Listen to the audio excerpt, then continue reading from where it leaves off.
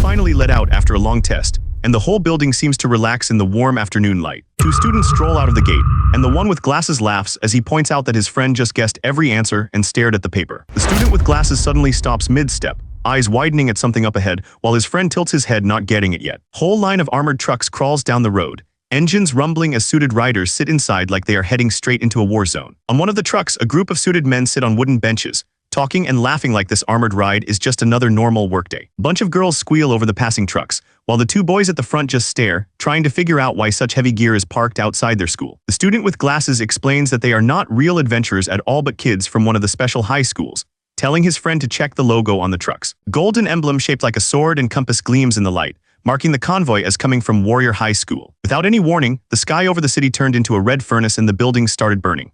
People on the street could only stare up, frozen, as their safe everyday life collapsed in front of them. Deep inside the smoke, something huge opened its burning eyes, watching the ruined city like it was nothing more than prey. Rings of blue light ripped open in the sky, and shapes began to pour out of them, diving toward the world below. Winged beasts, each the size of buildings, burst from the portals and filled the sky, turning the air itself into enemy ground. One of the dragons dropped low over the towers, its wings blotting out the burning sky, and the people below finally understood that this was not a disaster they could just run from. Later on, researchers proved that far across the universe, there was another world that looked almost just like Earth. On that distant planet, something happened that no one there could stop, and the whole world cracked open and was torn to pieces. Chunks of that broken planet and waves of burning energy shot out into space, racing towards somewhere new and dragging its nightmare along with them. Chunks of the broken world rained down like a storm of fire, and the people below could only stare up, knowing their old life was over. On the streets, people pointed at the sky in shock as they watched their own worlds start to mix with something that clearly was not Earth. From that mix of worlds, twisted things grew out of the ground, like this giant black tree that split the sky and turned the city into its roots. Soon the land itself started spitting out monsters,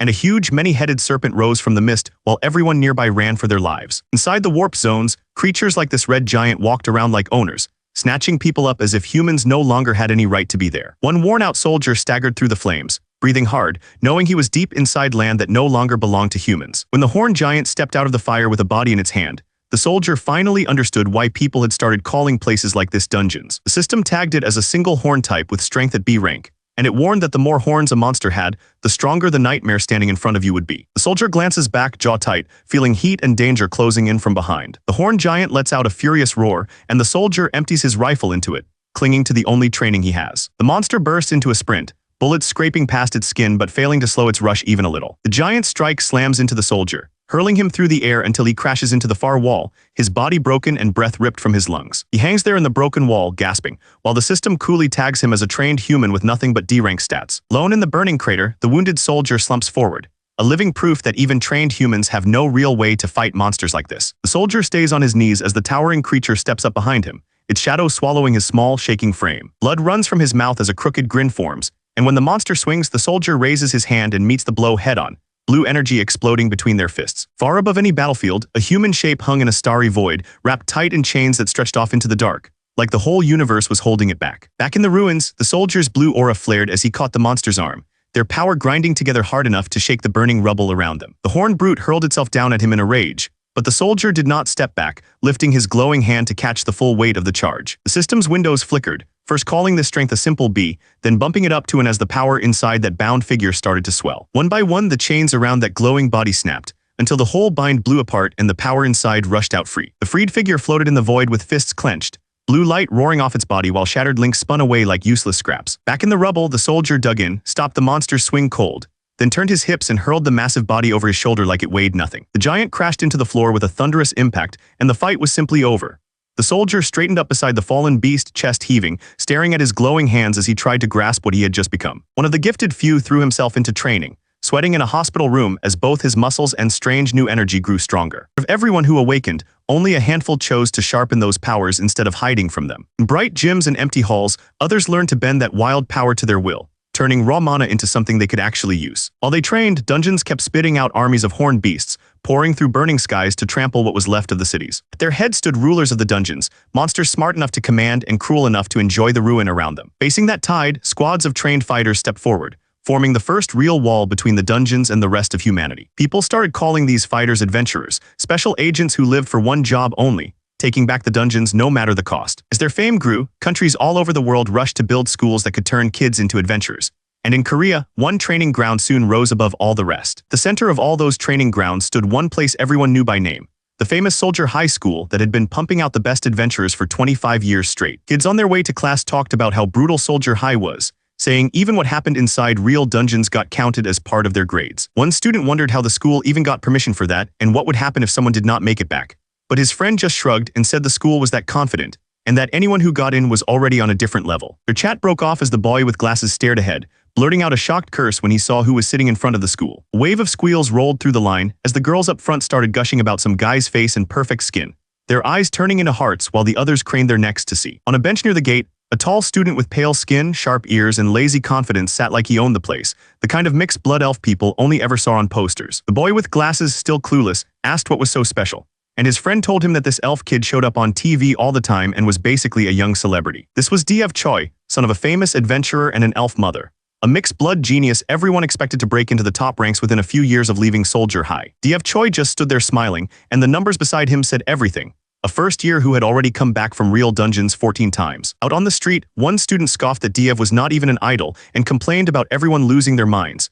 But his friend calmly pointed out that getting mad over it made him just like them. The taller student snapped back, then suddenly remembered Jaryong's shift and brought up how Lee Yoonji and her friends were heading to karaoke that day. Jaryong glanced at his phone and turned them down, apologizing and telling them to enjoy themselves without him. His friends groaned that he was still working even though exams were over and told him to just skip for once, then backed off with a half-hearted wish of good luck while Jaryong's hand tightened in his pocket, holding back everything he could not say. Jaryong waved his phone and said he would see them next week, already turning away from the gate while his buddy nursed a playful blow on the ground behind him. The boy with glasses told his friend to think before he spoke about Jaryong's work, then winced as the other groaned on the ground that the sudden smack really hurt. The truth sat in a quiet hospital room, where Jaryong held his worn-out father's hand and tried to comfort him, the real reason he took every shift while other kids went out to sing. Jaryong's eyes dulled as he stared at the screen, the unpaid hospital bills and his boss's message piling on top of each other in his head. Out on the crosswalk, he read the order to come in and work, and without even thinking about it, he changed course and headed for the job. Kim Seung-hayu stood outside the building,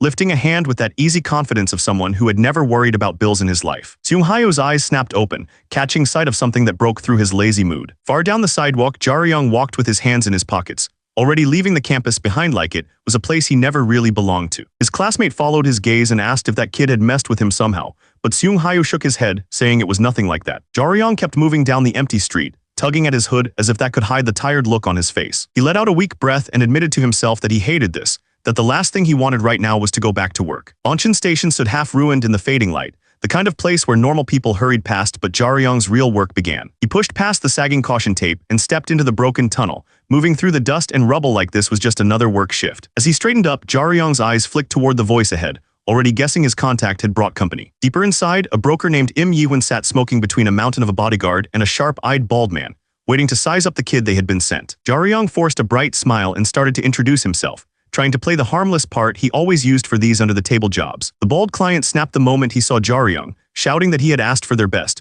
while Im Yi-hoon shrank back and tried to claim this quiet kid really was their top hand. The client leaned in, cursing and warning that he had not come here to be played by fools. But the broker only took another drag and answered in a flat voice that the man was going overboard. Jaryong just stood there, taking in the rant without a word as the client barked at the broker to get this kid out of his sight and bring a real pro, warning that if they did not, he and his hulking guard would make sure the two smugglers paid for wasting his time. Jaryong stepped closer, tugging at his hoodie as he asked the blonde guard if he was an adventurer, acting like this whole thing was just small talk. The kid told him he must have been an adventurer once, then sneered that it explained why he was just standing there looking dumb behind his boss. The guard's face tightened, clearly not used to being talked down to. The bald client stared wide-eyed, stammering in rage at Jaryong's nerve before turning to his guard and spitting out an order. The client cut the talk short and calmly said a few broken bones would fix the kid's attitude. Green energy flared around Lee Pilju as he cracked his hands, and the system flashed that this 34-year-old had once been a silver-rank adventurer who had cleared dungeons dozens of times before retiring. As the broker gushed that Pilju was perfect for rough work like this, Jaryong just watched the older man, his eyes steady, already measuring the gap between them. Im Yi-hoon let out a tired breath through his cigarette and told Jaryong that if he wanted to walk out of here in one piece, he should drop to his knees and beg before Pilju moved. The broker's face twisted with worry, mind racing as he wondered what to do if the kid refused, and dragged them all into a mess. Jaryong answered that begging was not something he knew how to do, and Blue Mana roared to life around him as he rolled up his sleeve. The system laid out the truth he had kept hidden, calling him a 17-year-old dungeon smuggler from Dongking High who had come back alive from illegal gates 371 times. Most people think of adventurers as bright, happy heroes, like a knight with a sword and a mage with a staff heading into some grand gate. Out in the dungeons, these adventurers risk their lives against monsters like dragons just to clear the place. When they finally take the monster down, the dungeon pays them back with piles of shiny loot and rare gear. But before any adventurer can walk out of a dungeon, an association worker steps in and makes them hand over every treasure for checking. Things that drop from monsters, like that glowing horn or blade, can hold crazy power on their own. In the wrong hands, that power turns someone into a walking nightmare, the kind of person who would use dungeon gear to hurt the world. That is why the association staff carefully list and register every horn, blade, and gem that comes out of a gate. After that, he takes a fat share as tax, leaving the adventurers clutching what is left of their hard-earned treasure with tears in their eyes. While the worker is busy checking loot, a shady figure watches from the edge, waiting for a chance to twist the rules. The crooks whisper sweet deals into the night and mage's ears, promising more gold if they just skip the association. When one of these thieves bolts with a bag full of loot, an association agent sprints after him, knowing the whole world pays the price if he gets away. Once the thief is tied up beside the stolen goods, the worker grins and gives a thumbs up, proud that turning him in kept the loot under control. Back in the ruined building, the silver-haired man calmly smokes, while the bald man beside him sweats, as if that warning about bad guys was aimed right at them. The bald man starts yelling in a panic, but the smoker only tilts his head, more annoyed than worried by all the noise. Across the broken floor, a blonde brute wrapped in green energy faces a slim figure crackling with blue, calling him out as if daring him to step in. With dust hanging in the air between them, the blonde fighter presses him, asking if he will just stand there or finally show what he can really do. The bald handler snaps, yelling that they are the ones who should be scared, because the blonde brute has a temper that can explode at any moment. The blonde brute stands there glowing with power, calmly holding a teammate off the ground by the neck, as if hurting his own side is nothing new to him. The young fighter mutters about the guy being an actual criminal, then shrugs it off and tightens his sleeve, wrapping himself in blue mana as he gets ready. Blonde brute grins over the smaller fighter and coolly says that the weak teammate had only been dragging him down, so he just got rid of some trash. The young fighter stares ahead, blue energy licking around him as he turns those words over, his mind suddenly racing with a different idea. Then his face lights up, as if a fun thought hits him, and he cheerfully repeats the idea of trash disposal like he has just found the perfect way to answer. Off to the side, the silver-haired man chuckles that the kid just called himself trash on purpose, while the bald handler stares in disbelief at how crazy that sounds. The blonde brute swings, his fist wrapped in wild green mana, and drives it straight into the smiling young fighter, as if one clean hit is all it will take to deal with him. The blonde brute's eyes bulged as his power flared around him, like he could not understand why his full-force punch had done nothing. Jaryong stood there with blue mana swirling around him, calmly pointing out that jumping him without warning was pretty rude. The brute ground his teeth with a rough groan, already feeling that something in this clash was hurting him more than it should. Roaring with rage, the blonde brute threw himself at Jaryong, green mana blazing, as he swung again like he meant to end it in one blow. Jaryong shifted his weight with a faint smirk, saying he might as well give something back for that cheap shot. He snapped his leg out in what he called a light kick, blue mana wrapping his foot as it cut through the... Jaryong's foot crashed into the brute's jaw, blue light exploding out as the bigger man was blown backward like a rag doll. The brute's face twisted around Jaryong's shoe, eyes rolling as he realized how badly he had misjudged him. Off to the side, the silver-haired man calmly enjoyed his smoke and pointed out that this was exactly what he had been talking about, while the bald handler just stared, completely blown away. While the blonde brute staggered, barely staying on his feet, the silver-haired handler calmly bragged that this smuggling kid was the most skilled person he knew. Jaryong dropped into a low stance, blue mana roaring off his body, looking way too calm for someone who had just sent a grown man flying. Lee Piljiu grabbed his aching jaw, stunned that a teenager he had written off as some small-time smuggler had rocked him like that. As Lee Piljiu replayed that calm dodge and the kick that smashed into his chin, he had to admit those reflexes, and that power already belonged to a full-fledged pro. Lee Piljiu's eyes hardened as it sank in that this might be a fight he simply could not win. Off to the side, the bald handler pointed out in a shaky voice that it had only been one kick, while the silver-haired man just watched with a lazy smile, clearly not worried at it. The bald man jabbed a finger toward the arena, saying that Piljiu was normally a real brute, but even from here he could feel how rattled the guy was. Instead of backing off, the bruised thug clenched his glowing fist into his shirt, drawing in more mana as he forced his shaken body to get ready for another round. Lee Piljiu ripped off his shirt as green mana burst out, and for the first time he looked like the kind of tank who could shrug off a truck. The bald handler gaped at the surge of power and muttered that Piljiu had to be a full-on tank, while the silver-haired man just smirked through his smoke and said he could already tell what the other was thinking. Piljiu glared toward Jaryong and sneered that no matter what cheap tricks a smuggler pulled, trash would stay trash. The bruiser clenched his fists and let the mana climb higher, promising to show everyone what a real tank could do once his adhesion skill kicked in. Back when mana first flooded the world, people started waking up with powers that blew past anything their bodies should have been able to handle. But every person's build and talent were different, so the powers they unlocked split into all kinds of roles instead of one single path. Adventurers trained to match those gifts, turning into shield bearers, swift killers, and sharp-eyed archers, and among them rose the role built to take the hits for everyone else, the tank. Now swollen with muscle and wrapped in green light, Piljiu stood there with his bulk up, giant strength, and iron skin all stacked, turning him into a wall of meat and mana that even pros would hate to face head-on. The tank's job is to stand right where the danger hits and keep everyone behind him safe. They are the ones who step up to monsters face to face, holding the front line so no one else has to. With the body trained past its limits, a true tank can just brush off shots that would drop normal people instantly. But for the best of the best, even heavy weapons from the army are just another thing to endure. Chelin and the top tanks can stand under missile barrages and still hold the line, turning their own bodies into living walls. Watching that kind of power, Jaryong finally understood why people called tanks like that real adventurers. Now that same kind of wall stood right in front of him, and Jaryong had to face Lee Piljiu's full power head-on. Piljiu drove his powered-up body into the ground, sending a green shockwave ripping out toward Jaryong to prove just how hard a real tank could hit. Jaryong raised an arm against the blast, but the force around him twisted strangely, like the shockwave was being pushed aside instead of crushing him. A bald staff member staggered as the ground shook, then stared wide-eyed, mumbling in shock that a hit like that should have wiped everything out. Before the man could topple over, a strong hand yanked him back, and his fear flipped into frantic shock at still being alive. The silver-haired worker held the man up by his collar and casually asked if he was okay, standing steady in the middle of the wrecked room. The worker let out a slow breath of smoke and muttered that Piljiu was a real piece of work, as if this kind of mess was nothing new. Jaryong straightened with his fists raised, blue energy roaring off his back,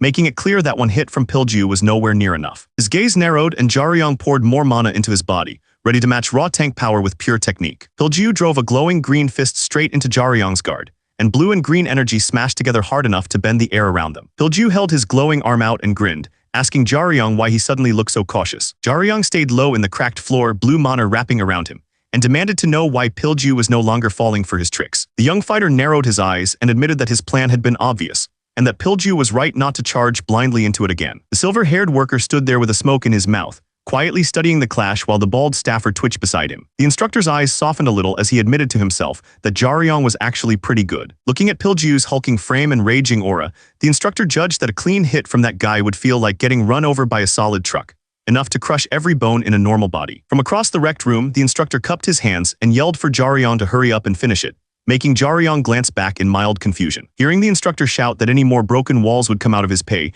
Jaryong clenched his teeth and cursed under his breath, now stuck ending the fight fast for the sake of the repair bill. The hulking tank laughed off the instructor, saying their boss still had no clue what was really happening here, and he squared his glowing frame toward Jaryong. Piljiu warned him that little gimmicks would never break through a real pro's technique. Jaryong's eyes lit up, and he admitted that kind of talk actually sounded pretty fun. The tank planted his feet while Jaryong raised the metal pipe, blue and green mana crashing together in the air between them. Jaryong shifted the pipe onto his shoulder, steady and calm, letting his mana rise until the air around him hummed. Deciding this much power was enough, the tank roared forward like a missile, green lightning bursting from his body as he rushed straight for Jaryong. As the giant closed in, Jaryong thought about how most people saw tanks as walking fortresses that nothing could break. Up in the stands, the instructor calmly said it was already decided, then added that tanks were not perfect at all and that there was a natural type of fighter built to break them. Jaryong's eyes flashed bright blue as he fixed on the charging tank, already lining up the one opening that would bring the giant down. The hulking tank bellowed, green mana raging around him as he drove in like a battering ram.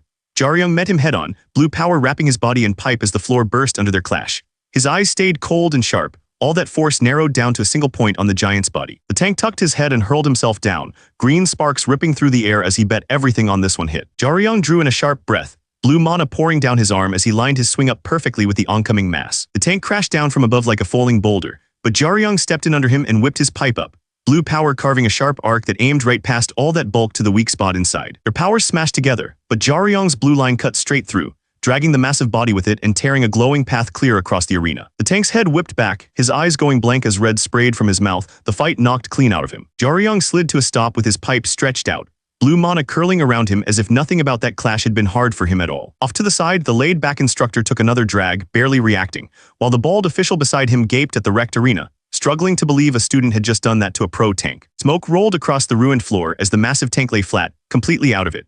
Jaryong stood over him with blue mana still burning around his body and pipe, and anyone watching could tell he had more than enough power to smash through a barrier like the one that was supposed to keep him in check. The pro tank pushed himself up, staring at the kid who had just tossed him like nothing and demanding to know where Jaryong had learned to move like that. Jaryong brushed it off, acting clueless, as if that brutal technique was just some random swing. Jaryong rubbed his head and insisted they were reading too much into it, saying they had the wrong idea about him. Inside, he admitted there was a chance one person out there had seen him fight for real before, and that thought bothered him more than this whole test. His thoughts drifted to his father, the giant of a man who had once stood at the top of this world. Jaryong recalled how adventurers were split into 4 ranks from gemstone up to gold, with better dungeon access and tax breaks at each step.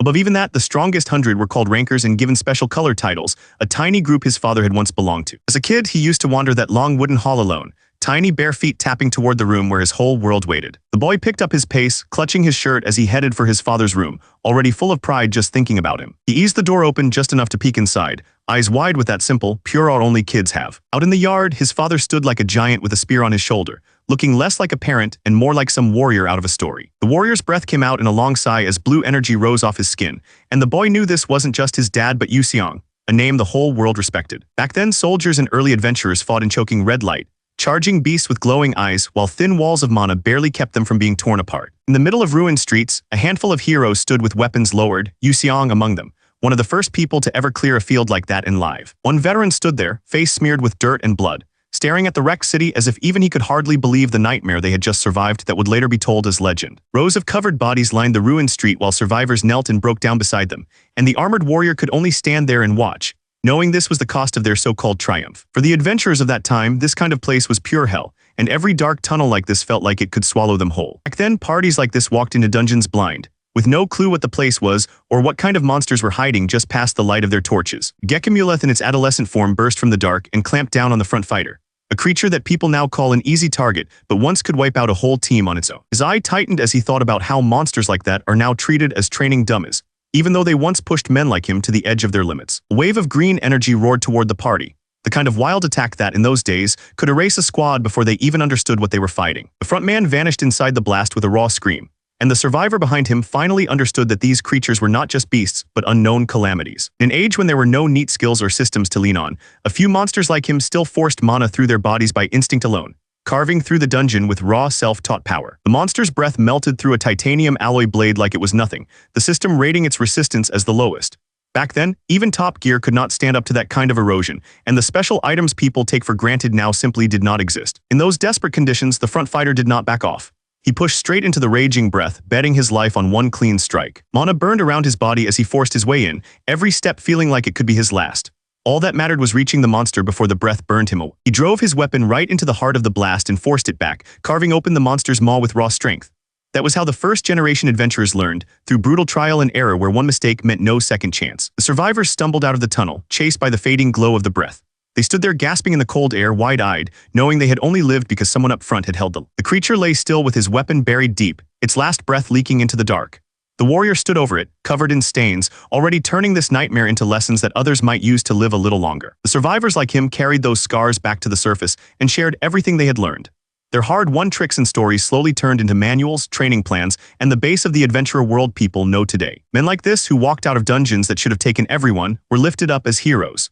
People praised their names, never really knowing how close those heroes had come to not making it back at all. They called him Dragon Slayer Yu Xiong, and this was the look of the man behind that title. He was the first person who ever managed to bring down a dragon, and his body showed exactly what that took. Sitting on the fallen beast in the middle of a broken city, he stood at the very top of Asia's adventurers. People everywhere watched that sight in shock and awe. But for me it hit harder because that living legend was my own father. Back then I watched him train, his body wrapped in roaring mana as if nothing in the world could touch him. He swung once and a sea of blue light tore across the yard, and I, peeking from the doorway, admired him more than anyone else in the world. Even when a few drops of red hit the ground after his training, I brushed it off, certain that someone like him could never truly be hurt. As a kid I was sure my father could not lose, that he was simply invincible. In the middle of training, father suddenly clutched his mouth, red spilling through his fingers as his eyes went wide in shock. Jaryong ran across the yard barefoot, only then noticing the red drops sliding down his father's back. He skidded to a stop when he saw father down on one knee, gripping his spear with one hand and pressing the other against a growing pool of red. Father's beard was soaked, his breath rough and shallow, yet he still tried to smile as if this was nothing he could not handle. Jaryong just stood there with tears pouring down,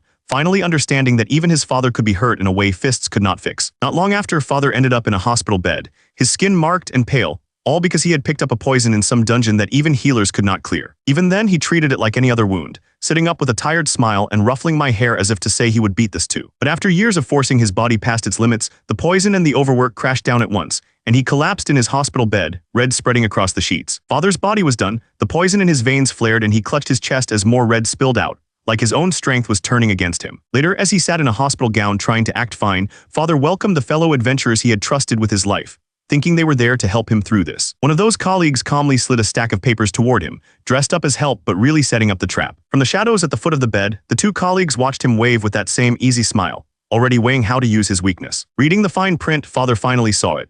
The comrades he trusted had used his weakness to grab his work and every bit of fortune he had left. After that, he spent years trapped in that bed, worn down in both body and mind as the poison ate at him and the betrayal replayed in his head. Years later, when the world had already started to forget the name Dragon Slayer Yuseong, Jaryong pushed open the hospital door and stepped in, carrying a school bag instead of a sword. The man who had once stood as a hero now sat alone on a hospital bed, staring out at a city that moved on without him, his title and fame already stripped away. After losing everything and with that poison eating him away, the great Dragon Slayer was stuck in a hospital bed, barely holding on. In the end, the man who once carried a nation became nothing more than a forgotten adventurer no one talked about anymore. Now in a ruined hall choked with smoke, Jaryong stood over Piljiu's collapsed body, his metal staff still in hand after finishing the fight. Jaryong's face stayed calm, like taking down a white rank fighter was nothing more than another late-night job. The white rank bruiser lay there shaking, while the young smuggler just stood over him, steady and breathing easy. Jaryong closed his eyes for a second, letting the noise fade as he weighed what this small win meant in the middle of his much bigger fight. He let the metal staff fall and walked away through the dust,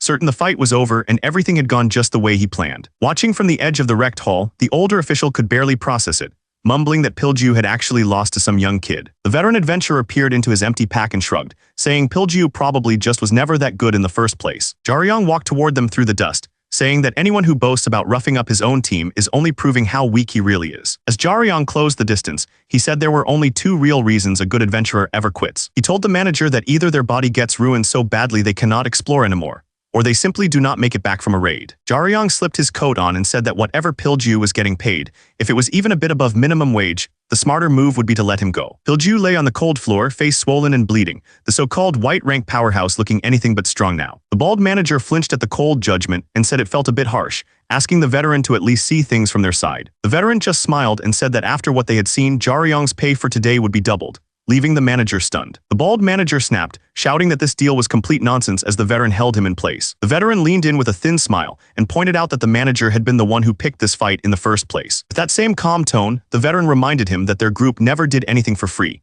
and the manager's face started to drain of color. The manager's anger melted into a nervous grin as he quickly agreed, mumbling that he understood and would go along with it. A little later, the veteran sat back with one leg crossed, swinging his foot lazily while dust still hung in the ruined warehouse. Jaryong took a sip from his drink, tilting his head in confusion as the veteran casually called his name. The veteran asked if Jaryong had ever heard of something called the Imperial Wasp, and Jaryong sprayed his drink out in pure shock. Jaryong wiped his mouth with his sleeve, staring wide-eyed as he stammered that fighting an Imperial Wasp sounded way too extreme. The Imperial Wasp loomed in the dark, a monster ranked among the most dangerous in the entire world. An entire city district lay in ruins, Uedo twisted into Korea's hardest demon realm after the wasps made it their nest. The veteran took a drag and said that even top adventurers struggled against those things, and for someone at smuggler level, stepping into that place was the same as throwing their life away. Then the veteran's gaze sharpened as he wondered how things changed when a white-rank adventurer stepped in. He told Jaryong that a huge raid had gone down yesterday in secret, with the government's army and 7 white-rank adventurers moving together as one strike force. Jaryong repeated the number under his breath, struggling to picture 7 of those monsters in one place. The veteran explained that 7 white ranks together were basically Korea's all-stars, the kind of lineup that normally sent the media into a frenzy when even 2 showed up. Deep inside the nest, the queen lay broken on the ground, proof that while the raid had failed to wipe out the realm, they had at least managed to bring down its ruler. Of those 7 white-rank adventurers had quietly taken the Imperial Wasp's royal jelly, clutching it like a stolen son as he ordered a man under him to sneak it out of the raid. Jaryong frowned at the word and asked what kind of jelly could be worth all that. So the veteran told him it was royal jelly, the special stuff the wasps feed to a newborn queen to raise her. To Jaryong it still sounded like fancy monster baby food, and he could not see why a white rank would drag in smugglers just to steal some supplement. So he rubbed his temple and let out a tired sigh. The veteran stayed slouched and calmly added that royal jelly had surfaced a few times before, and from what he knew, if a human managed to eat it, even someone who was already gone could return. Jaryong froze as his heart hammered in his chest, because if that was true, then this strange jelly was not just loot from a raid anymore. It was something that could drag a person back from the edge and rewrite a fate. The officials always bragged that every path to a dungeon was locked down and watched, yet this broken tunnel looked like something the world had already thrown away. Deep inside that ruin, a warped passage twisted into the dark, the kind of tunnel no guard or camera had touched in years. A lone smuggler strolled through that forgotten path, blue light rolling off him as quiet proof that the rules everyone trusted were nothing but talk. He held a cigarette between his lips and looked almost bored, like slipping past the law and into dungeons was just another shift at work. The smuggler stopped before a massive steel gate, its surface covered in harsh red signs that screamed for normal people to turn back. He raised his hand, mana flaring around his fingers, and pressed it against the cold metal like he was clocking in rather than breaking into it. The gate answered with a roar of blue light, power spilling out around his small figure as the sealed path into the dungeon tore itself open. Down in that same ghost-lit tunnel, Yu Jaryong checked his mask while his handler reminded him in a dry voice that, like always, the only real rule was to come back alive. The handler lit his cigarette and sighed that this job was going to be a real pain, even though his face said he was already used to trouble like this. Jaryong barely heard him, his eyes fixed on the ground as his mind circled the same problem again and again. He stared down at the mask in his hands, suddenly stiff, while the handler blew out a lazy stream of smoke like nothing was wrong. Jaryong waved a hand, trying to brush it off, but the handler cut in, saying he had noticed Jaryong drifting off and asking if that rumor was what kept pulling his focus away. The handler glanced at him and brought up that so-called medicine that was said to even bring back the dead, asking if Jaryong was still chasing that tiny bit of hope. With Jaryong already heading for the gate, the handler said there was no point chasing stories like that, since things that sound that amazing are always blown way out of proportion. Jaryong set his palm against the frozen metal, answering the handler's doubt with action instead of words. He drew in a deep breath and raised his arms, telling himself that even if this antidote was only said to be second to none, it was still worth betting his life on. Jaryong spread his hands on the cold gate, thinking that even this miracle drug would never fix his father, but he still forced the door open for that tiny chance. Light cut across his face as he glared ahead, knowing that if something that strong really existed, the world would never have let it stay hidden. He dragged the doors apart and light swallowed him, thinking that if a real cure had ever existed, his father would have clung to that hope instead of fading away. Heartbeat later, he stood on a rocky ledge under a clear blue sky, squinting up as if he had stepped into a whole new world instead of a sealed dungeon. Jaryong raised a hand to block the light and slowly scanned the cliffs and vines around him, slipping into the careful mindset he used for every illegal run. After the adhesion twisted reality, rifts like this popped up all over Earth, turning the planet into a patchwork of gates and hunting grounds. Among the countless gates, two inside Korea stood out so much that even foreign guilds watched them closely. The first was Jeju-do, where a whole volcanic mountain range had merged with a dungeon, turning the island into one giant boiling maze. Jaryong slid his goggles up, the strap snapping into place as he listened about the jungle dungeon that had swallowed part of Seoul. Below the cliff, the old Borami district lay broken and buried in green, a so-called low-ranked dungeon now rated D+ for how easily it could swallow people whole. On the map, the red stains spread out from the river island, covering Uedo and the nearby districts like a wound in the middle of the city. A dotted line marked how one of their people had dragged something out of S-rank Uedo and down into the D+ Borami zone, turning this training ground into a possible powder keg. Their subordinate had pushed through the jungle with a case in hand, each step painting the ground red, the kind of trail that only ends in an accident or someone not making it back. The handler took a slow drag and said the poor guy must have gone through all kinds of trouble, but to him it boiled down to one thing: get in there and bring back whatever the man had been carrying. Jaryong blinked when the older man's hand tapped his goggles, stopping him mid-motion as if to say he was not done laying out the job yet. Leaning against the wall with his arms crossed, the handler told him to drop the extra worries and keep his head on the job in front of him. The handler let out a slow breath of smoke and said he knew Jaryong would never bolt, that Jaryong was not dumb enough to turn his back on this job. Out in the ruined streets, dead wires sagged over the snow, making it clear this place had already chewed up plenty of people. Jaryong tightened his grip and drew in a sharp breath, telling himself to move with care instead of rushing in like some rookie. As he slid down the rope toward the jungle, Jaryong replayed the warning in his head about how rare the sky wasp's royal jelly was, and how monsters would fight just as hard as humans to claim it. He slammed into a small clearing, knees bent against the shock, a single column of light cutting through the thick trees around him. Looking up at the bright haze hanging over the canopy, he figured the royal jelly scent had to be flooding this whole forest by now. His eyes widened as a sharp, sweet smell hit him, mixed with something wild that told him other things were already moving toward it. Jaryong frowned and muttered in frustration, knowing the jelly's smell would drag every hungry thing in the dungeon straight to him. The smuggler stared at the giant footprint sunk into the dirt and cursed under his breath, sure that the jelly's smell was calling in things way bigger than he had planned for. Far above the dungeon, the sky was clear and calm, birds gliding over quiet hills, as if the world had no clue a storm was building under its feet. Somewhere in that same test, a young warrior tore through the trees, lungs burning and heart pounding, as if running was the only thing keeping them alive. The trainee slapped a hand against a rough trunk and sucked in air, forcing their shaking body to calm down for even a second. The girl was Jin Saram, a first year at Warrior High, already gasping for breath as she leaned on the tree with her bow digging into her back. For Saram, this was meant to be a simple midterm run. Just grab some coins in a low-level dungeon and walk out with a passing grade. Instead, Saram now felt a cold weight in her gut, knowing that whatever was closing in on her was way beyond anything listed on the exam sheet. Peering around the trunk, Saram froze as a massive ape-shaped monster rose over the trees, a creature so huge and twisted it had no business being in a beginner's dungeon at all. Saram shut her eyes for a heartbeat, forcing her breath to steady while the ground hummed with something huge moving nearby. Her eyes snapped open, a sharp frown forming as the strange vibration grew stronger instead of fading. Saram stared up at the towering shape breaking through the mist, her mind stumbling as she wondered how a simple midterm had turned into this. She remembered how the teachers had laid it out so simply. Just race through the dungeon and grab as many of those fake reward coins as you could before time ran out. On paper, it was only a D+ zone, a training field meant to copy real combat without any real risk, and Saram had gone in thinking it would be an easy grade. This dungeon was supposed to be the kind of place first years used to warm up, yet her fingers trembled as she stared at her own hand, trying to calm the rising panic. In her memory, the locals here were slow, dull beasts that barely counted as threats, yet now a giant ape with wild eyes and a twisted grin leaned over the trees, close enough that Saram could feel its breath on her neck. Saram slowly lifted her gaze toward the towering shape above, her wide eyes making it clear that whatever this thing was, it was nothing like the weak, dumb monster she had been warned about. The juvenile titan ape crashed down with enough force to shake the whole clearing, and Saram barely threw herself out of the impact zone in time. Saram sprinted with her whole body shaking, but she knew there was no way she could ever outrun a monster that size in this open field. Her lips pressed into a thin line as Saram accepted that this fight was way beyond her level, and that all she really had left was a tiny hope that anything would go her way. Even with her hands still shaking, the young magic ranger planted her feet,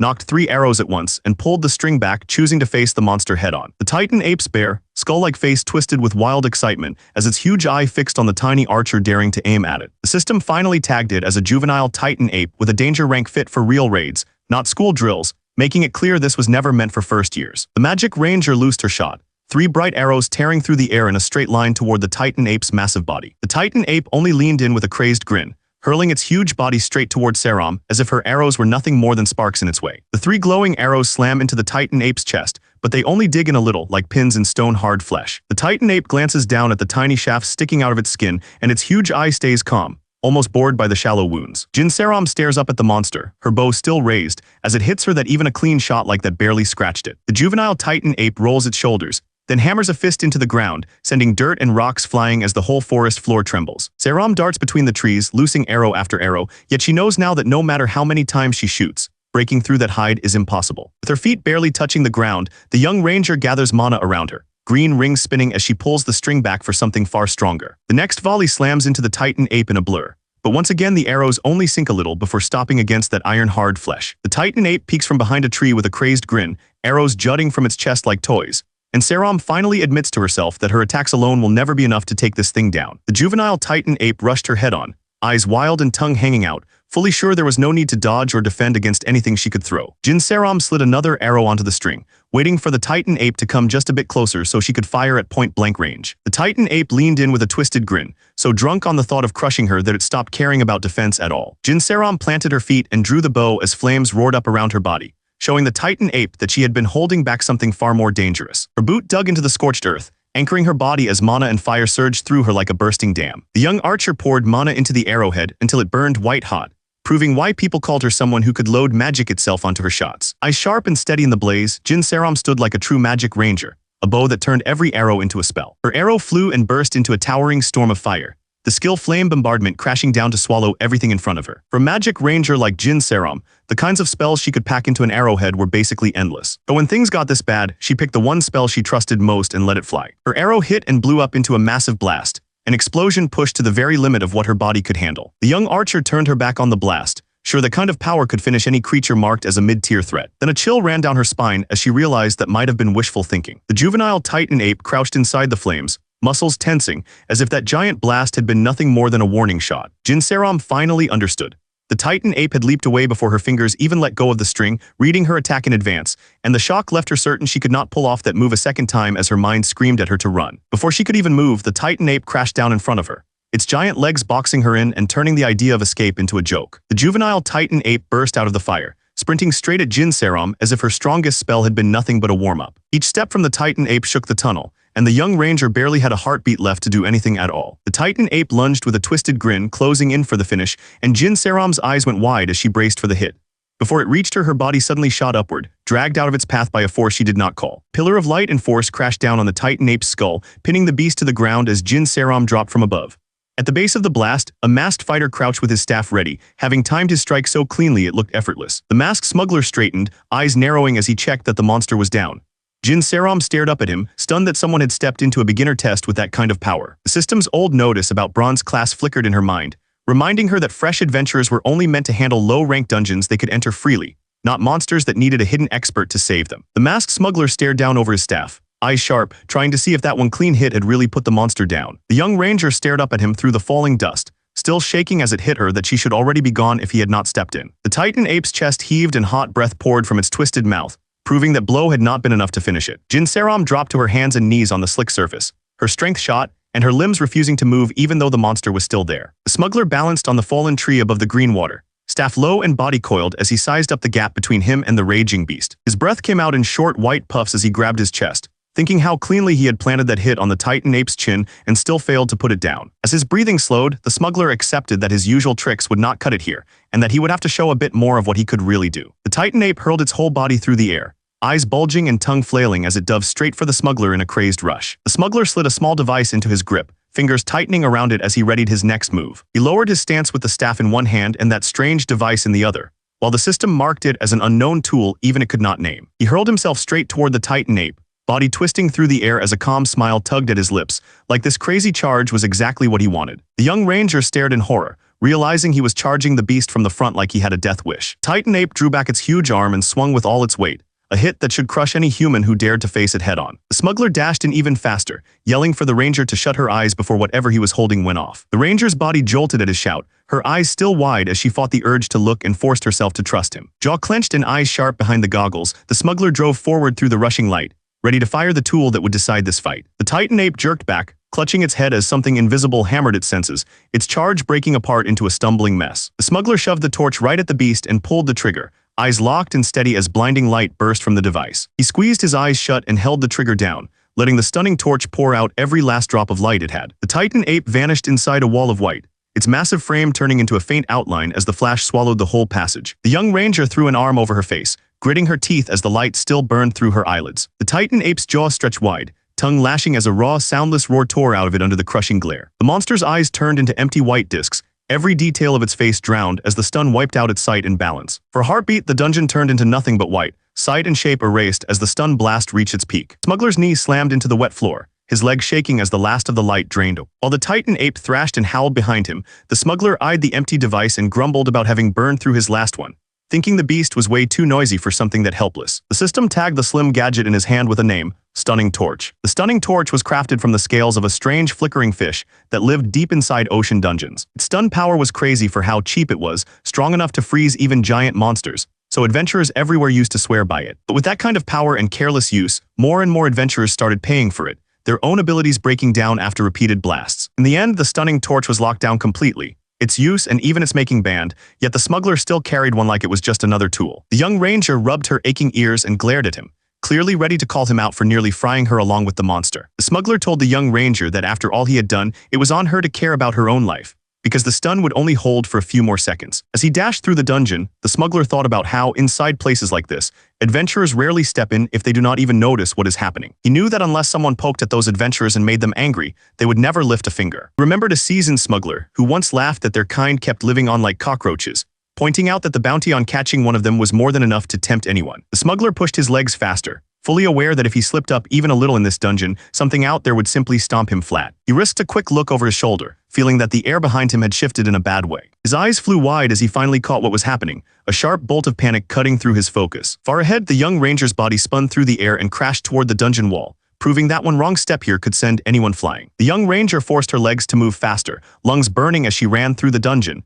too scared to slow down for even a second. The smuggler kept his mouth shut, jaw clenched as he measured the distance and waited for the next move from whatever was chasing them. When she finally glanced ahead, the ranger saw his figure already far away, a small light in the fog, and the gap between them made her stomach drop. She blinked and the path ahead was suddenly empty, the quiet forest swallowing any trace of the smuggler. The ranger stared at the empty space, sure he had been right in front of her. Then, refusing to lose him, she hurled herself forward without thinking. The smuggler pushed off the ground and sped up, cursing to himself that she was being unbelievably stupid in a place that would not forgive it. He caught up in a flash, wrapping an arm around the ranger and hauling her off her feet, demanding to know what she thought she was doing rushing in like that. Flat on her back and gasping for air, the young ranger looked up at him with a weak smile, saying she had wanted to thank him for pulling her out of danger. The smuggler glared down at her, asking if she really thought he was some fool she could play with. The young ranger forced a shaky smile and said she had not chased him just to say thanks, adding that she already knew he was a smuggler. The smuggler studied her in silence while she rushed on, saying she wanted to offer him a job instead of turning him. His eyes narrowed behind the goggles as he tried to figure out if she was desperate, clever, or just trouble he did not need. His gaze dropped to the emblem on her shirt, the sharp lines marking her as a warrior high student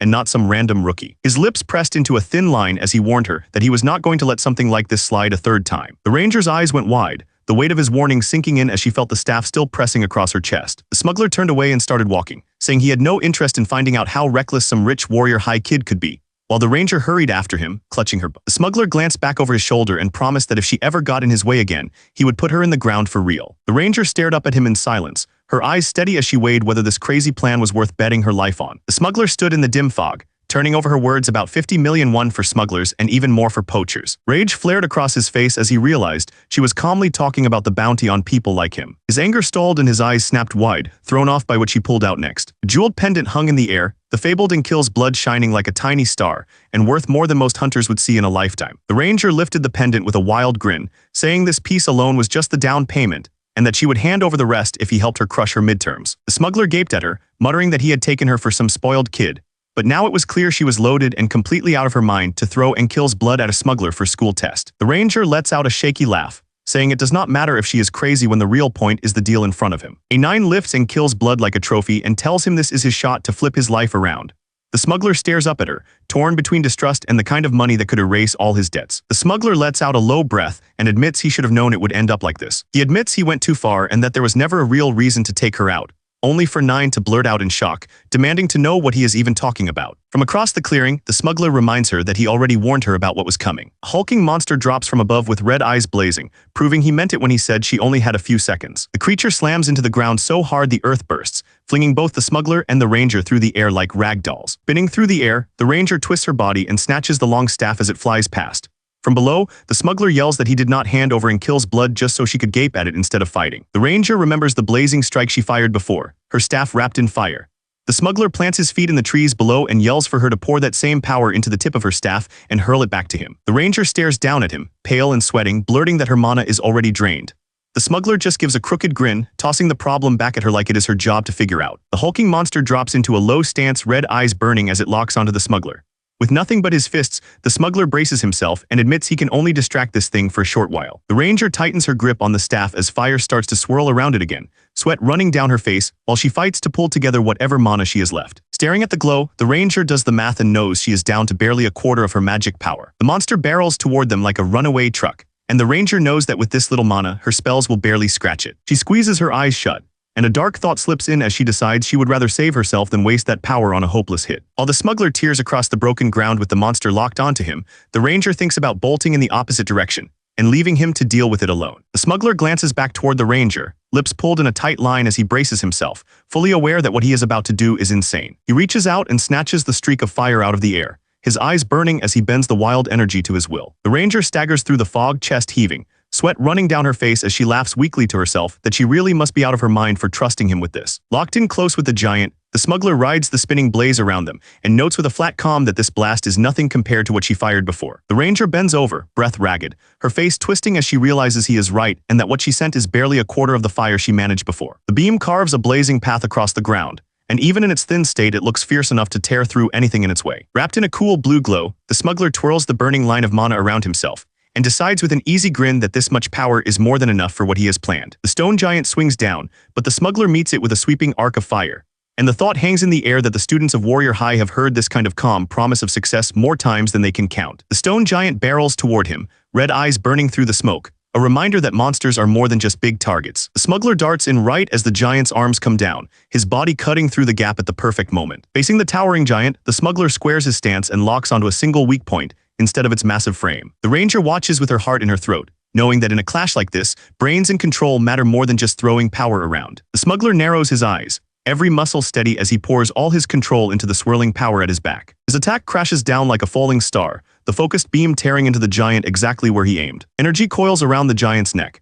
and its head jerks back as the smuggler's strike bites deep into the one place it could not guard. With the giant down, the smuggler lowers his staff, broken lenses drifting away as if to show that for someone of his skill, a monster fit for seasoned silver-class adventurers was never more than a warm-up. After the dungeon chaos, the memory shifts to a younger Jin Saram racing out of school, her pointed ears catching the light as she runs ahead of her laughing friends. Saram slows to a stop, eyes widening as she spots something that does not fit her usual walk home. A sleek luxury car waits by the curb with a stiff-looking driver in a suit, like a quiet reminder that Saram's ride home is nothing like her friends. She waves to her friends as they joke about how lucky she is, then turns away and steps into the waiting car like it is the most natural thing in the world. Inside the quiet car, the chauffeur respectfully tells Saram that she can ask for anything, treating the grade school girl like a tiny VIP. As the car glides through the city, Saram stares at the skyline, and it sinks in that almost everything she sees out there could someday belong to her. The car passes the towering Jinseong Group headquarters, a giant company ranked 4th in all of South Korea. The heir of Jinseong once married an elf from the other world, and the child born from that rare match is this girl, Jin Seram, staring up at the city that already claims her. Even riding home past the city in a fancy car, Seram's mind was somewhere else, chasing monsters and glory.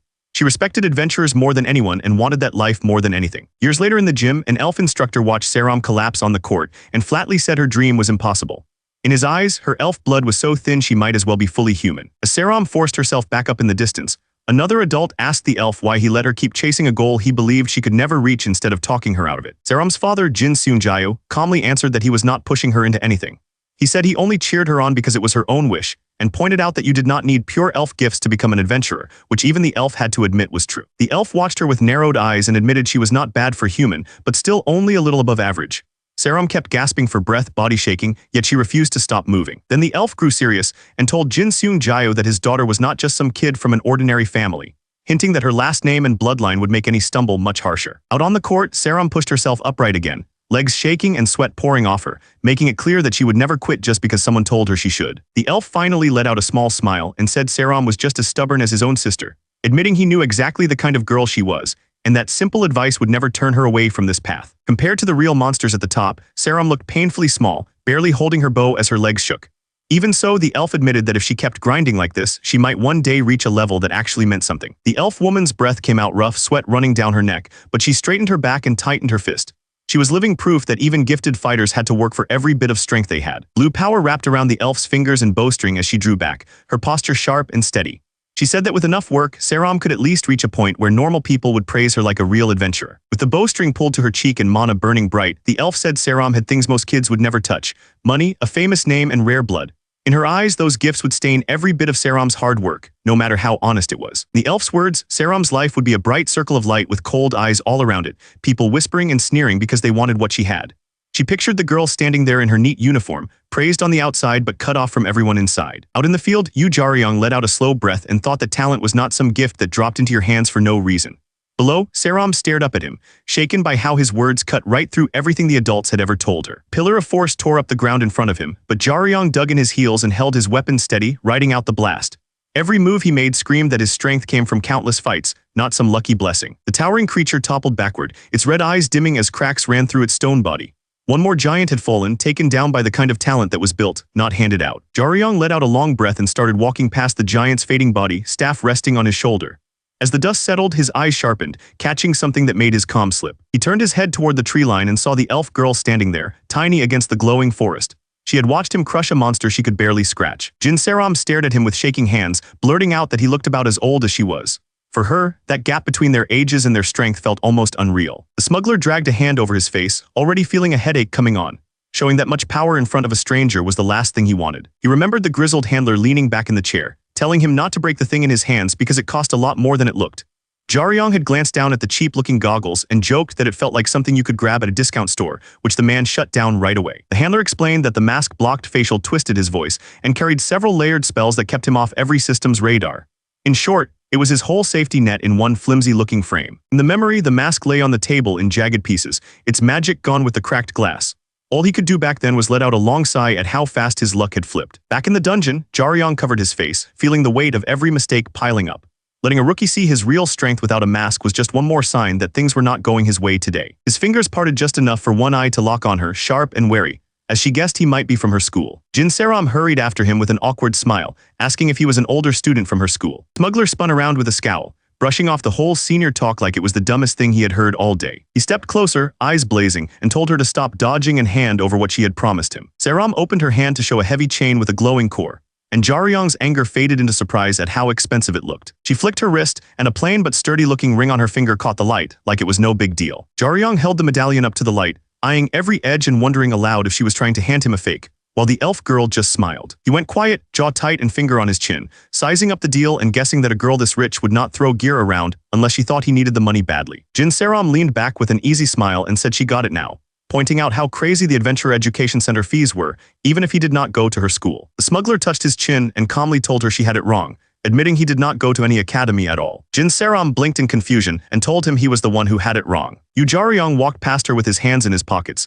saying he did not go to any adventurous school and had never even stepped close to one. The elf girl lifted a hand, a little shaken now, and asked who had taught him to fight like that. Yu Jaryong looked away, his hand tightening into a fist, and said that no one had ever trained him. Standing across from her in the misty trees, the smuggler finally spelled it out, saying he had learned everything on his own, leaving Jin Saram staring at him in open disbelief. Jin Saram's lips parted in a shaky breath, her voice breaking as she tried to wrap her head around the fact that a fighter like him was completely self-taught. Jin Saram snaps, yelling that what he just said makes no sense at all. She keeps shouting that no one moves or times attacks like he does, saying it has to be a joke. Jaryong flicks something at her, and her rant ends as the little case smacks right into her face. Saram glares with a bright red nose, cursing at him in rage while she squeezes the wallet he threw. Still fuming, the elf girl flips open the case and spots a neat student card from a normal school. The card lists his name as Yu Jaryong, a first year at Donggang High School, nothing at all like an adventure academy. Jaryong calmly tells her not to bother memorizing it, saying it is just some regular humanities high school. Saram stares at the card with shaking hands, whispering that whether it makes sense or not, she has to accept what it says. Jaryong levels his staff toward her and says it is her turn now, telling her to hand over some kind of ID so he can confirm who she really is. Yu Jaryong studies the card for a moment, quietly sounding out Jin Saram's name as if locking it into his head. The card shows Jin Saram as a first year at Warrior High, same age as him, and Jaryong points out that since they are peers, they might as well talk on equal terms. With a relaxed smile, Jaryong steps toward Jin Saram, and she stiffens a little, unsure what he is planning now that he knows exactly who she is. Jaryong reminds her that she wanted a favor from him and calmly says that since his identity as a smuggler is out, he will hold on to her student ID so she cannot just walk away later. Jin Saram stares up at him, stunned that he is treating this like some kind of contract. Still smiling, Jaryong taps away on his phone and casually tells Jin Saram to step closer, while she hugs her arms to herself, uneasy but doing as he says. Jin Saram jumps when Jaryong's hand settles on her shoulder from behind, her face flushing as she stammers, completely thrown off by how close he is. Jaryong holds his phone up with a bright grin, pressing her shoulder as he explains that instead of a written contract, this will be proof she helped a smuggler, and that anyone who helps a smuggler faces the same punishment. Jin Saram freezes beside him, realizing he is binding their fates together. Jin Saram stares at the phone with a drop of sweat on her cheek, finally grasping that by standing with Jaryong here, she might be dragged into the same trouble that could ruin his life. Yu Jaryong's eyes shine an icy blue as his smile twists, and Jin Saram finally understands she tied herself to someone far more dangerous than she guessed. Jin Saram lets out a shaky laugh and tries to say something, but the sweat on her cheek shows she knows she is already in too deep. On the screen, Yu Jaryong and Jin Saram smile in front of Fallen Monster, a cheerful pose that quietly marks the start of their mess together. The creature behind them is the kind only gold class a rank adventurers are known to handle alone, the kind of elite who can walk into most dungeons without even asking for permission. Jaryong glances at his phone and calmly tells her they should talk payment, then asks what exact job she wants from him. The archer Vo lets out a slow breath and says all she needs from him is to collect coins. He learns the goal is simple on paper. Within 6 hours, gather special coins hidden all over the testing grounds. To pass, he has to track down a coin box like this in a set spot and use it to prove he is a real student. Vo lifts a gleaming coin and explains she already grabbed one, so she only needs one more to clear the exam. As he tears open a snack, Jaryong comments that needing just one more coin sounds easy and asks where this last one is waiting. Vo answers that the last coin is inside the old ruins of Eugene Mall, and Jaryong freezes mid-bite, clearly knowing that place is trouble. Vo turns toward him with a puzzled look, confused by how strongly Jaryong reacted to hearing the mall's name. The stone-faced monster lay on the ground, its neck burned out and its mouth frozen mid-scream, proof of how hard Jaryong had just hit it. Jaryong thinks of the old mall and blurts out the name of a nightmare boss, the Imperial Wasp, because that ruin is known as its nest. The archer almost jumps at the name, but Jaryong waves it off and explains that what he is after is not the Imperial Wasp itself, but a special honey-like royal jelly linked to it. He goes on to say the jelly reeks in a way monsters love, so anything nearby will rush toward it, and the monster they just took down was almost surely drawn in by that scent. The archer swallows hard and says there is only one spot in the whole test area where that jelly can still be found. She explains that all the other parties have already taken the rest, so this one place is their only chance at the jelly and the Hearing about the other groups, Jaryong quietly notes that something is off, since she is running around by herself instead of with a party. Standing among the towering trees, Jaryong admits to himself that this clears it up. He had been wondering why she was moving on her own without a party. The archer shrugs off his concern and says she works alone because it is simply easier for her that way. Jaryong calmly spells it out, saying his job is simple. Help her grab her coin and get out in one piece, and in return she pays his fee. The archer does not haggle and straight up offers 950 million, like she is buying his full focus on the spot. She hurriedly checks her account on her phone, nervous about moving that much cash, but Jaryong brushes it off and says the amount works for him. Jaryong adds one last clause, saying he will charge extra if things blow up, and he has to do more than just guide her. The archer straightens as he asks if she still has enough energy to sprint, knowing that from here on, speed will decide whether they live or not. The forest blurs around them as they kick off, racing through the trees toward the last coin box. The archer drives her legs as hard as she can, face set and breath burning, trusting that if she can just keep up with Jaryong, this insane payout might actually be real. Jaryong tears through the forest like it is nothing, barely even winded. The archer chases after him and can only think how insanely fast he is. Jaryong keeps his eyes forward, running with a calm, steady focus, while she behind him starts to regret how quickly she agreed to his price. Still gasping for air, the archer calls out to Jaryong, asking if she can throw a question at him while they run. Jaryong tells her to go ahead, and she blurts out the thing that has been bugging her, asking if he truly learned all of this on his own. He answers that it was not completely self-taught, and that simple reply makes the archer stare at his back with fresh curiosity. As he plants a hand on a rock and vaults over it without losing speed, Jaryong says it started when he was a kid. His eyes suddenly go wide as his instincts scream that something is wrong up ahead. In the misty glow between the trees, a pair of clawed beasts crouch in their way, forcing Jaryong and the archer to face a real fight before they can reach the coin. A pack of Velociraptors blocks the path, their blades raised and ready to tear into anything that moves. The system tags them as native beasts from the old Borami-dong area, rated dangerous enough that a straight fight could get careless students wiped out. The archer darts sideways through the trees, boots kicking up water as she sprints to keep pace. She swings wide, trying to find a clear angle before those claws reach them. Jaryong charges forward without slowing, every step sharp and controlled. None of this came from a classroom. He built this body and these skills by gambling his life in real dungeons. As a kid, Jaryong used to peek from the doorway and watch his father's bare back ripple with power as he trained. Those quiet nights burned every swing and step into his mind. From copying those drills, he carved out 3 special movements of his own. The first one he named Needle, a thrust meant to pierce straight through a monster's weak spot. He throws his whole body into a single line, legs, core, and arms all snapping together as he lunges. All that speed, strength, and weight focuses into one stab aimed right at the target's vital point, ending the fight in a single blow. On paper, it is just a straight thrust, but turning it into this kind of impact took years of close calls. Jaryong shaped it through raw experience, sharp instincts, and talent that most students at Warrior High can only dream about. The monster lies still with his staff buried deep, proof of how clean the strike was. Needle is a move that even top-ranked adventurers rarely pull off, but Jaryong stands over the body like it is just another day at work. Jaryong straightens up from the strike, breathing easy like that perfect needle was nothing special for him. The archer finally lets her shoulders drop, only now realizing how tense she had been while those monsters were charging. Her relief vanishes fast. The archer pulls her bow up again, bothered by how wrong it feels that only one Velociraptor showed up. The Velociraptor's body slumps with a ruined throat, a harsh reminder that if one was here, more could be lurking just out of sight. They move out of the trees into a shattered mall district, the cracked roads and broken buildings making it clear that monsters could be hiding behind every corner. Jaryong plants his staff by his side and says they should catch their breath for a moment, while the archer watches him and still keeps an ear out for anything moving. Jaryong turns his head, a little confused as she circles back to the question she had been too shy to finish before. The archer gives him a sheepish smile and finally blurts out what has been on her mind, asking if he grew up with some kind of special training, because no normal student moves the way he does. Jaryong shrugs off her question and says he only picked it up by watching someone train. The archer just stands there with blank eyes,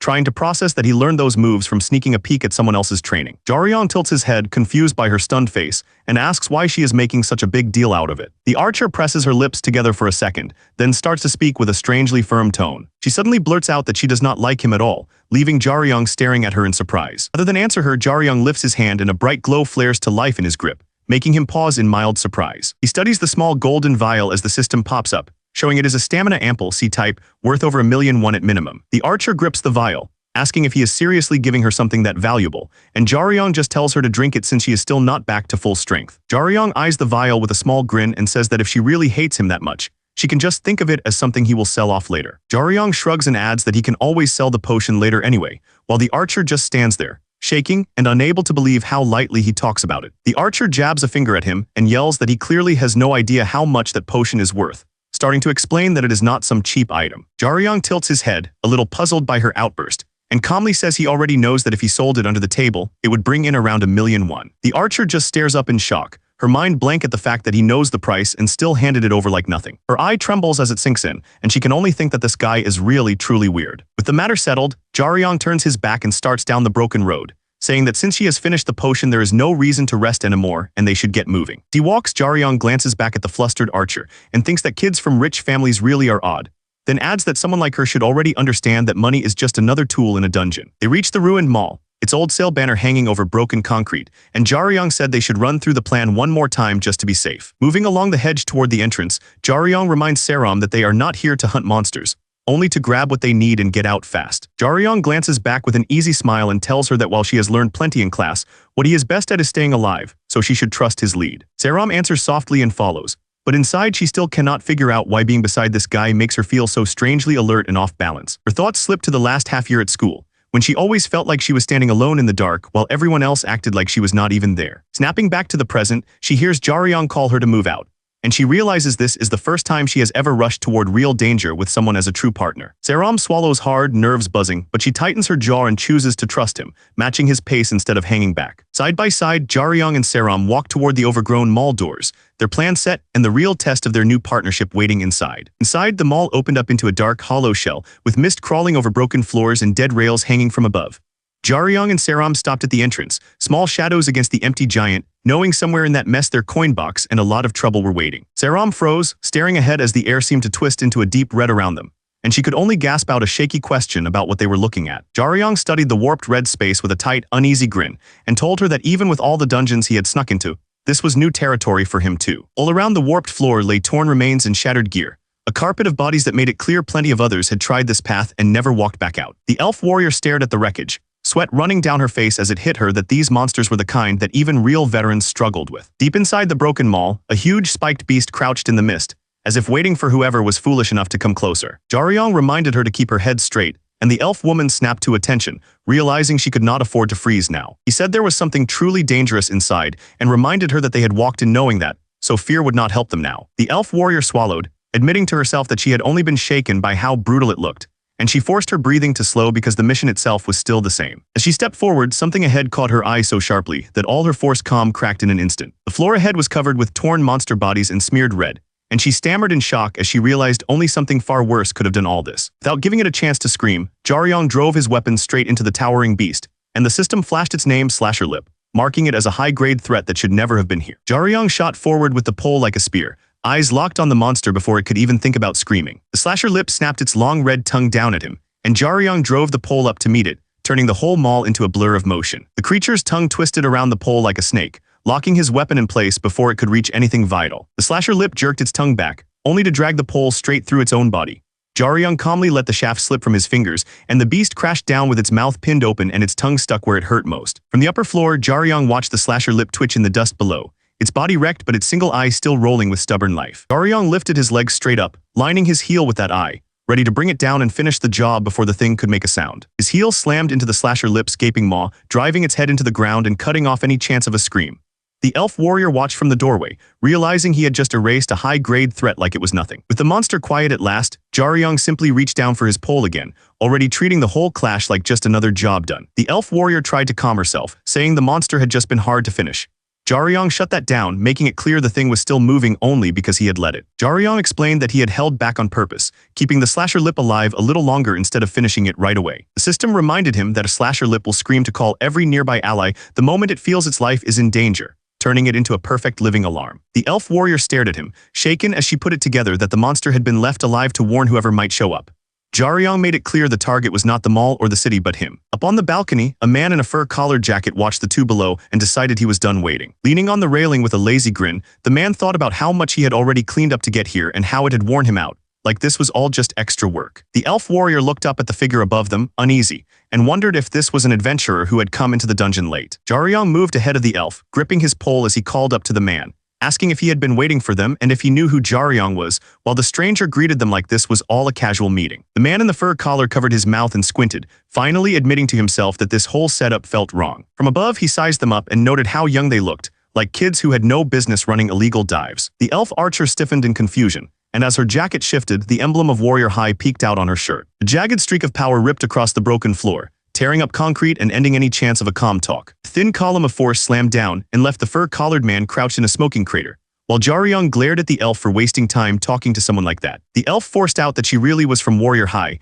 and the man just smiled, saying he did not care what kind of group they were, only that their timing was unlucky. When he added that it was a shame they would lose their lives in a dump like this, the elf's heart pounded and a cold dread crawled up her spine. Jaryong clicked his tongue, sweat running down his cheek as he told her to stop chatting and treat this guy like the enemy he clearly was. Jaryong kept his eyes on the fur-collared man and told the elf that this guy was nothing like a normal adventurer. He explains that the man came here as a villain, aiming to take him out and steal the royal jelly he was carrying. The smuggler in the fur collar turned with a calm face, and asked how they planned to deal with the fallout if they messed with his goods without his say-so. The smuggler just smiled and said he only had to worry about that if someone actually caught him. His smile widened as he bragged that luck had always been on his side. He remembered how, by pure chance, he had overheard a comrade bragging about secretly moving a rare item. In his mind, he followed that man down a lonely path, thinking how easy it would be to jump him on the way to the meetup. He walked on through the woods, leaving a broken trail behind him, and calmly admitted that he had failed to finish them off back then. He followed the trail into the ruined building, sword hanging at his side, annoyed that his target had somehow slipped out of sight. He walked deeper into the wrecked mall, following the faint blood trail and deciding the guy had to be hiding in one of the old smuggling spots nearby. Jaryong's eyes hardened as he understood that the smuggling boss had not gone silent because of some monster's poison,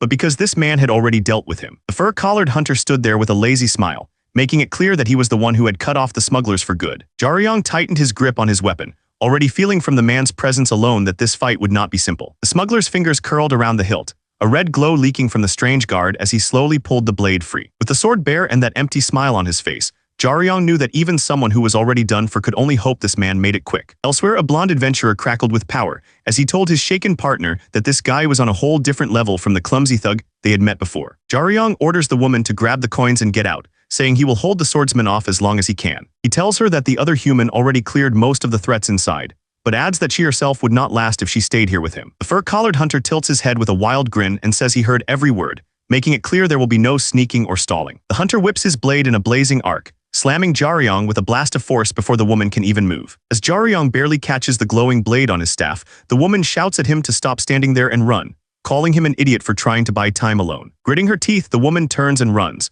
telling herself that he has to make it out alive or she will never see a single coin from this mess. Watching her bolt, the hunter laughs that splitting up was a terrible choice, and his eyes burn red as he turns his full attention on Jaryong. The hunter's blade draws a blazing path through the ruined mall, a single swing strong enough to tear through floors and prove that sticking together had been their only real chance. Jaryong's eyes narrowed, cutting through the blur of dust and light as he silently called that talk nonsense and fixed on the hunter. Blue mana roared up around Jaryong, wrapping his staff as he drew it back, ready to answer that crazy sword swing with his own. The hunter's eyes flared as he sensed Jaryong cutting straight through his pattern, and a heartbeat later their weapons met, sending a blue wave ripping across the ruined mall. The swordsman in the red coat stared down, stunned as it hit him that Jaryong had traced his sword path like it was nothing. Nearby smuggler froze as the spinning wall of blue force rushed past, finally understanding that staying near these two meant getting wiped out by stray blows. Riding the recoil of the clash, Jaryong drove in close, his mana charged kick slamming into the hunter's guard and sending the man crashing down the corridor. Jaryong landed lightly and watched as the spot where he had hurled the hunter erupted in a blinding burst,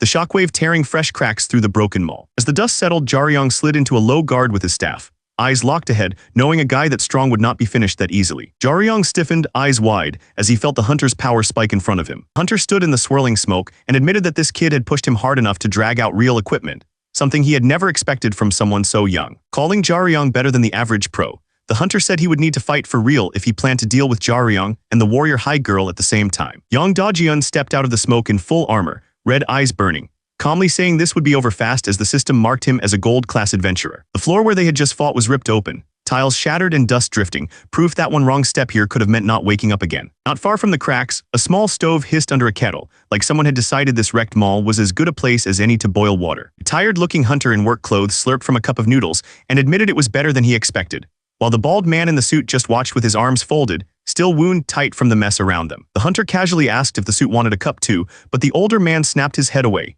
making it clear food was the last thing on his mind right now. The man in the suit stood over the battered blonde adventurer sprawled in the broken tiles and pointed out that this guy would be out cold for a long time, so they might as well get comfortable. The employer frowned, calling the unconscious man a lazy pig who could not even handle his own weight and grumbling about how much money he was wasting on him. He muttered about how the guy had strutted around bragging as a former adventurer, then, with a sigh, admitted he should probably ease up on him a little. The hunter stirred his noodles with a small smile and said the big guy had not gone down because he was completely useless, but because he had no choice in how that fight played out, even if he really was kind of terrible. He dipped his chopsticks back into the noodles and pointed out that people forget adventurers do not just fight other humans. In his memory, the big blonde adventurer tore off his shirt and flared with power, but the hunter said this guy had trained for tracking and exploring, not real head-on fighting. As Jaryong walked through the wrecked mall in his hoodie, the hunter added that the monster had been strange even for that adventurer, so of course he lost to a smuggler who lived off odd jobs like this. The man in the suit whipped his head around, saying he had heard that even adventurers sometimes turn their skills on each other. The hunter leaned in with a lazy grin and agreed, saying adventurers fighting one another was completely normal. He described how, the higher they climb and the rarer the treasure,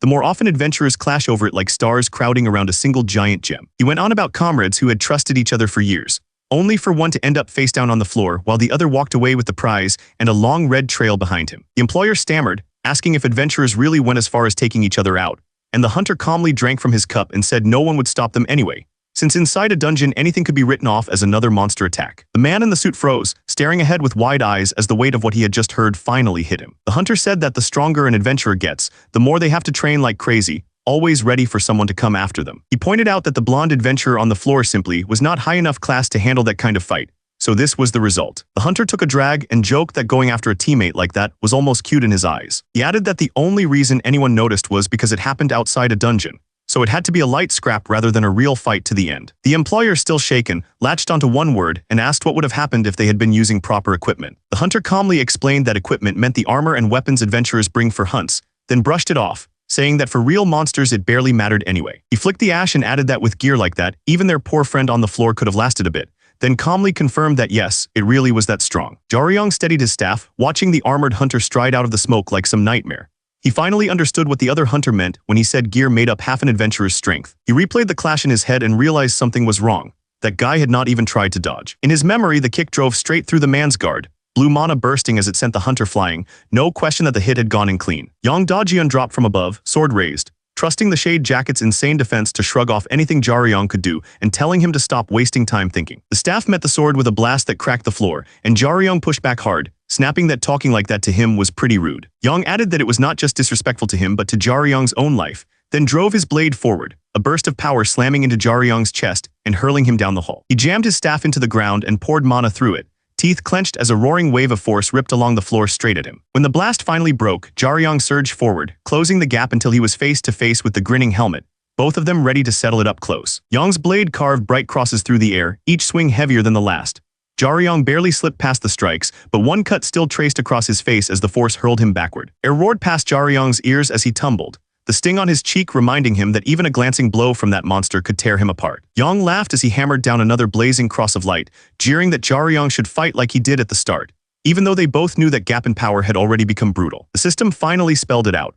Yang Dajian was wrapped in a plus-rank Shade Jacket, a piece of gear most people would never even see in person. The Shade Jacket fed on its wearer's blood, turning every drop into sharper strength and a shell that could blunt even crushing blows. Wrapped in that armor, Yang Dajian threw himself in like a wild beast, burning his own body to hit harder and harder. That was his berserker way of fighting. Jaryong forced his body to move, staff cutting clean lines through the air while his mind raced.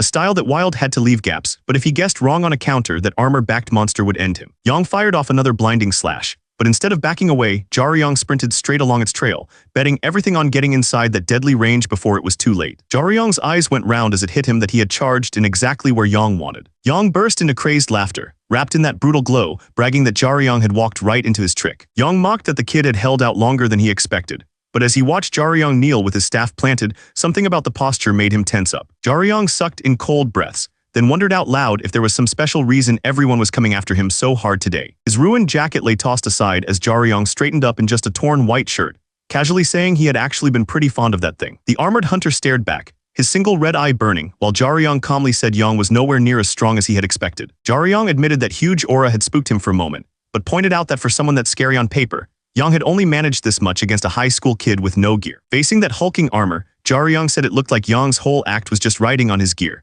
and he wondered aloud how far he could go if he ever wore something that broken. Yang's jaw clenched, purple light seeping through the gaps in his armor as his temper finally snapped. The berserker roared, hurling raw hate at Jaryong as his red eyes burned brighter and his aura flared like a wildfire. Jaryong watched that outburst and understood that the one feeling rushed was actually Yang, not him. The woman, Saram, ran for her life, while Jaryong knew Yang had to take him down fast, track her down, and make sure she never spoke. Blazing red arc tore through the street as Yang hurled himself forward, smashing Jaryong away in a frantic push to end things. Yang drove in with another wild thrust, red blade screaming through the air, but Jaryong caught the strike on his staff and let the force slide past, buying himself more precious seconds. Jaryong's eyes lit up an icy blue as he drew in mana, dropping the act of simple stalling and getting ready to strike for real. Red and blue streaks tore across the ruined mall as Yang and Jaryong rushed straight at each other, and when staff met sword, the crash of their power blew the darkness apart. Blue power wrapped around Jaryong as he moved, his eyes sharp and cold. He reached back to a skill he had picked up as a kid just by watching, the hidden second technique he had never fully mastered. Mana spun around him like a rising storm, turning the whole space into a roaring blue whirlpool. For a moment, Jaryong looked tiny inside it, but the force he was shaping was anything but small. As Yang hurled himself in, Jaryong hooked into that wild rush and bent it along his own swing.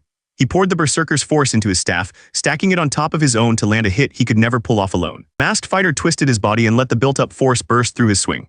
This unfinished skill, the second technique he had copied and shaped into his own style, had one simple name in his mind: Swell. Jaryong dropped from above like a hammer, riding the spinning column of mana straight toward Yong's chest. All the force he had stolen and stored in Swell came crashing down in one brutal strike. The ground twisted open into a huge spinning pit of blue light, as if the earth itself had been drilled through. Jaryong skidded back along the edge, feeling the shockwave chase his heels. Blinding blast ripped out of the pit, swallowing everything in white and blue. Jaryong sprinted hard, knowing that even he would not walk away if that wave caught him. When the roar faded, his staff stood buried in the broken floor, cracks spidering out from where he had driven Swell home. Jaryong's teeth were stained red as he clenched his jaw, his breath rough but steady. Even with blood running down his face, he refused to sag. Jaryong wiped his mouth with the back of his hand and let out a slow breath. He muttered that he never thought he would use that armor in a real fight, not even in his wildest plans. Yong Dajian dragged himself up through the swirling smoke, his armor leaking shadow like ink. He scoffed that so-called pro-adventurers were just humans who kept rushing in again and again. Nothing. Jaryong faced him squarely, breath fogging in the cold air. He told Yong to give up, saying his time was up and nothing he tried now would change that. Yong Dajian bared his teeth, one red eye burning as he lifted a short blade. He spat out a string of curses at Jaryong, too angry and proud to back down. Yong Dajian tightened his grip on the dagger and shot forward, his armored body cutting through the dust like a black bullet. He swore he would shove his defiance in Jaryong's face no matter what happened. Jaryong's eyes widened as that dark shape rushed straight at him. Yong Dajian loomed out of the darkness, his armor writhing and a dagger buried in his own chest.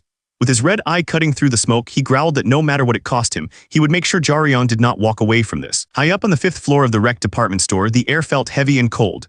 The place was almost empty, like everyone had already run for their lives. An archer girl staggered into view, chest heaving as she tried to catch her breath. Sweat slid down her cheek, but her wide eyes showed she was still on edge. As her breathing slowed, the archer finally saw it, a huge cube pulsing with bright blue light.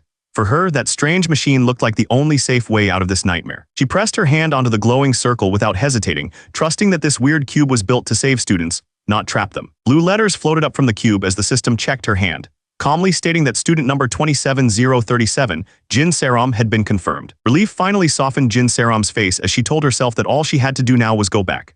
The cube flared with light under her feet, lifting her as the return sequence kicked in. Then Jin Saram's eyes shifted, her relief fading as a strange sound or presence brushed against her nerves. Her mind, Jin Saram was back in that earlier raid, where a grim warrior planted his staff and held the monster back while roaring at her to stop standing around and run.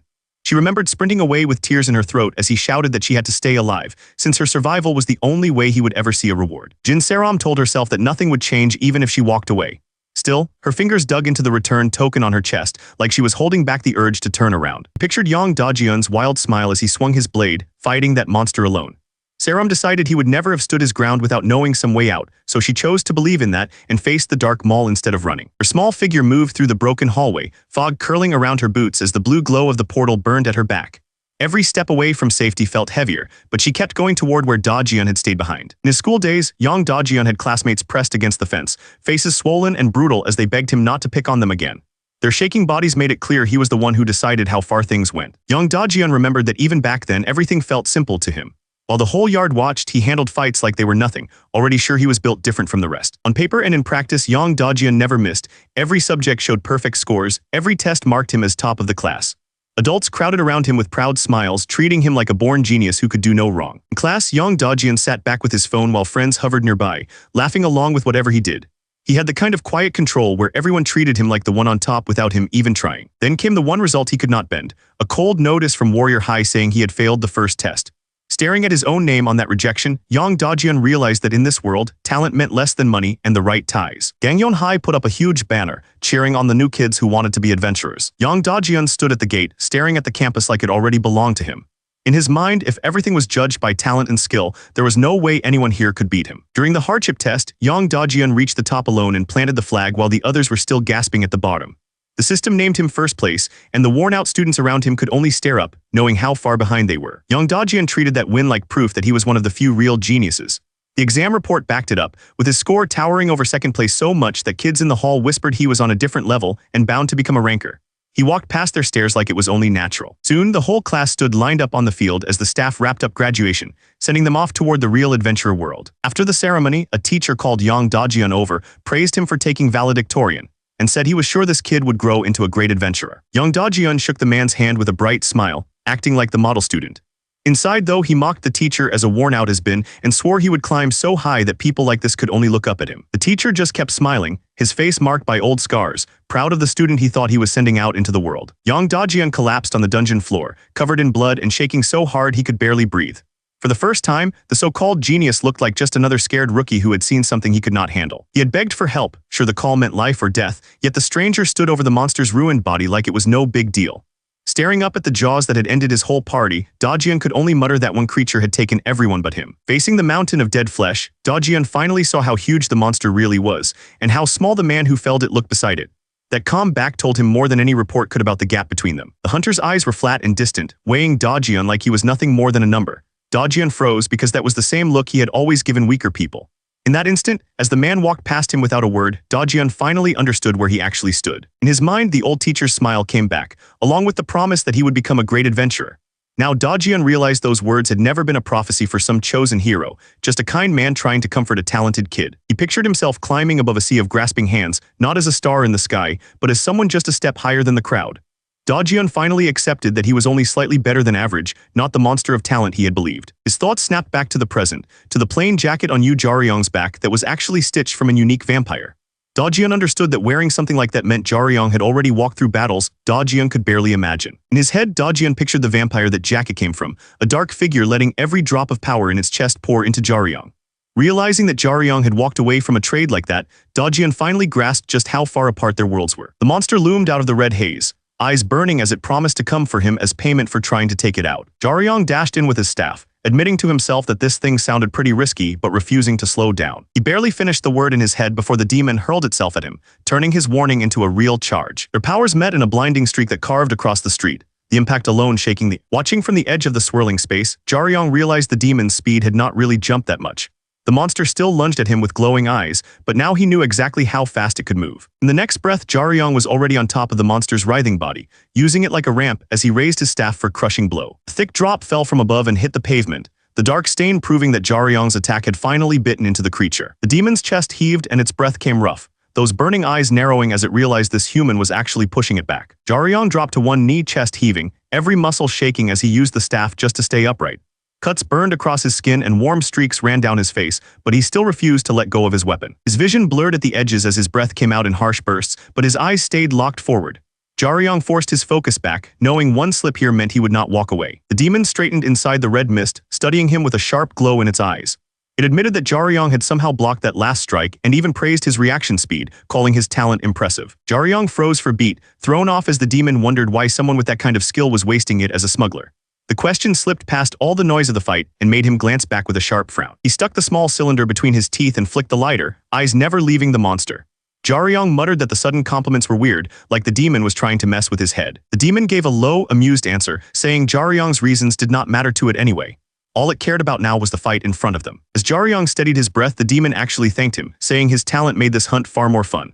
A cold shiver ran down his back, but he tightened his grip on the pole instead of backing away. The demon's grin stretched wide, as its body twisted into a blur of shadow and red light.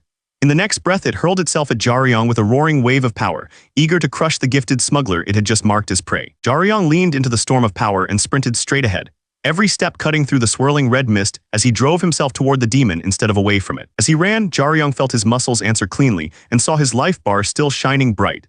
And he understood that his body was holding together better than it had any right to. The demon's eyes burned brighter as it watched him, laughing with raw excitement and urging Jaryong to push even harder, hungry to see just how far this human could go. Jaryong slipped between the red strikes and drove himself faster, while the watcher knew this kind of speed and power could not last for long. They understood that this power was feeding on his own blood, and if the demon kept forcing him to burn through it like this, Jaryong would hit a wall sooner or later. While Jaryong tore forward through the blast, the planner decided to lure him into burning even more blood and then ended in one shot with a skill they called needle. Standing under the demon's shadow, Jaryong tightened his grip and made it clear he had already caught on to the trick they were trying to pull on him. Jaryong's eye flashed with cold focus, and he surged in so fast that their careful plan was cut short before it could even fully take shape. Jaryong planted himself under the demon's massive body, muscles tight as the red storm clawed at his skin, and for a second it felt like he was trying to stare down a living nightmare. A roaring wall of fire tore across the battlefield, wide enough to swallow everything in front of it, and forcing anyone still standing to either dodge now or be erased. Jaryong's eyes widened as the blast passed, hot air scraping his face and fresh blood sliding down, and he finally grasped just how easily that one strike could have ended him. On the balcony above, the archer fought to steady her breath, blue sparks dancing along her drawn bowstring, as she forced her tired arms to pull one more shot for Jaryong's sake. Jaryong let out a rough little laugh, blood dragging across his lips as he muttered that she really went all out for someone who was supposed to stay back. The smile faded as he added that she never listens, that charging in like this was exactly what he told her not to do. The demon's eyes flared as it pulled back, clearly rattled that the bleeding human and his stubborn partner were still pushing it this far. Fighting the opening, Jaryong hurled himself forward with a blue spear in hand, his swing carving bright lines across the sky as a storm of cutting light crashed down toward the demon. The mall lay in ruins, fog curling over broken tiles and fallen lights, like the whole place was still trying to breathe after that last blast. The injured student lay sprawled against the cracked wall, blood dark on his chin, so still that it was hard to tell if he was even breathing. While the archer girl hovered over the fallen student, Jaryong calmly shrugged his torn coat back on and told her a hit like that would not be enough to finish a guy like him. Jaryong went on, saying their classmate would not come for payback anyway,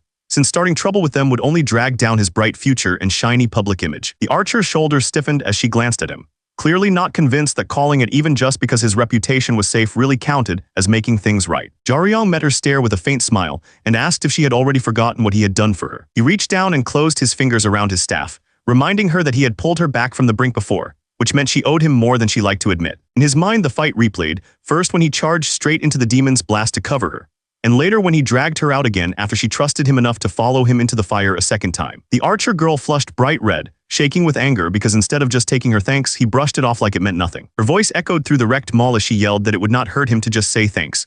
But Jaryong only walked on with a small, teasing smile, clearly enjoying how worked up she was. Silence settled over the broken parking lot, fog curling around smashed concrete, and a lone red car like the dungeon itself was holding its breath. Ahead, a gap in the ruined floor glowed with deep yellow light, cutting through the fog and promising that whatever came next would not be as simple as a ruined mall. Jaryong and the archer stopped at the edge of the glowing drop, staring down into the golden mist that marked the true heart of this dungeon. Up close, both of them looked tight and alert, Jaryong's torn coat and the archer's nervous sweat saying clearly that they knew stepping down there could be worse than the fight they had just survived. Jaryong took the first step onto the warm, glowing stairs, and the archer followed a pace behind, each footfall carrying them deeper into the orange light and heat below. As they walked, the archer's eyes widened, and she drew in a sharp breath, catching a sweet smell in the warm air that did not fit this broken, burning place at all. The warm, sweet air grew thicker, and Jaryong's eyes widened as the golden mist parted, telling him they had finally reached the heart of this place. At the end of the glowing path, a wounded adventurer sat slumped over a bright chest, a dark trail on the ground showing how far he had dragged himself to reach it. Up close, the adventurer's head hung low and his lips were stained red,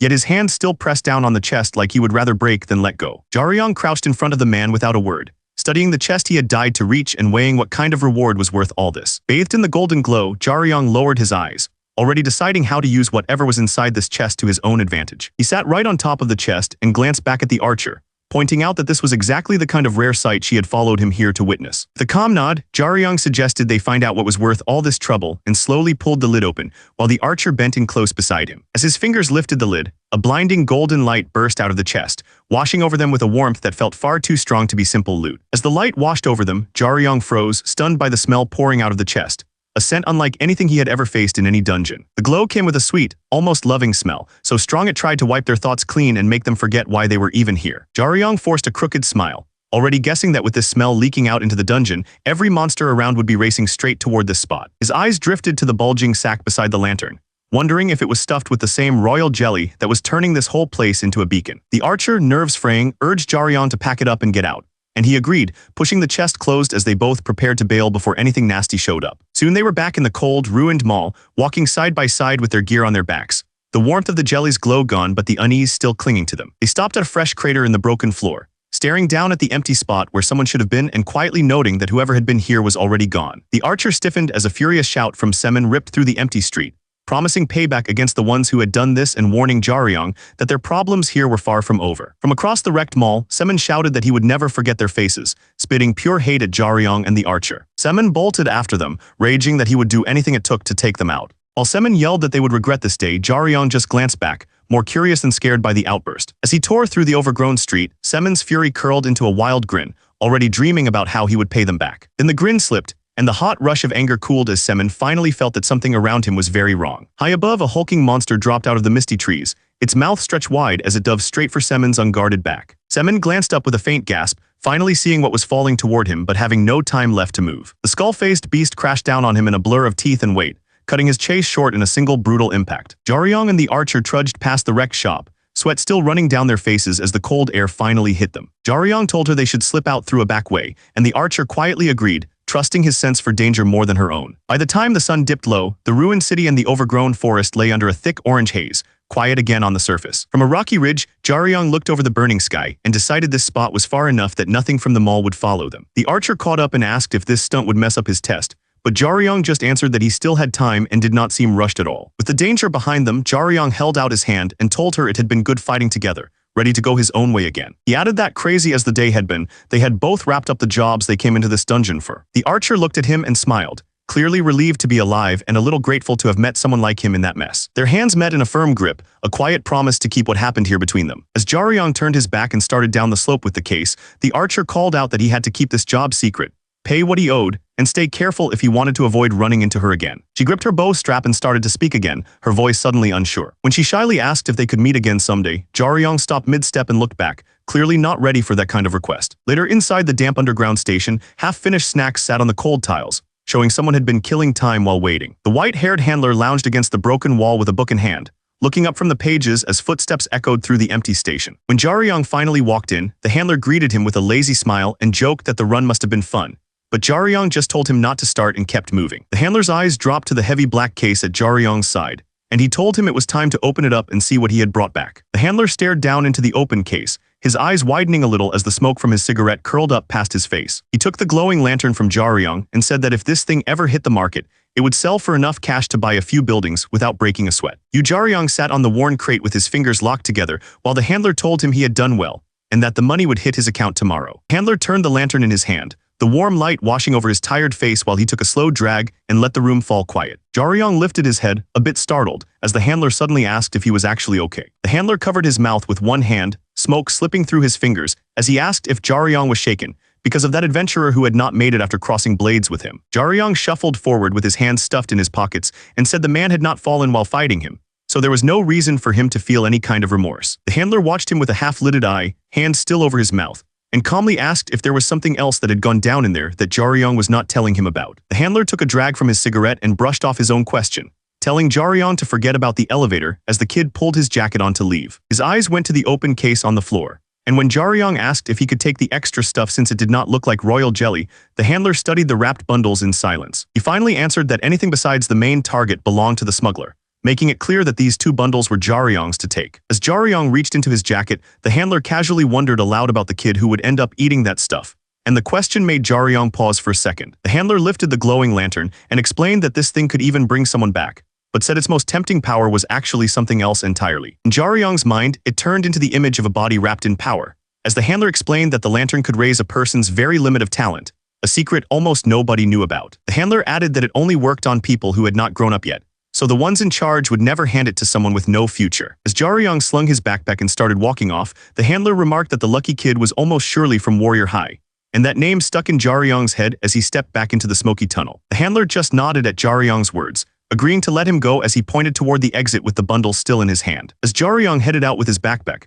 the handler called after him to pass along a greeting to his father and said he might drop by if he ever got the chance. The handler let his cigarette fall and burn out on the floor, muttering that Jaryong's father had not been doing well lately. Jaryong emerged into the open, staring at the broken city burning under the red sky, the weight of this world pressing down on his shoulders. Climbing the worn steps, Jaryong quietly repeated the name Warrior High, turning it over in his head like a problem he did not want but could not ignore. Jaryong turned, confused, when the elf archer asked to meet him again, joking that he must be interested in her before making it clear she was not just playing around. The archer told him about a winter entrance exam for Warrior High, adding that they only took a tiny number of people, but that someone with his skill actually had a good chance. With the sunset blazing behind her, the archer reached out her hand and urged him to join Warrior High. A young warrior rushed through the forest dungeon by himself, looking way too happy for how dangerous this place really was. After taking down a giant snake, the rookie puffed out his chest, sure that his own skill was all he needed. Then a harpy-like beast dropped out of the sky, and the lone swordsman froze as he realized there was no one to cover his blind spots. Shield bearer rushed in front and caught the feather storm on his heavy shield, saving the swordsman from being torn apart. While the shield held the front, the archer drew her bow and the swordsman watched her flank, each of them filling a gap the others could not cover. Arrow slammed into the charging harpy, and the creature's wild dive broke apart as it crashed toward the ground. With the harpy lying still at their feet, the swordsman, archer, and shield bearer raised their arms in victory, proving that real dungeon runs are won by a party, not a lone hero. Later, as the sky burned orange, the elf archer asked Jaryong what he meant by factions in each grade, thinking it was just kids picking fights. Jaryong told her these groups were real power blocks that could shape a student's whole future, serious enough that even someone like him had to watch his step, which made her let out a tired sigh. The elf archer raises 2 fingers and tells Jaryong their grade is split between 2 big factions.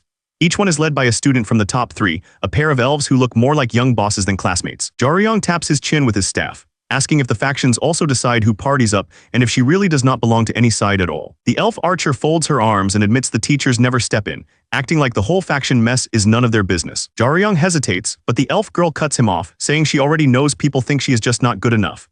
She admits she will never be some star student, yet she still believes that should not stop her from at least having a party, leaving Jaryong without anything to say. In her memory, the elf archer stands alone under a harsh light, while groups of suited boys laugh together below, proving that even students without factions still manage to form their own parties. The elf archer thinks of one faction leader in a white dress, an elegant elf who always smiles in public, but for some reason cannot stand her and quietly pulls strings from the shadows. In her mind, the faction leader towers over her, ringed by countless loyal shadows, and the elf archer feels how that one person has been quietly cutting her off from everyone else. Back in the dungeon, Jaryong wonders if she stole the leader's boyfriend or something, and the elf archer frowns and says it is nothing like that, even if the whole thing still feels scary to her. The elf archer steadies her voice and admits she cannot keep scraping by alone in higher grades, so she asks Jaryong to work for her, treating him like a hired shield. Jaryong stands there with his staff, a little stunned as she says that with just his skill at her side, she might finally have a real chance to survive this school. Back in his small room, an open first aid box and scattered bandages show how much patching up his body needs after every raid. Jaryong stares down,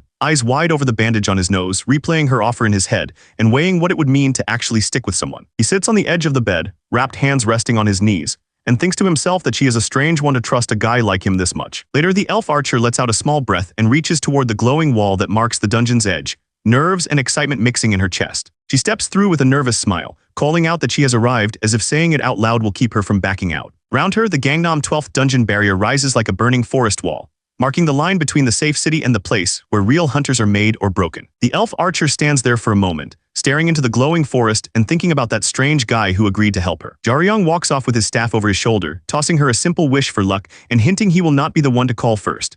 The elf archer lowers her gaze, quietly asking herself if he really plans to cut contact once this job is over. Shaking off those thoughts, the elf archer hurries deeper into the test field and stiffens when a calm voice tells her she made it on time. Kang Yoongguk, the melee combat instructor for Warrior High's first grade, stands in the trees with his arms crossed, watching her with a steady, unreadable look. The instructor tells her that while her test is still running, something has gone wrong elsewhere in the field. Kang Yoongguk explains that in some parts of the test ground, creatures have shown up that should not even exist in this region. He adds that, while no one was lost, several students were so shaken by those monsters that they begged to be taken out, and the elf archer feels a cold bead of sweat slide down her cheek. Kang Yoongguk points out that those panicked students were moving through the very zone where she calmly picked up her coin, and the elf archer steps in close, the weight of what she passed through finally hitting her. The melee instructor studies her for a moment and asks if she had any trouble during her run. The elf archer forces out that everything was fine, even as a cold drop of sweat slides down her cheek. The instructor gives a short nod, saying he understands and dropping the question. When a massive shadow rises up behind her, the instructor snaps at her to move back and takes the lead. Art racing, the elf archer twists away from the beast and hurries to get behind her teacher. She realizes there is another one, a titan ape even larger than the last, and the system marks it as a top danger threat. The melee instructor steps toward the giant ape, muttering that a titan ape showing up here is odd. He adds that titan apes do not live anywhere near this region, proving that something is seriously wrong with the test ground. The elf archer stiffens as it hits her that the ape might have been lured here by something, maybe the strange smell from before. Her mind jumps back to when she met that quiet boy in the glowing passage, remembering how the air around him carried that strange scent. The melee instructor calls Jin Saram back behind him, and she quickly retreats as he rolls his metal shoulder and squares up to face the giant ape alone. The titan ape leans in with a twisted grin, hot breath spilling from its jaws as it locks onto the instructor. The titan ape roars into motion, its massive arm crashing down toward the melee instructor's unprotected back. The melee instructor surges forward without fear, his metal arm blazing with fire as he winds up a strike that only a real adventurer could throw. His flaming fist slams into the titan ape with a blast, hurling the giant beast through the air in a wave of fire and shock. The instructor does not let up, driving his burning fist deeper as flames coil around the titan ape's body, determined to finish the creature in one clean rush. The titan ape's huge body rockets backward, dragged by the trail of fire from the instructor's punch. Far below, the melee teacher hangs in the air, arms still blazing as the blast tears open the dungeon sky. Flames crawl over the titan ape's face and horns as its skin cracks and blackens. The giant beast twists in the firestorm, its strength finally burned away. The melee instructor straightens, eyes steady in the red glow, as if this whole fight was nothing special. Back in his early 20s, people had already started calling him a ranker, and this punch shows exactly why. The Titan ape crashes onto its back as a wall of fire erupts behind it. Smoke rolls over its limp body, leaving no doubt that the fight is over. The melee teacher lets the fire fade from his metal arm, staring at the spot where the ape fell. He admits he cannot stop students from using skills in daily life, but tells Jin Saram she got lucky this time. The elf archer stares up at him, eyes wide as he points out how badly things could have gone. The weight of that near miss finally starts to sink in. Her fingers tighten around the bow strap, knuckles scratched and sore. Even so, the teacher's voice softens as he adds that, in the end, something else matters more than the danger. The melee instructor steps closer and rests a hand on her shoulder, a small smile breaking through his burned features. He tells Jin Saram that above all, he is just thankful she made it out in one piece. Jin Saram looks up, still shaken but listening as the melee instructor tells her they are heading back and reminds her how easy it is to miss things in a dungeon. The melee instructor walks ahead through the glowing forest, hands in his pockets, thinking how even someone like him, a real warrior, can still end up teaching kids like this. Far away at Warrior High's practical base camp, staff watch the dungeon field and talk about the students who called for rescue. One of the domes, an armored instructor looks down at a blonde student who sits there looking drained, telling him there will be a retest and sneering that he should feel lucky. The armored teacher goes on, saying everyone who had to be rescued was just a bunch of weaklings, and the blonde student lowers his gaze, biting back any reply. Back in the forest, the melee instructor walks beside Jin Saram and mentions that one more rescued student is already heading to the base camp. They reach the row of dome-shaped huts, and the melee instructor tells Jin Saram to wait over to the side while he checks who has made it back. Jin Saram nods as he adds that once he confirms everyone is here, they will count off and change back into their school uniforms. The elf archer closed her eyes and let out a slow breath, hand over her chest as the red forest glow faded behind her. She was trying to calm the nerves that still clung to her after the dungeon. Blonde elf in a neat uniform smiled brightly, saying she had known all along the archer would make it out fine. Her easy tone cut straight through the heavy mood. The archer's eyes widened as she heard her own name from that familiar voice, surprised that Anisha had hurried over so quickly. For a second, the shock pushed aside the fear she had been holding in. Anisha walked in front with two classmates at her sides, her smile wide as she admitted she had been honestly worried the whole time. Their relaxed steps made it clear the danger had passed, but their eyes still checked the archer over. The archer let out a small smirk, acting like she was surprised anyone had worried about her at all. Underneath the joke, a quiet relief softened her eyes. Anisha threw her head back with a laugh and pretended to be hurt, saying it was cruel to doubt her concern and calling the archer her sister. The way she said it made their bond feel more like family than classmates. The elf archer straightened her back, the bow resting over her shoulder as the red sky burned behind her. With her friends here and the test behind her, she finally looked ready to move forward instead of just survive. Zeke Eskersaram watched with a calm face, but his words pushed Jin to pour out even more power. The boy's arm burned with orange mana, sweat running down his face as he tried to keep it from bursting out of control. Jin's eyes shook as the light grew brighter, every nerve in his body screaming that he had already gone too far. Zeke finally lifted a hand and called the training to a stop, saying Jin had at least done a bit better than last time. Jin could barely stand, his legs still glowing as he fought to catch his breath. Jin gulped down air and turned his head, confused by the sudden excitement in his uncle's voice and worried about what else might be waiting for him. Across the gym, Jin saw a girl in white standing calm as giant wings of fire curled around her. Her mana filled the whole space like it was nothing, making his own effort feel tiny in an instant. Anisha Eskersaram, only 11 like Jin, floated in the middle of the fire, her eyes steady as the flames danced exactly where she wanted them. Zeke studied the girl and noted that the strange part was not just her looks for mixed blood. Anisha moved through the blaze like it was a warm breeze, handling magic better than most full-blooded mages he had met. Standing at Jin's side, Zeke told him that Anisha was the kind of genius he would be stacked against for the rest of his life. As Jin watched his cousin smile inside the flames, his uncle added that those comparisons were nothing compared to the real problems waiting ahead. The blonde elf girl smiled way too wide, as she warned that one wrong move here could get someone completely crushed. Later, the elf girl tilted her head and said she just could not wrap her head around something. The elf archer stood with his bow on his back, as she asked why no one ever wanted to be in the same party as him. The elf girl watched him and said that with skills like his, things should be different. Then added that if he was really that curious, there was another way to find out. The archer's lips curled in a stunned half-smile when she suddenly suggested they try forming a party together. She waved both hands and backed away from the idea, saying that even though she liked it, they were both ranged damage dealers. The archer's eyes narrowed, hearing her say that maybe if they were on similar levels it would make sense. But right now having two people with the same job was pointless. Walking off with her friends, the elf girl claimed she was saying all this for his sake, but added that someone like him was really just extra trouble for any party. The elf archer's face tightened, his eyes turning flat and cold as he swallowed the insult and decided how to answer. He closed the distance until they were almost nose to nose, calmly saying he did not care about any retest because, for him, passing the exam once was already enough. The blonde elf's lips curled into a light smile as she praised how hard he had tried, sounding impressed but also a little amused by how serious he was. Standing back to back, the blonde elf lightly told her older sister not to push herself so hard, as if this whole test was just a small step in a much bigger plan for her. Her purple eyes shone with calm confidence as she added that, in the end, Her sister would be the one to inherit the family company anyway. The archer's jaw clenched as he watched her walk off with the others, their easy talk about futures and companies making his own small success feel painfully cheap. The blonde elf glanced back over her shoulder and coolly told him to stop struggling so much. But the archer only tightened his grip on the bow and kept walking into the dark trees. Far away, a huge building glowed under a blood-red sky,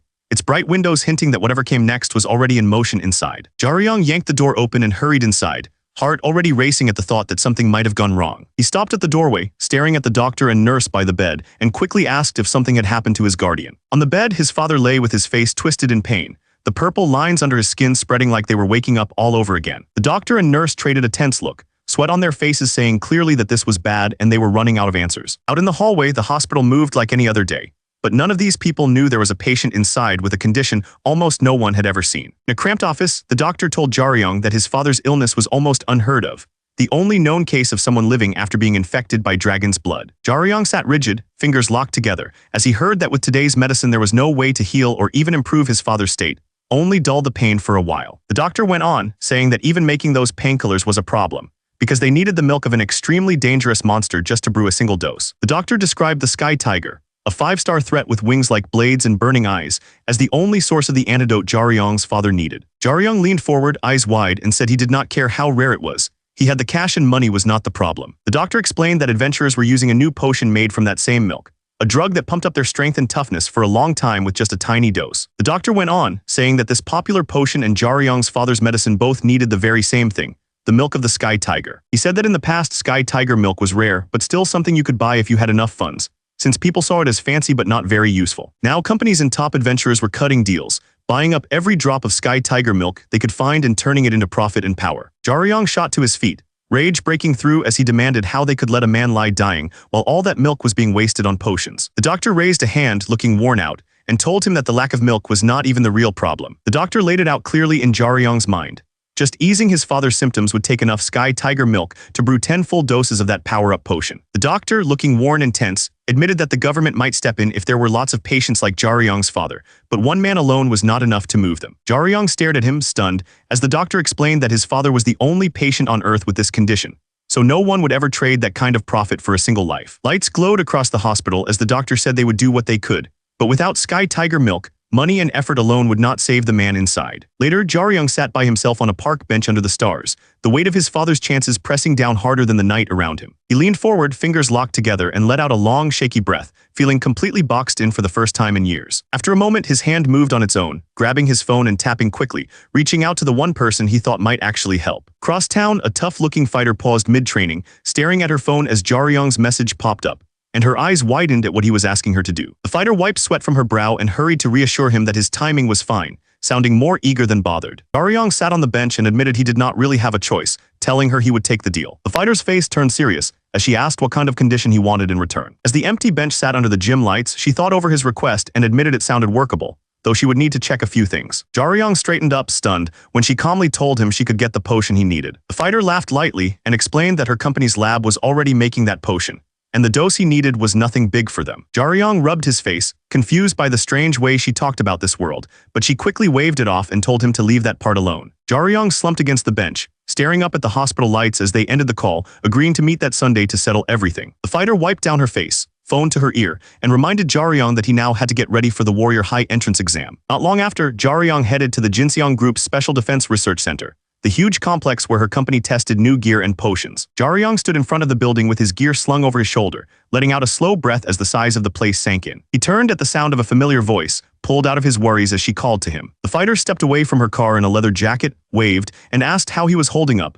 saying he actually looked better than she expected. Side by side, they stared up at the towering research building as she told him they were here to measure his potential, explaining how, ever since the world changed, normal people had gained access to powers far beyond what humans used to have. The system laid out how, before the Great Change, almost everyone sat at rank D in every stat, and anyone who managed to push a single trait up to rank C was already treated like a rare genius. Then the display jumped to a figure with strength at rank B, its punch shattering a glowing barrier, as the system stressed that anything past rank B was no longer human but fully superhuman. Jin Seram broke it down for him, saying that aside from magic, you needed at least rank C in the 5 main traits just to count as an adventurer, and her own numbers were exactly that baseline. She added that Warrior High only looked at people who had pushed at least 3 of those traits up to rank B, while the system showed Jaryong's profile with every single stat still marked as unknown. Jaryong scratched his head and asked if this was basically just like getting a regular physical at the doctor. Jin told him that it worked that way when you were still a kid, but things got a lot more complicated once you passed puberty. Jaryong frowned a little and asked what was so complicated about it. Jin let out a quiet sigh, as if bracing herself to explain something messy. Inside the test room, Jaryong, now sealed in a tight suit and helmet,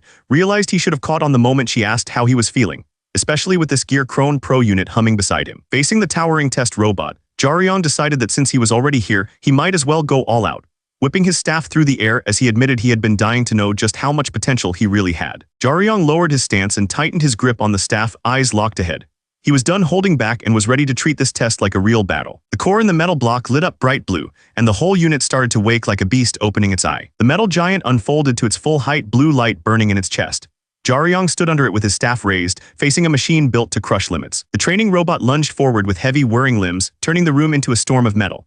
Jaryong watched its path with cold, sharp eyes, a faint blue glow rising as he sharpened his focus. Most kids go through this talent test while they are still in grade school, standing in simple suits inside a bright, empty room. They run, lift, and strain through one drill after another, each task pushing their small bodies right up to the edge. Years later, a grown test subject calmly held a massive block above his head, his muscles steady from countless hours of training, making it hard to tell where talent ended and effort began. From a distance, the man looked like a speck under a mountain of metal, and even this kind of load still was not enough to show where his real limit lay. Saram watched with a sharp, worried gaze, realizing the guy in the arena was built like a pro and would be hard to push to his true limit. The researcher wiped at the sweat on his cheek, mumbling that with a body like that, Jaryong should have been worn out already, then called to Saram for answers. From his seat at the console, the researcher asked Saram to confirm that her friend was just a normal high school kid who had even failed to get into a special academy. While they talked about his failed entrance exam, Jaryong stayed locked in, facing a robot that was already sparking and breaking down from the pressure he put on it. After dodging a few swings, Jaryong caught the rhythm of the robot's moves and slipped into a perfect opening,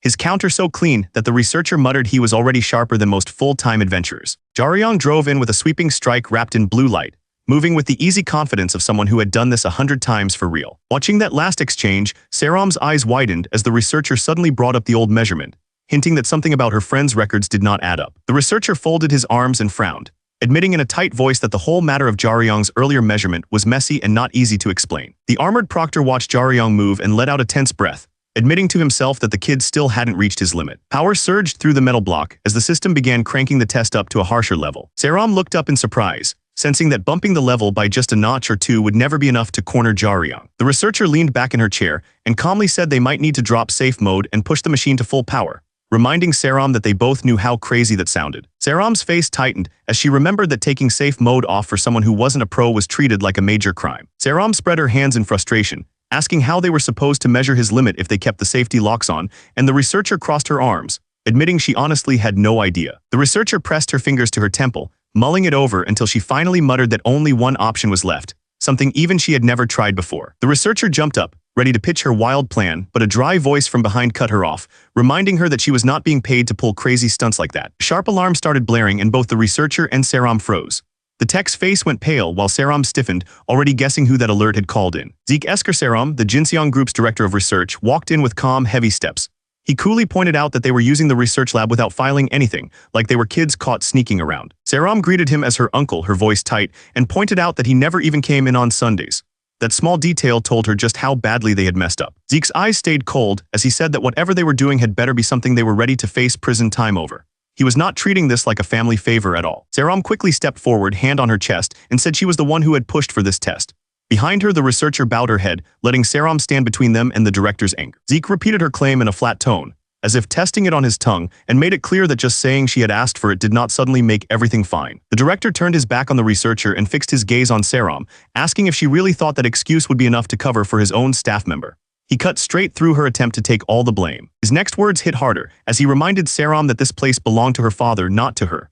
She stood there facing him, suddenly aware that in his eyes she was just a guest who had overstepped. The director's face stayed cold as he told Saram there was nothing she could take responsibility for here. Saram glanced between her uncle and the researcher, thinking that all those stories about how ruthless the director was had been true after all. She remembered training until she could barely breathe while her uncle watched without a hint of warmth, having treated her like that ever since she was little. Back in the lab, Saram stared ahead and thought how, even back then, she had not done anything wrong to deserve that kind of treatment. The researcher swallowed hard, thinking that it was the weekend, when other adventurers tied to Jinseong Group often used this lab too, which only made this mess worse. The director relaxed his tone a little and called out to the person they had dragged in for testing. On the giant screen, the helmeted adventurer paused his warm-up and asked if there was some kind of problem. The director eyed the man on the screen and calmly asked who he was, wondering if this opponent was really on the same level as their test subject. Saram lowered her eyes and quietly admitted that the man in the test area was just her friend. The nervous researcher rushed to explain that Saram's friend had failed every special school exam, still dreamed of being an adventurer, and had even lost his old test data. The director's gaze hardened as he noted that the tests were expensive and that Saram had bent the rules just to help a friend transfer. On the screen, the training golem sat slumped in standby, looking far too simple for the kind of talent they were dealing with. The director let out a short answer, signaling that he had made up his mind. Saram and the researcher froze, wide-eyed, as they realized the director planned to step into the test in person. The researcher forced out a shaky laugh and carefully asked if the director truly meant to go through with that plan. The director strode toward the exit with his jacket over his arm, saying that if the safe mode golems were not enough, he would go down and face Saram's friend himself. The test taker stood in the center of the arena, staff in hand, while the director calmly explained that once in a while normal tests were not enough. He stiffened as the director went on, saying that when it was hard to find someone's limit, adventurers sometimes had to fight each other for real. The gate lock flashed blue and the heavy door slid open, making it clear that someone a few levels above the test taker was being brought in. The director stepped out of the bright doorway, rolling his sleeves as he walked in and saying he would skip introductions. The director explained that he did not have much time, making it clear this would be a short, sharp test rather than a slow warm-up. The test taker stared at the newcomer, mind racing, as a sharp chill ran through his body and he wondered what kind of monster he was facing. The director calmly cracked his fingers, while Jaryong, still in the dark about his identity, could only feel that there was no way he could win against this man. Jaryong's body moved on its own, darting in with his staff before he could even think, and the director, watching him coolly, stated that he would be Jaryong's opponent instead of the golems and told him to give it everything. Jaryong remembers the last time he felt real danger from a human, a smirking swordsman whose blade seemed ready to cut him down at any second. But this elf-like director walking out of the gate feels far worse, his blue aura so heavy that Jaryong cannot imagine any path to victory. Inside the helmet, Jaryong swallows hard and tightens his grip on the staff, forcing his shaking body to answer the challenge anyway. The director calmly tells the staff that his safety is not a problem, making it clear to Jaryong that he should attack with everything he has. Jaryong roars forward, pouring mana into his staff and sending a huge blue wave racing across the arena toward the director. As Jaryong hurls himself down with another charge swing, the system flashes his opponent's name and role, marking him as Zeke Esker Saram of the Jinseong group and Saram's own uncle. The system adds one more line, stating that Zeke is Korea's 7th strongest ranker, while he simply raises a hand as if this clash is nothing special. The system clarifies that adventurers in the top 100 are called rankers and sorted by colors, with only the very top few like Zeke reaching the rare white class. Jaryong whips his staff down and a giant blue wave tears across the arena, swallowing the space between him and the director in raw force. As he charges through his own wave, Jaryong studies the director's stance and admits to himself that he cannot spot a single gap to aim for. With the director standing there like nothing can touch him, Jaryong settles on a simple plan: hit with everything he has and carve out his own opening. He drops from the air like a hammer, channeling every drop of mana into one brutal swing meant to smash straight through the director's guard. His eyes sharpen as he closes in, already betting that the director will slip aside and give him the tiny gap he needs. The director's relaxed gaze hardens for the first time, as if he is finally willing to answer the opening Jaryong is trying so hard to force. The staff hits like a falling bolt, blue power ripping across the floor and hurling the director backward, his hand still stretched toward the point of impact. Jaryong stares at the aftermath, stunned that even a blow like that did not feel like a clean hit, a cold doubt creeping into his chest. The director covers part of his face with his hand and starts to speak, his tone calm but clearly unimpressed by Jaryong's all-out strike. The director rests the staff on his shoulder and admits Jaryong is far more careless than he first thought, as if this whole clash is just a light warm-up to him. Without giving him time to reset, the director whips around and drives a sharp kick into Jaryong's side, hurling the armored fighter backward on a trail of blue force. Jaryong steadies himself inside the helmet, teeth clenched as he forces his spinning thoughts to settle and locks back onto the director. The director twists his body as another roaring wave crashes behind him, moving with such ease that the blast looks more like a passing breeze than a real threat. Dropped to one knee and clutching his ribs, Jaryong gasps for air, unable to understand how his full-force blows keep getting brushed aside like nothing. The director studies the panting fighter and wonders aloud if Jaryong is playing around just because this is a test, or if he truly believed such tricks could work on someone of his level. Even as the director dismisses his approach as a foolish choice, Jaryong forces himself upright, fists raised again, choosing to stand in front of that overwhelming power one more time. The director walks up to the staff lying on the floor, his calm step making it clear he knows Jaryong has already lost control of the fight. The director lifts the staff with one hand and points out that Jaryong has even let go of his weapon while still fully awake, treating it as a rookie mistake. Jaryong stiffens inside the helmet, a cold drop of sweat running down as he realizes the director is calmly counting his mistakes. The young fighter clamps both hands around the staff and pulls it close, forcing his aching body to answer the director's challenge one more time. Blue power gathers around the director's hand as he calmly says he has already let Jaryong get away with 2 foolish mistakes, claiming that is more than fair. Wrapped in a blazing blue aura, the director warns that if Jaryong messes up again, he will end this right away, even adding that someone this sloppy would be better off dropping the dream of becoming an adventurer. Jaryong surges across the floor in a streak of blue light, saying he can tell the director has it out for him, but that he does not mind and will come anyway. Armored fighter hurls himself through the air, staff cutting a bright blue arc as a roaring vortex of mana coils around him for one more all-out strike. The director watches Jaryong rush in again and quietly notes that the kid is using the exact same approach as before, already curling his fist to answer it. Jaryong's foot smashes into the floor, blue mana bursting out as he rockets forward even faster than before. The director's eyes sharpen in surprise as he senses a twist in Jaryong's charge that does not fit the pattern he expected. Blades of blue energy rip out from Jaryong's swing,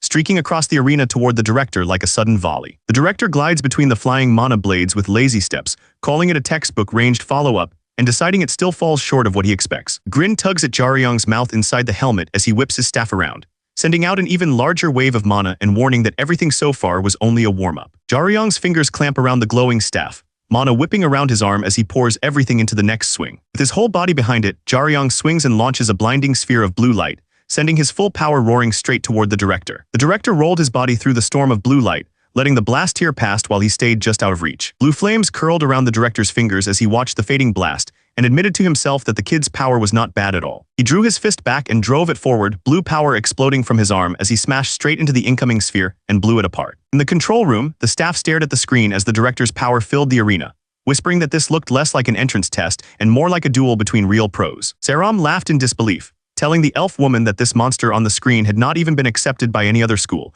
which only made the whole thing seem crazier. Then Saram scratched her cheek and admitted that, to be fair, Jaryong was not perfect and still had some rough edges. Saram lifted her head at the question, weighing how to put Jaryong's problem into words. The elf instructor blinked as Saram calmly explained that it was not some tiny flaw but a real harmful weakness holding Jaryong back. The elf instructor watched the clash and quietly admitted that, in this part of combat, Jaryong was already ahead of her, missing only one thing she still had. Down in the arena, the director shot forward with a fist wrapped in blue power, proving he could trade blows with Jaryong on even ground. The director cut through the fading blast, sliding right up to Jaryong's side and turning the boy's own attack into a path straight to him. Jaryong's eyes went wide as the director's arm locked down his weapon, and he finally understood that the flow of the fight had just flipped. In the control room, Saram clutched her collar and blurted out that Jaryong had just lost the lead. The director did not waste the opening and drove a blazing strike into Jaryong's side, hammering him with the full weight of his power. Jaryong grit his teeth and shouted, forcing his battered body to move as he swung back with everything he had left. Jaryong poured the rest of his power into a wild swing,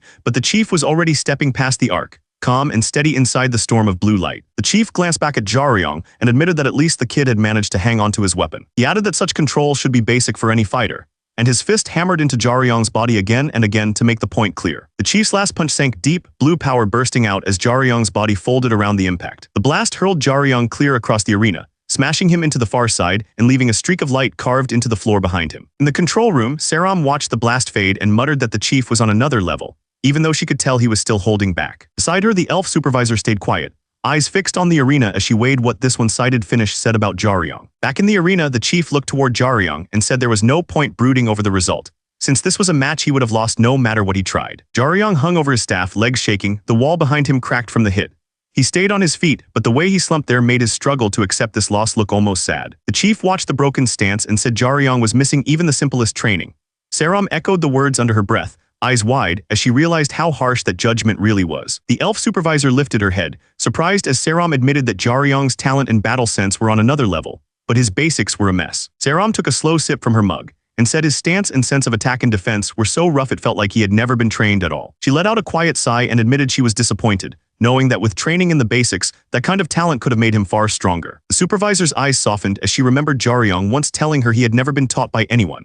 In her mind, his shadowed figure from that night overlapped with the battered fighter in the arena. Back in the arena, the chief rolled his wrist and said he had met plenty of people like Jaryong before.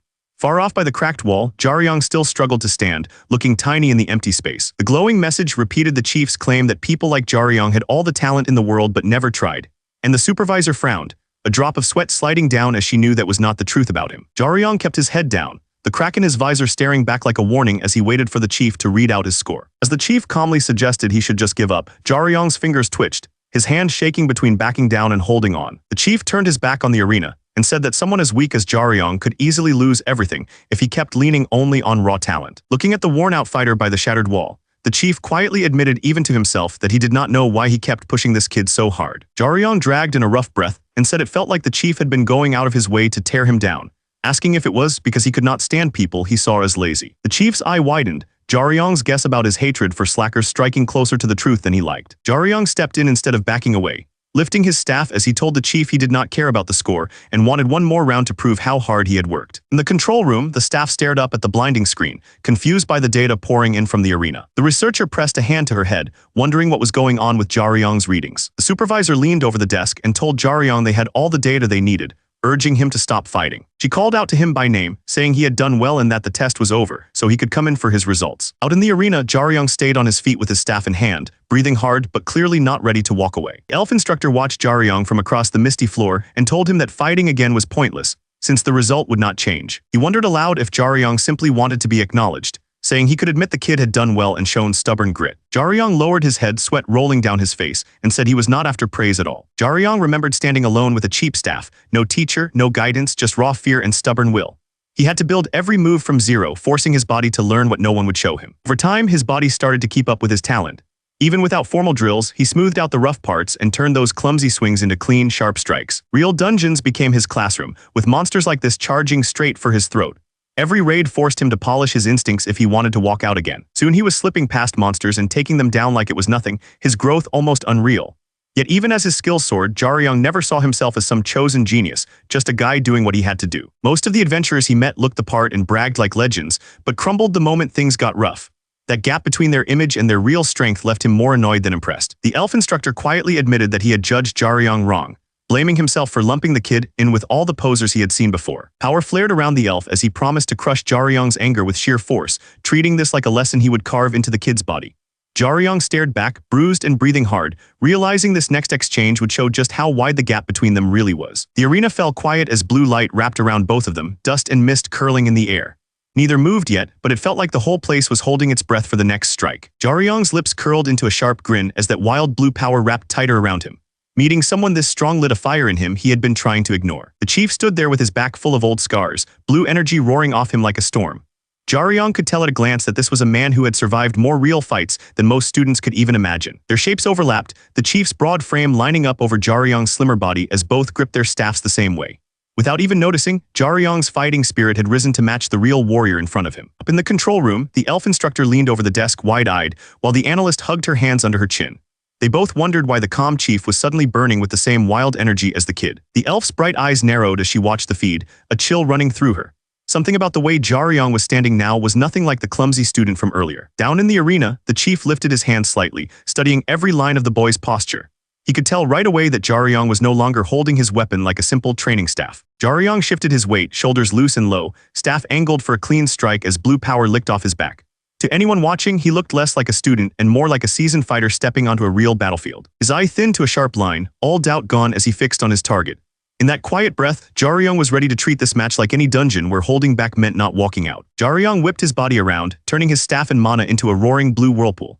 The elf chief could only stare as the calm student from earlier vanished, replaced by a storm rushing straight at him. The staff carved a bright line through the air, its edge passing so close it brushed the chief's face.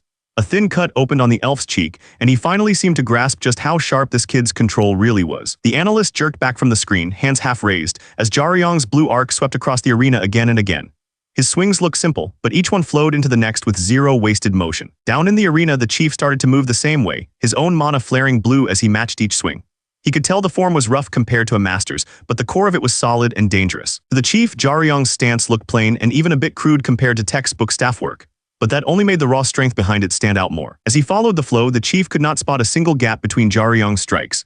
Whoever had shaped this kid, whether a teacher or hard life itself, had given him a style built to survive real fights. In the control room, the elf instructor and the analyst watched in stunned silence, sweat beading on their faces. Both of them knew this was no longer a normal school test, but the movement of a real frontline fighter. Jaryong drove in with his staff, jaw tight and eyes burning, every muscle locked on finishing the exchange. For a heartbeat, the chief was back in his own youth, sweat running down his scarred back as he pushed through the same kind of merciless drills. As a kid, Jaryong used to hide by the door, swinging a broom like a spear while the grown warrior drilled outside. He copied every move he saw, turning playtime into his first real training. Now that same hand blazed with tight blue mana, no broom, no wobble, just clean control. All those copied swings had hardened into real power. Jaryong crashed in, blue light bursting with every hit as he hammered the chief's guard. Each strike was simple, direct, and too fast to waste. Back then, the kid would end up soaked in sweat, grinning with the broom on his shoulder. He thought it was just fun, not knowing he was building the base for everything. In the arena, that same motion had grown into a wide blue arc that tore through the air toward the chief. The elf stood firm inside his own glow, meeting the swing head-on. The chief finally moved for real, driving in with his body wrapped in the same fierce blue light. He matched Jaryong's speed, showing the gap between a student and a veteran. One evening, the warrior slid the door open and froze at the sight of the kid swinging that broom with real form. Sweat ran down his chest as he stared, caught between surprise and a strange kind of pride. Back in the arena, a roar of blue light crashed into the chief, forcing him to plant his feet and take it head-on. The playful swings of a boy had become a blow even a veteran had to respect. The warrior's eyes went wide as he watched the blue light crash into him, sweat rolling down his face. For the first time, he looked like he was honestly stunned by the kid's strength. Jaryong pushed in without holding back, blue mana roaring around his fist. His eyes were cold and sharp, like he had already decided this blow would land. In the quiet hall, the warrior's rough hand lowered, reaching toward the small figure that had been copying his every move. Out in the arena, Jaryong's arm carved a straight line through the air, blue power stretching out like a blade that refused to slow down. The boy froze under that shadow, sweat running down his cheek as he looked up, unsure if he was about to get scolded or praised. Jaryong's body followed the line of his strike, shoulders turning as the blue glow tore past his face.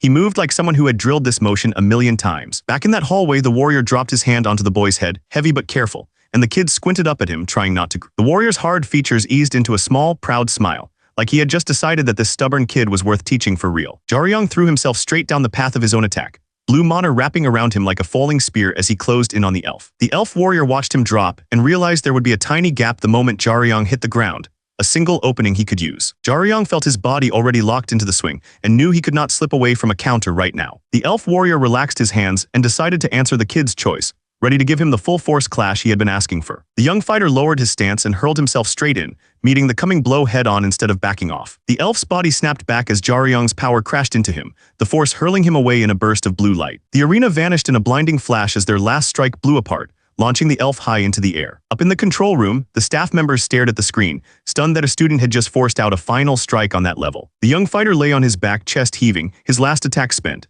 From somewhere above, the elf asked if that final rush was just the last bit of pride he had left. The student forced out a weak breath and denied it, saying it was not about pride at all. He explained that he had simply run out of moves, that everything he had used was all he had ever memorized. The elf warrior watched in silence as the boy admitted that holding back had only made him take more hits, yet somehow he still felt the whole thing was not that bad. Suspended in the middle of a huge swirling sphere of mana, the elf stood untouched, making it clear just how wide the gap between them really was. The battered student lay there with one eye swollen shut, letting the tension leave his face as he accepted the loss. The elf woman sprinted in, calling out to her uncle, the same elf who was known among the highest rankers for his sharp tongue and harsh ways. The elf warrior told his niece to calm down and raised a hand over the fallen student, mana gathering around his fingers, the same overwhelming skill that kept even top rankers from ever questioning him. The elf pressed his hand over the boy's face, flooding him with warm, blinding light as healing mana rushed through every inch of his body. With the spell done, the elf let the light fade and eyes closed in calm, told his niece not to worry. Hands in his pockets, the elf walked past Jaryong's resting body and told his niece that the kid would be fine, since he had already erased every injury. The elf woman glanced from her uncle to the boy on the floor and asked if the student's name was really Yu Jaryong, and her uncle calmly confirmed it. The elf's gaze turned distant as he said that Yu Jaryong's father was Zeke Eskerseram, one of only 10 white class rankers in the entire country. With a faint, almost proud smile, the elf added that he never expected to meet that ranker's son here, let alone the child of the greatest healer in all of Korea. Outside, the city glowed in warm sunset light, the empty parking building waiting quietly above the streets. The elf healer strolled past the trees with his jacket over his shoulder, realizing he was cutting it close for his next meeting. In a red sports car, a broad-shouldered man leaned on the door, grumbling that his partner should have warned him if he was going to be late. The driver shot a crooked smile over his shoulder, saying that every time they showed up late, everyone acted like it was always his fault. The elf healer slipped his jacket on and answered in a flat voice that something unexpected had happened, and kept him longer than planned. The man in the car held out the jacket with a grin, saying he had heard about the duel with some student and joking that it must have been more than one kid, or something even messier. The driver's red eyes snapped wide as the pieces clicked, and he finally understood what that duel really meant. A loud scream from the car made the elf healer blink in confusion, tilting his head as he wondered why his partner was suddenly freaking out. The driver leaned toward the elf, pointing at his face, stunned that the tiny mark on his cheek was actually a cut. The elf healer just stared ahead with a calm face, asking what else it could be if not a cut. The driver pushed his glasses up, saying he just could not believe it, then worked out that if the kid was getting ready for school now, he should be 16, yet he was already 17. The elf healer settled into the seat, and said it looked like that kid was aiming to enter Warrior High this coming winter. The driver stared at the road, saying he did remember a winter recruiting, but added that during the 3 years he went there, not a single person had managed to pass it. Even so, the driver said he was sure that kid had a real chance, since he did not even have an adventurer ID yet, but had already managed to put a cut on Zeke Escarceram's face. The elf healer tightened his seatbelt and muttered that the younger ones were getting really scary, saying he needed to stay on guard even as he found it a bit funny. Then the elf healer added that while it was never fair to compare people to elves, he was sure there was no real difference between that kid and the man sitting beside him. Kang Jin-ho brushed off the healer's praise, thinking there had to be a gap between him and some high schooler even if that kid was gifted. After all, he was South Korea's 19th-ranked black class adventurer and the leader of NICS, the country's top attack squad. With a small, confident flick of his fingers on the console, Kang told himself he still had the edge over that teenager. Kang grinned, counting both his age and talent as reasons he still stood above the kid, even though he had only left Warrior High a year and 7 months ago. The elf healer exhaled and, instead of arguing, suddenly asked about the fancy car, pretending to be more interested in the ride. Kang refused to let it slide and dragged the talk right back, not letting him dodge the comparison. Kang explained that he had ordered the sports car a while back and that it had only just been delivered, joking that he hardly had chances to spend his earnings anymore. When the healer asked the price, Kang quietly admitted it was 3.5 billion, and the elf instantly claimed he could not hear a thing, as the car tore through the glowing city. Far from the busy streets, Yu Jaryong lay stretched out on a cold medical bed, surrounded by silent machines that had been working on his broken body. Jaryong jerked upright with a start, his heart racing as he took in the unfamiliar infirmary around him. He raised his hands and stared, stunned to see smooth skin where torn flesh and bruises should have been, and felt that every trace of pain had vanished. A calm voice noted that he was finally awake, and Jaryong turned toward it, still trying to process how he had gone from the edge of collapse to feeling completely fine. The elf healer walked in with 2 hot drinks and calmly asked what he had been thinking taking on that fight. Jaryong admitted he never really believed he could win in the first place. The healer blinked in surprise when he said he had just lost his temper because the other guy picked the fight. She pressed him, wanting to know what exactly had started it. Jaryong answered that it was his uncle, which made the healer freeze. She could not believe that a relative had tried to fight him. Jaryong added that the man was his uncle on his mother's side, and his thoughts drifted back to that sharp-eyed elf. He studied the memory of the man, trying to make sense of why family had come at him like that. The healer handed Jaryong a warm mug, and the sharp edge in the room faded into a gentle, awkward calm between them. The healer said it looked like he had a good relationship with his uncle, since the man's attitude toward him had felt oddly caring. Jaryong frowned at his drink and asked what she was even talking about, but the healer just repeated that she meant exactly what she had said. Staring into the steaming drink, Jaryong said his uncle had probably just been scared that some strange guy was trying to use his niece. He quietly agreed that, from the uncle's side, that worry was completely fair. The elf healer shook her head, insisting her uncle was not that kind of person, even if he always acted strict. Young doctor poked her head through the door with a bright smile, surprised to see that he was already awake. The doctor stepped fully inside and asked if anything still hurt, but Jaryong just sat there with his mug and said he felt fine. The doctor chuckled and said the treatment was so thorough it should have taken care of any old injuries too. She added that their chief might not look like much, but he was actually the greatest healer in the whole country, which made Jaryong rethink what had just been done to his body. Jaryong's eyes widened as he remembered that crushing pressure from before, and grasped that the man who healed him was even stronger in another role. His mind flashed back to the chief tearing through a fully armored fighter with blinding blows, the kind of force that made it clear healing was only his side job. Back in the room, a nervous grin tugged at Jaryong's lips as sweat slid down his cheek, already bracing for what the doctor was about to tell him. Jaryong lifted the tablet, eyes locked on the screen, while the elf healer hovered beside him, just as curious as he was about what his test had shown. On the screen, Yu Jaryong's profile glowed with numbers most kids would dream of, with strength, stamina, and agility all sitting at the top of the chart. The elf healer gaped at the numbers, but Jaryong just glanced over and asked if results like that even counted as anything special. The doctor scolded him for playing dumb and explained that to even dream of being a first-class adventurer, most people had to fight hard just to push a single stat up to a B rank. Her words shifted to examples, showing a runner with decent stamina and agility, the kind of balance that let a normal person move well without any glaring weak point. Then she pointed out someone who was quick on his feet but ran out of breath almost right away, proving that sharp agility meant little when stamina lagged far behind. Another fighter swung with crushing strength, yet his slow, stiff movement made it clear that even an in power could be wasted if the rest of his body could not keep up. Back in the room, the elf healer crossed her arms and summed it up, saying that while most people might scrape together 1 or 2 decent stats, having several high ones at once put someone in a whole different league. Strength, stamina, and agility sat at the center of everything, and even reaching a C rank in all 3 already made someone a rare combatant among normal people. If all 3 of those stats hit B, you were already 1 in 1,000, the kind of person who could stand among top adventurers on talent alone. The elf healer knew that was already crazy,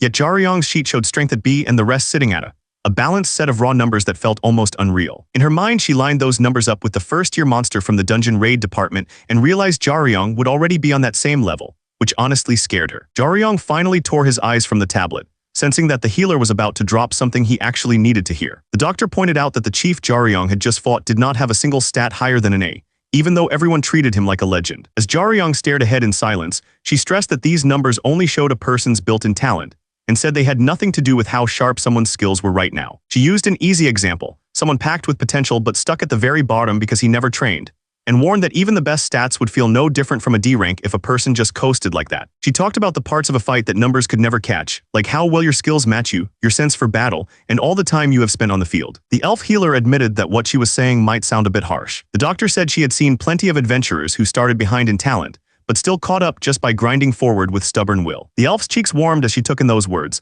looking both shy and strangely encouraged. Jaryong tapped the tablet to turn it off, thanking her for taking the time to explain everything. As he started to walk off, Jaryong added that he was not upset, only that this whole ranking stuff still did not really click for him. He mentioned someone he knew, saying that next to that person he still had a long way to go. The doctor blinked in surprise, saying that knowing someone like that was unusual and that this person had to be really famous. Jaryong stretched his neck with a small smile, admitting that maybe she was right after all as the memory of that monster of a man flickered in the back of his mind. The elf healer crossed her arms and said they were done for the day, telling him he did well and that they could meet again next weekend, only to cut herself off when she noticed he was already walking off. She hurried to catch up beside him and suggested that since he was already here, he might as well drop by the equipment production department, then paused as a worry crossed her mind. The healer glanced away, admitting she did not really know anyone in the production department, and that there was no way her strict uncle would ever approve something like that for a random student. The chief just smiled behind her glasses and told them the visit was already cleared, since the head of the place had given his approval. The elf's eyes went huge as she blurted out her shock,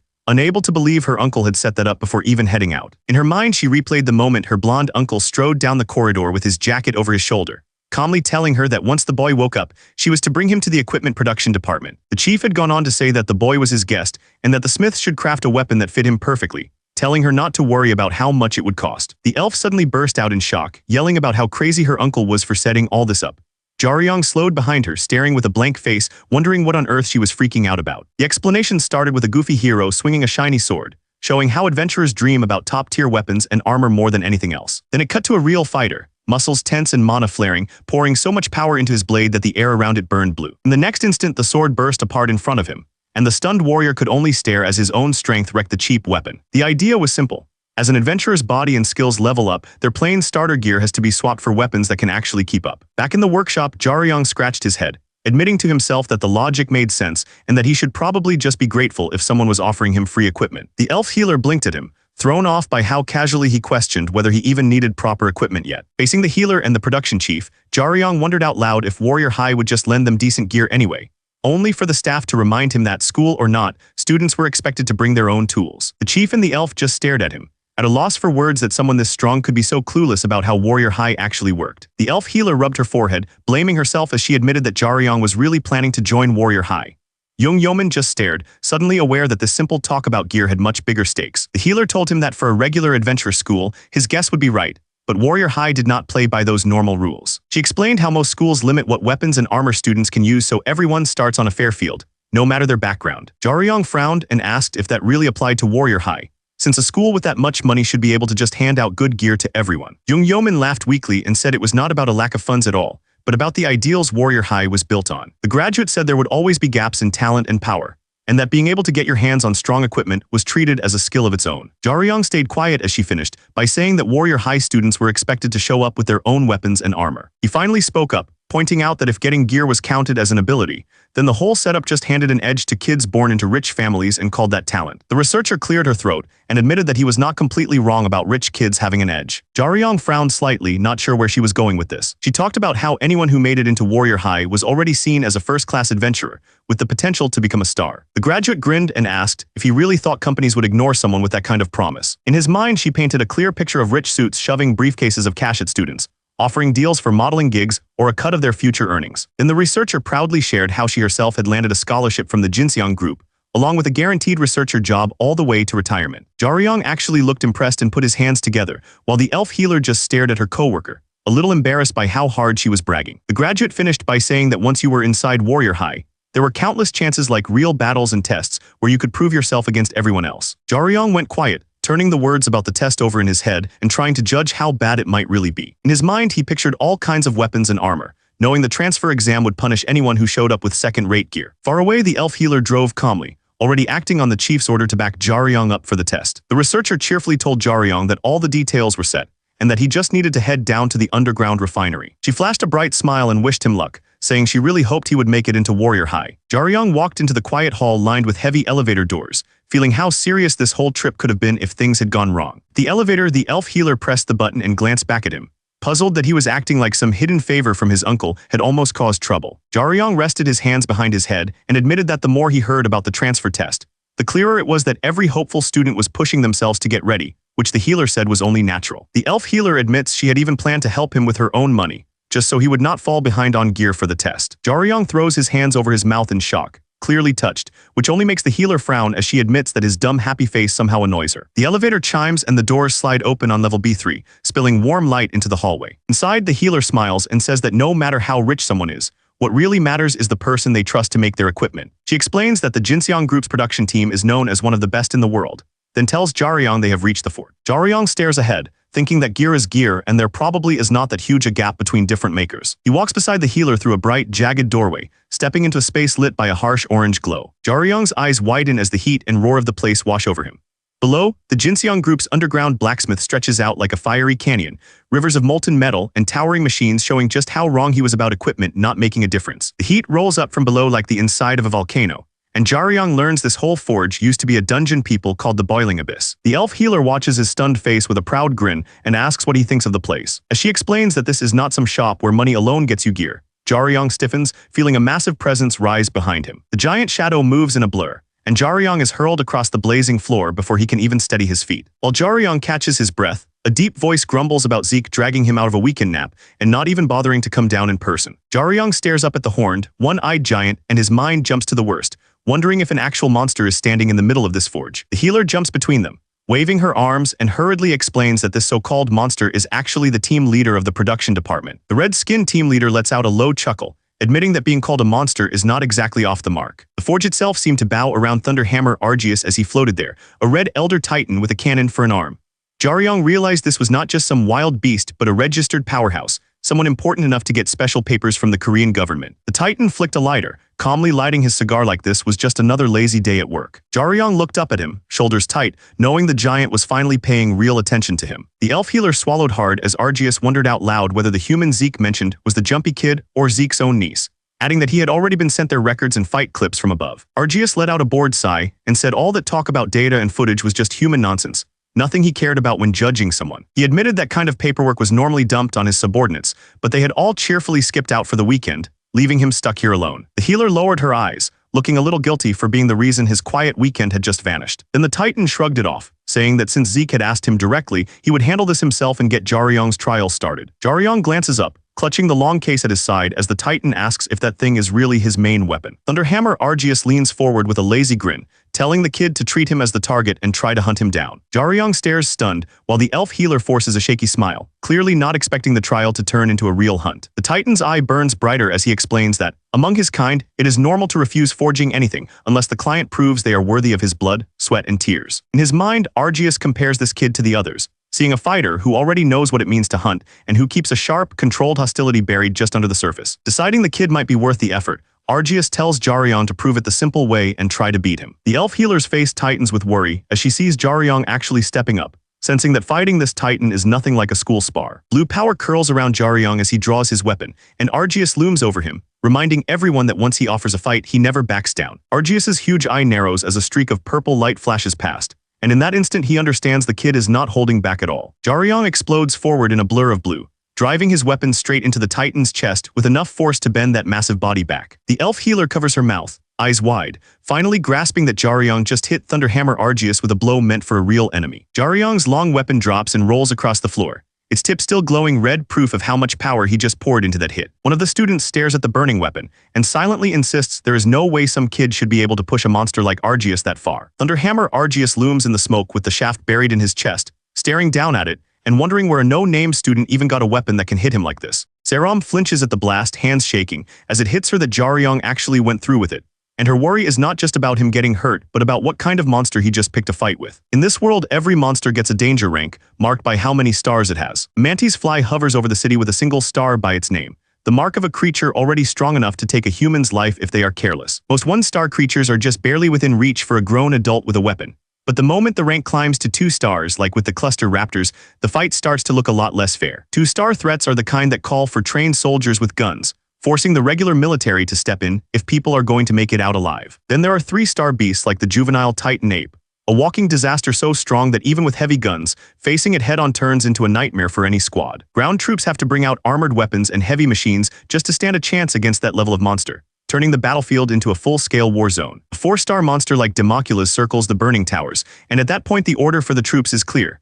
Stop trying to win the fight, get people out, and do whatever they can to keep the city from being wiped out. Once people are cleared out, the army's answer is simple. Level the whole area with bombers and long-range strikes until the monster finally stops moving. Even with all that firepower, the brass knows the truth. The military can only really deal with monsters up to danger rank 4. Anything rated 5 stars or higher sits on a whole different level. The kind of monster modern armies simply are not built to handle. Even if they somehow bring one down, it takes so much firepower that the city under it is left broken beyond repair. So to keep the damage down, they send in the only people who can really stand up to those things, an attack squad made from the very best adventurers alive. One of those monsters is Arges, an elder titan whose last recorded danger rank was a full 7 stars, the kind of thing that turns whole cities into memories. Seram stares at the clash in front of her, hands shaking as she demands to know where Jaryong even got a weapon that can bite into a monster like Arges. Jaryong keeps his eyes on Arges and admits the truth without looking at her, saying the weapon is a last technique he took from his father Yuseong. Arges points straight at Jaryong and tells him to choose his next words carefully, making it clear that a wrong answer will cost him. He calmly explains that the spear Jaryong is using is his own work, and both Seram and Jaryong freeze as they realize they are holding a weapon made by the very monster they are fighting. Arges slams his foot into the ground, power rippling out, and says he will give Jaryong one last chance to answer him honestly. Watching Jaryong rush in with the spear, Arges demands to know why that weapon ended up in Jaryong's hands, instead of with the person it was originally forged for. Seram chews on her nail, mind racing as she realizes that if Arges really crafted that spear himself, its danger rank must be insanely high. Remembers that any weapon on that level would be logged in the association's database the moment it was made, complete with its owner and exact storage location. Looking at Jaryong holding it now, she knows this is not the kind of weapon some back alley smuggler should be able to get through normal channels. As she watches Jaryong's back, Seram wonders if he stole that spear from someone important, or if there is an even deeper link between him and the person Arges forged it for. Arges lets out a crooked smile, twisting Jaryong's refusal into a taunt and acting like Jaryong has no real reason to hide anything from him. Seram yells at Jaryong for being reckless, but in the same breath she admits she gets why he answered that. The giant monster nods like he has heard enough and says he will keep that answer in mind, then raises his massive arm as power gathers for crushing blow. As that shadow fell over him, the only thing Jaryong could think of was that he was about to die, and he knew there was no way his body could dodge in time. With escape off the table, he stares into that wall of power and racks his brain for any way to block it and stay alive. He thinks about using the needle, but throws that plan away at once, knowing that Monster's hand has no weak point a tiny tool like that could pierce. His mind jumps to the swelling technique, but the memory of his body smashed on the road tells him everything. Against this kind of force, trying to absorb it would do nothing and would leave him dead on the spot. With every other plan thrown out, Jaryong plants his feet and calls up the final move his father once showed him, gripping the spear just like Yuseong did as he readies the last technique. Jaryong drives the spear forward, blue light roaring around him as he pours everything into that stolen move from his father. The giant monster's single eye widens, and it hunches down in panic as Jaryong's strike crashes toward it. 2 heavy trucks slam straight into each other, showing how the bigger, stronger mass always wins when they hit head-on. Jaryong grits his teeth and twists his body, already planning a way to dodge that simple rule of brute force. The truck slams into a car from the side instead, and the impact skids the smaller vehicle away instead of stopping the truck cold. Using that same idea, Jaryong slants his spear just right and sends the monster's crushing strike sliding past him, turning that unstoppable force off its path. Arges stares wide-eyed, sweating as he realizes Jaryong just turned aside a blow that should have crushed anyone facing a 7-star monster. With the monster off balance, Jaryong locks onto the only opening he has left and charges in, planning to drive his needle straight into that huge eye. Arges snaps his thick arms across his chest, and Jaryong's spear slams into solid muscle instead of that huge eye. The blue light flares uselessly as the 7-star monster smothers the last chance Jaryong had been aiming for. With Jaryong stalled, Arges slowly turns toward a man pinned between concrete blocks. The trapped human shakes so hard his teeth almost chatter as that single yellow eye settles on him. The pinned man grits his teeth and tries to force his body free, a faint aura flickering around him. Before he can do anything stupid, a sharp command cuts through the chaos and tells them all to stop. Arges lowers a heavy tool toward the woman with calm, steady movements, telling her he gets why the human looks shady to her. Even with flames all around, the giant talks like he is trying to cool things down, not start a fight. The elf woman stands her ground, saying that even if Jaryong looks guilty, that alone does not give Arges the right to attack a human.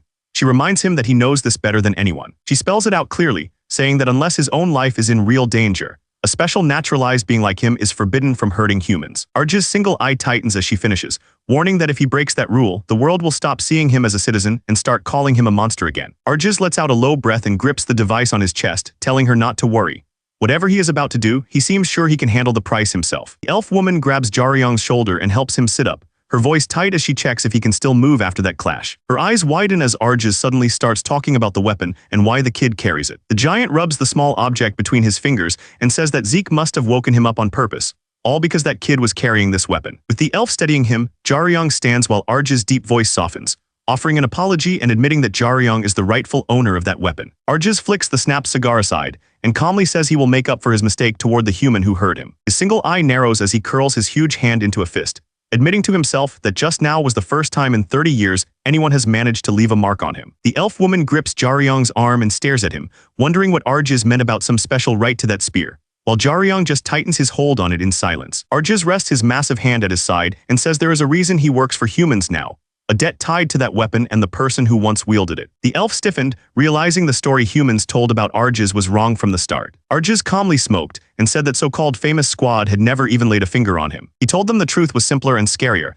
that only one human had ever truly hunted him. He recalled how that lone warrior had torn off his arm and even had the chance to finish him, yet chose to spare him instead. Jaryong stared back, sweat sliding down his cheek, while Arj watched him and slowly hinted that was tied to the kid himself. In his memory, Arj stood like a burning titan, flames raging around him as he faced that one human who dared to challenge him. The giant rushed in wreathed in fire, yet that lone warrior met him head-on, their powers crashing so hard the whole dungeon seemed ready to break. The warrior's figure came into focus, muscles tense and axe blazing with blue light, as Arj finally admitted that this man, the one who had beaten him and spared him, was Jaryong's father. Across the stars, only 10 elder titans watched over Earth, each one towering like a living disaster. Their bodies alone were strong enough to crush anything humans could imagine, and even that was only the start of what made them terrifying. In the end, what made Elder Titans truly famous was not just their strength, but their hands. They could shape metal and mana into weapons and armor that felt more like living artifacts than simple tools. For Elder Titans, giving gear special powers was as natural as breathing. Every swing of the hammer poured strange energy into the metal, turning a simple blade into something the world would fight over. The only others who could make artifacts like that were the dwarves. But unlike the Elder Titans, the Dwarven Smiths chose to work with humans, trading their craft instead of turning it against the world. Elder Titans wanted nothing to do with humans and treated them like pests with no value.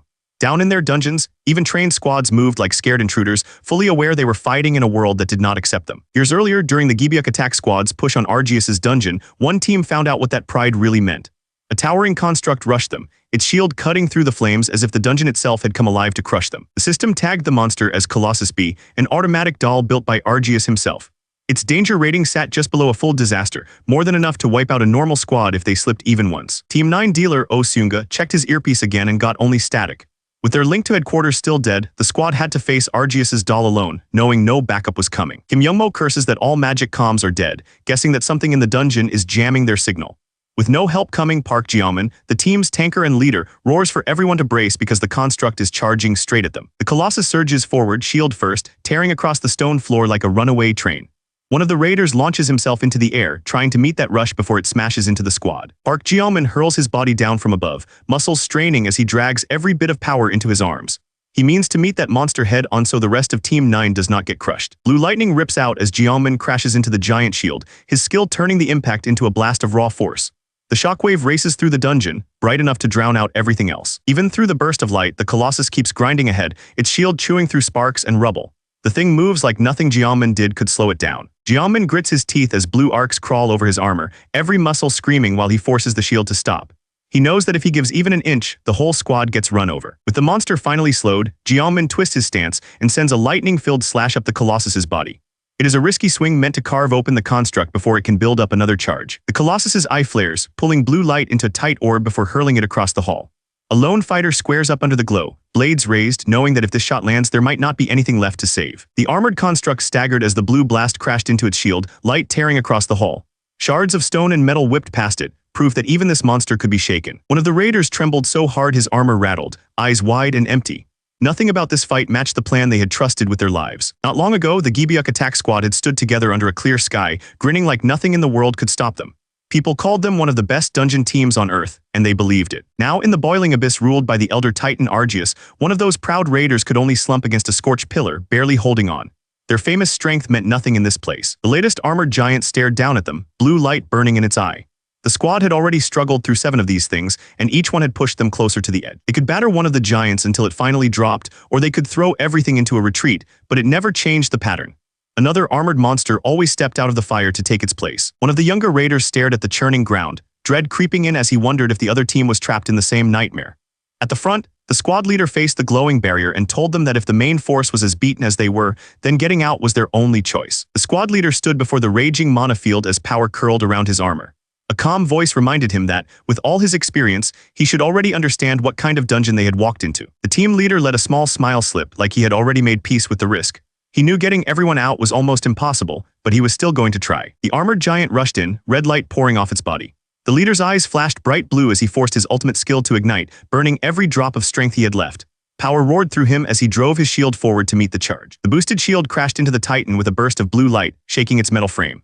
Riding the surge, the leader drove in harder, turning his skill shield slam into a full body tackle meant to stop the monster cold. One of the raiders stared at the leader's glowing back and blurted out a warning, begging him not to use potential trigger yet. He knew that once that skill burned out, their strongest shield would be left helpless. The team leader caught his breath, eyes locked on the Titan as it steadied itself. He admitted he did not have enough left to defeat this thing, but he could still hold it off long enough for the others to escape. Then the leader let out an easy smile, almost joking that there was still a chance he could pull this off. Even if he did not believe it fully, he wanted his people to cling to that tiny bit of hope. His smile faded as a strange pressure rolled over the area, raising the hair on his neck. The leader turned toward it, sensing that the real threat had just stepped onto the field. 2 of the raiders stood frozen, drained and unsure what to do next. Flames split open the far side of the hall as a towering one-eyed warrior stepped out, laughing at how weak they looked and calling them nothing more than bugs. In that instant, every survivor understood that staying here meant they would not live. The 2 raiders shook where they stood, sweat running down their faces. While one froze in terror, the other forced mana to flare around him, already bracing to move. One of the raiders shouted for everyone to get out, his voice cracking from pure fear. Instead of running, the leader hurled himself straight at the one-eyed Titan, shield blazing blue. He aimed his whole body at the monster, ready to hold it back alone. The leader locked his eyes on the Titan and decided to charge head-on, even through the wall of fire. All he wanted was a few more seconds for his people to escape. The flames roared out and swallowed his charging figure, wiping out his momentum in an instant. The one-eyed Titan turned toward the next raider and coldly judged him as beneath notice, treating the man like a weak bug. The Titan sneered at the burned hand on the floor, calling the man's armor trash and his body just as worthless. In its eyes, nothing about these humans reached even the lowest standard. Then the Titan paused and tilted its head, as if it had just noticed something that did not fit with its easy victory. The surviving raider dropped to his knees, clutching his staff so hard his hands shook. Behind him, the leader's burned body lay sprawled on the stone, still smoking. He stared ahead with wide, empty eyes, knowing he was next. The Titan tilted its head and spoke in a low, rough voice, saying it was almost impressed by how loyal these tiny humans were. For a moment, it sounded like it actually found their effort touching. Then the Titan made it clear that to it, that loyalty meant nothing at all. It looked down at the shaking raider like he was already done. Another raider shook so hard his teeth rattled, tears running down his face. He thought about how even their team leader could not handle that thing and cursed himself for ever coming into a place this unsafe. Bare-chested warrior stood nearby, breath coming out in short white puffs as he steadied himself. Even while panting, his voice stayed calm. Resting his weapon across his shoulder, the warrior said they should be learning little by little and teaming up if they wanted to live. To him, racing to be the first to clear this dungeon was pointless if nobody walked out. The raider stared up at the man, tears still clinging to his lashes, and blurted out a shaky question, trying to figure out who this guy even was. The warrior shifted his grip on the polearm and explained that the association had picked up their distress call and sent a rescue team.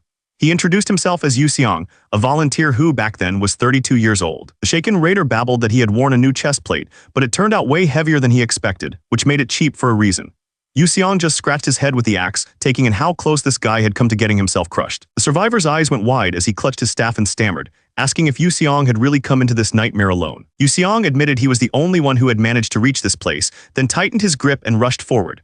A blinding wave of blue power burst from his swing and crashed into the towering, armored monster. Great stone hall shook as flames and dust rolled across the floor, the echo of their clash bouncing off the high arches. Watching the fight, the raider gulped and muttered that these things were unbelievably tough. Yu Xiang eyed the glowing knights and noted there had already been plenty of them, wondering how many more still waited ahead.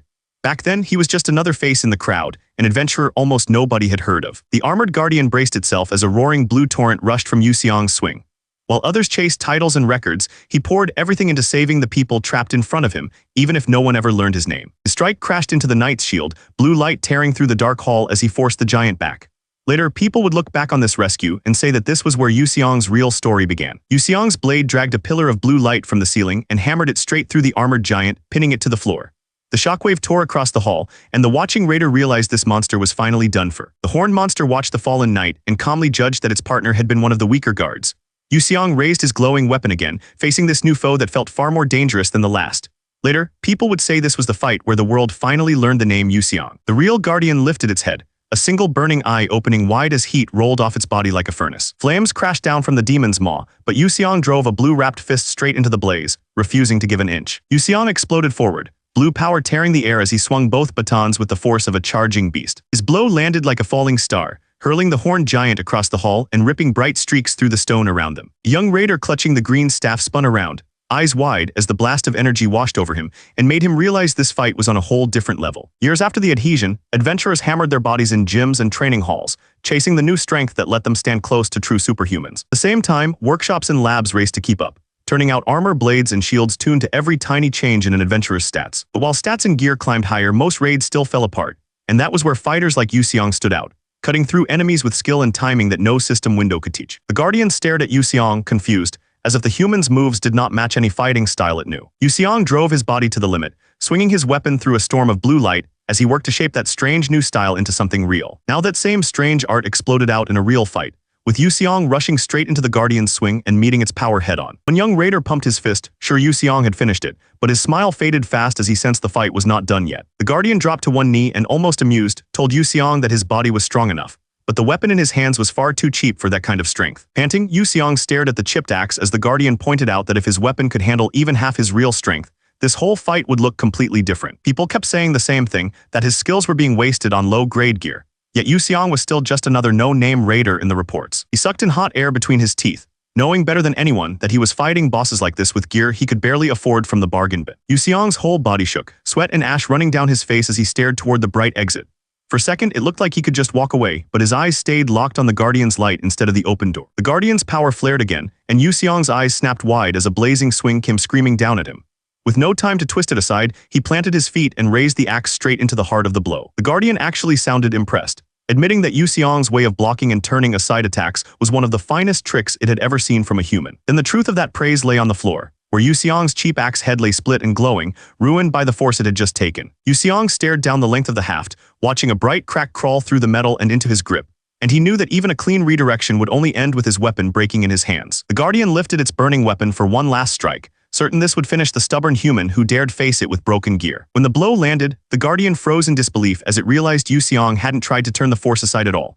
He had taken the hit frontally, shaping that raw impact with his body, and that reckless choice would later grow into the skill Jaryong would come to master. Energy rippled around Yu Xiong's frame, the borrowed power surging along his muscles instead of tearing them apart, and that risky move became the first rough form of swell. The art of riding an enemy's strength instead of running from it. That skill could bounce back any force, but only if the user's body experience and timing were strong enough. In Yu Xiong's hands, it was more than a trick. It was a weapon built on a lifetime of hard fights. He drove his fist forward, blue power twisting around it, and the force coming off that swing showed just how far beyond normal this skill had become. Red flame and blue water smashed together as the Guardian swung down, and Yu Xiong rode the surge up to meet it. That one strike turned swell from a rough idea into the martial art that people would later call a hero's move. Back in the quiet dungeon, the Guardian pointed out that this whole story about Yu Xiong and swell was already pretty famous among humans.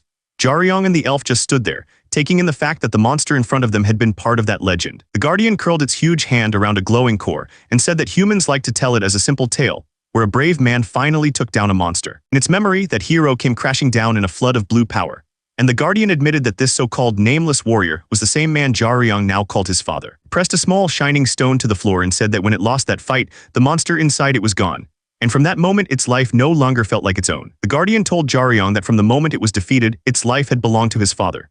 Instead of finishing it off, Yu Xiong chose to let it live, and that mercy has bound the Guardian to him ever since. The raid that the elite squad had nearly blown was wrapped up by one lone member of the rescue team. For such a huge crisis, ending it with a single man's swing felt almost silly, but the real story only began after that so-called happy ending. Elder Titans might fall in battle, but they would rather vanish than lower their heads to those they saw as lesser. Even so, Argius decided to break that pride and asked the humans for time and for exile instead of more fighting. The elf's eyes widened as she said she remembered that case, because when Argius surrendered, it had shaken the whole world. In the end, Argius was even given citizenship, his own ID card, because during all that chaos he had never actually taken a life, even though he had still hurt a lot of people. But his record did not vanish, so to pay for what he had done, Argius was ordered to spend his days down here in the equipment department, working the forge instead of roaming free. The elf frowned, struggling with the idea that the arduous dungeon had been cleared by a single person, since that part was nothing like the version she had learned in school. Sitting like a giant teacher in front of Jaryong, Argius mentioned a staff he had forged, saying he had made that weapon as a tribute to the man who had once spared him. As Jaryong gripped the staff, Argius added that his father had never wanted any reward, but Argius had judged him worthy of a weapon of this level anyway, leaving Jaryong stunned because no one had ever told him about this honor. Jaryong remembered himself as a kid, shaking as he tried to lift that long staff, thinking it was just a tough, boring stick that even the debt collectors had not bothered to take. Argius scratched his head and admitted Jaryong was not wrong, saying that as far as anyone could tell, the staff was only good for hitting things really hard. When Argius brought up debt, Jaryong paused mid-step, and even the elf behind him echoed the word, confused about how money suddenly tied into this weapon. The Titan craftsman waved his fingers and said it was simple, hinting that everything about the staff and the debt came down to money Jaryong's family never managed to pay back. Then Argius asked if his father had ever actually used a staff like that as his main weapon, and Jaryong froze as the gap between the legend he knew and this strange staff finally sank in. Argius described how he had meant to forge a massive axe for instead, planning to finish it once Jaryong's father brought him the rare material needed for the blade. The image of that mighty axe faded into the sight of Jaryong's father lying in a hospital bed, his body ruined and breathing shallowly, a harsh reminder of how far the hero had fallen before that weapon could ever exist. Since Argius had been bound to this place and could not deliver the finished axe, he sent the staff he had already completed to Jaryong's father, and the boy later found it tucked away in that long wooden case, never knowing what it was meant to be. The Titan craftsman frowned and said he could not finish the weapon he had promised Jaryong's father, no matter what the reason was. Then the craftsman reached out his huge hand, saying the half-finished staff was still good enough to become something new. Jaryong stood there clutching the staff as the Titan held out his palm, asking Jaryong to hand over the unfinished weapon.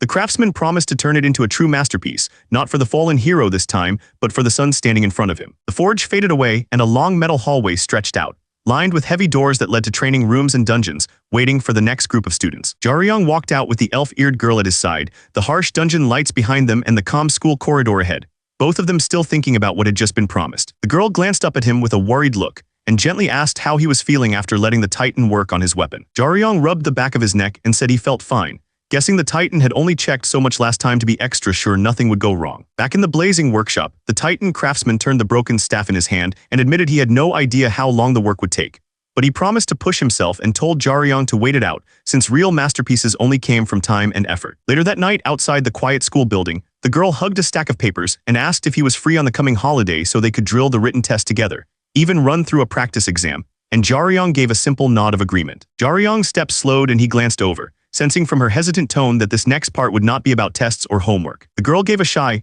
almost excited smile and said his father had to be an incredible person, admitting she never would have guessed the man who cleared that famous dungeon was Jaryong's dad. Jaryong stared down the empty street, his mind spinning with what she had just said about his father.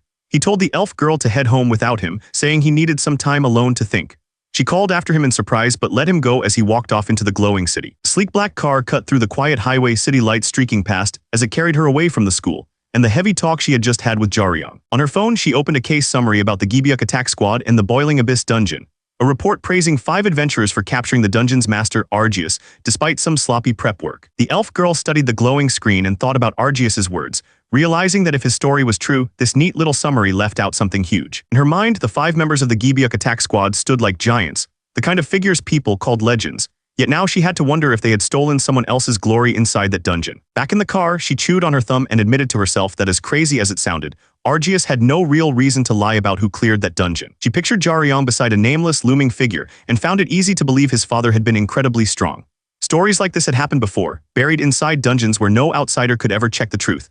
That thought made a cold sweat run down her cheek. Her mind jumped to the case of Yu Seong, the so-called dragon slayer, once praised as one of Korea's best. Later, it came out that every one of his shining feats had been propped up by fake reports and blackmail, showing how twisted the hero world could really be. The elf girl remembers that the whole Dragon Slayer case only came to light because Yu Seong, badly hurt, finally told everyone what really happened. On the screen, she reads how Yu Seong was once hailed as the Dragon Slayer, only for the Gibeok squad to later prove his story was fake, and how Argius ended up working as a researcher for the Korean government instead of staying a dungeon boss. Her hands shake around the phone as it hits her that if this case was stolen once, then Jaryong's father might have been the real one behind it all. A message about the midterm practical scores flashes across her screen, yanking her mind away from Jaryong's father and back to the fact that she is still just a first-year student. Inside the dungeon raid department office, Cho Sia, the young magic instructor, thanks her senior for helping with the mountain of work and apologizes for stealing his whole weekend. Mr. Kang brushes off her apology and Cho Seer reminds herself that as a first-year teacher, watching over these new dungeon kids is part of the job. Mr. Kang flips through the reports and admits that everything at Warrior High has changed, from the workload on the staff to how insanely skilled these kids already are compared to his own days here. Cho Seer leans back from her laptop with a tired smile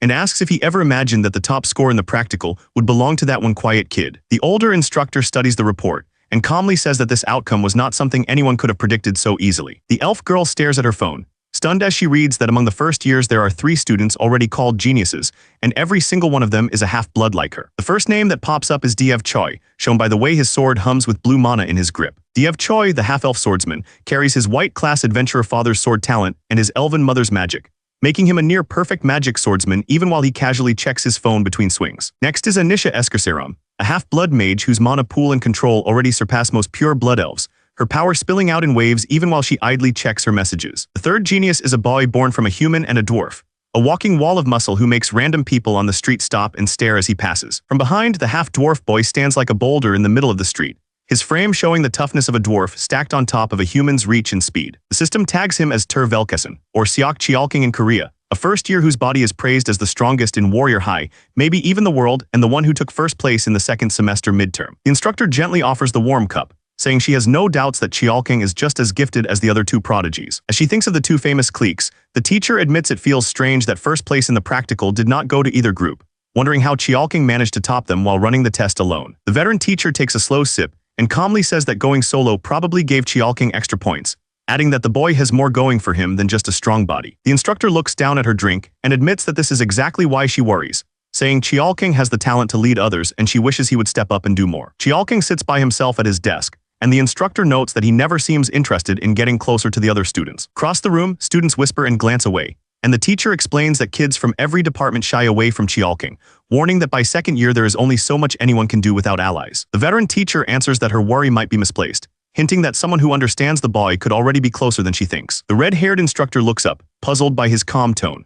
The scarred teacher gathers a stack of files and says there are plenty of times when things are happening right under their noses that they simply do not see. The red-haired instructor looks up, her worry easing a little as she takes in his words about trusting Cheolking. The scarred teacher smiles and says that if she believes in the boy instead of hovering over him, Cheolking will find his own way forward. Few days pass, and by late Wednesday morning, the busy street by the crispy chicken place is calm under a clear sky. 2 friends stroll down the street, one laughing as he repeats a nasty comment he heard, while the other grins along. The joking student slams into a solid body, his drink splashing down his front as he jerks back in shock. The student spins around ready to snap, then freezes as he finds himself chest to chest with a massive white-haired man, while his friend can only stare up in alarm. The towering man lowers his head slightly and speaks in a calm, steady tone, not raising his voice at all. The huge stranger bows a little and apologizes for not seeing them, leaving the 2 boys stiff and wide-eyed, unsure how to respond to someone that scary being that polite. The student who crashed into him flails his hands and begs the giant not to hurt him, while his friend just stands there frozen in fear. The towering man calmly brushes at the spot where the kid grabbed his shirt, watching the 2 boys sprint away like they had just met a wild beast. Under that stone-cold face, the big guy is just a lonely son, his eyes watering as he quietly admits to himself how much he misses his mother. In his memory, a younger Cheolking lights up at the table, while his mother laughs and admits she cannot cook that famous Korean dish he wants, turning even a simple meal into a story about her home. Day after day, his mother fills that small apartment with tales from Korea, and without even trying, she makes Cheolking fall in love with the country and the people she came from. Those years of training and quiet drive pay off, and Cheolking finally pulls on the Warrior High uniform, having fought his way in through a tough special transfer test. In the bright classroom, other Warrior High students joke around without a care, slipping into friendly talk the way Cheolking wishes he could. Cheolking sits alone a few rows back, rubbing his forehead as he wonders how to even start talking to them, scared his clumsy Korean will make them laugh. And for someone as shy as him, that fear feels harder than any dungeon. Cheolking slumps at his desk, hating how his own loud voice just burst out in front of everyone. The boys in front laugh it off and hurry away, tossing him a nervous apology he can barely stand to hear. Cheolking looks around, confused about what he did wrong this time. By the time the first semester ends, that same clumsy pattern has turned him into the quiet loner of the class. On his day off, Cheolking just wanders the city by himself, hands in his pockets, letting the crowds pass like he is not really part of them. He slows down and turns his head, spotting a place that looks busier than the quiet street he has been drifting through. He notices 2 kids heading into a PC bang and remembers a classmate bragging about singing, gaming, and stuffing themselves with food alongside friends.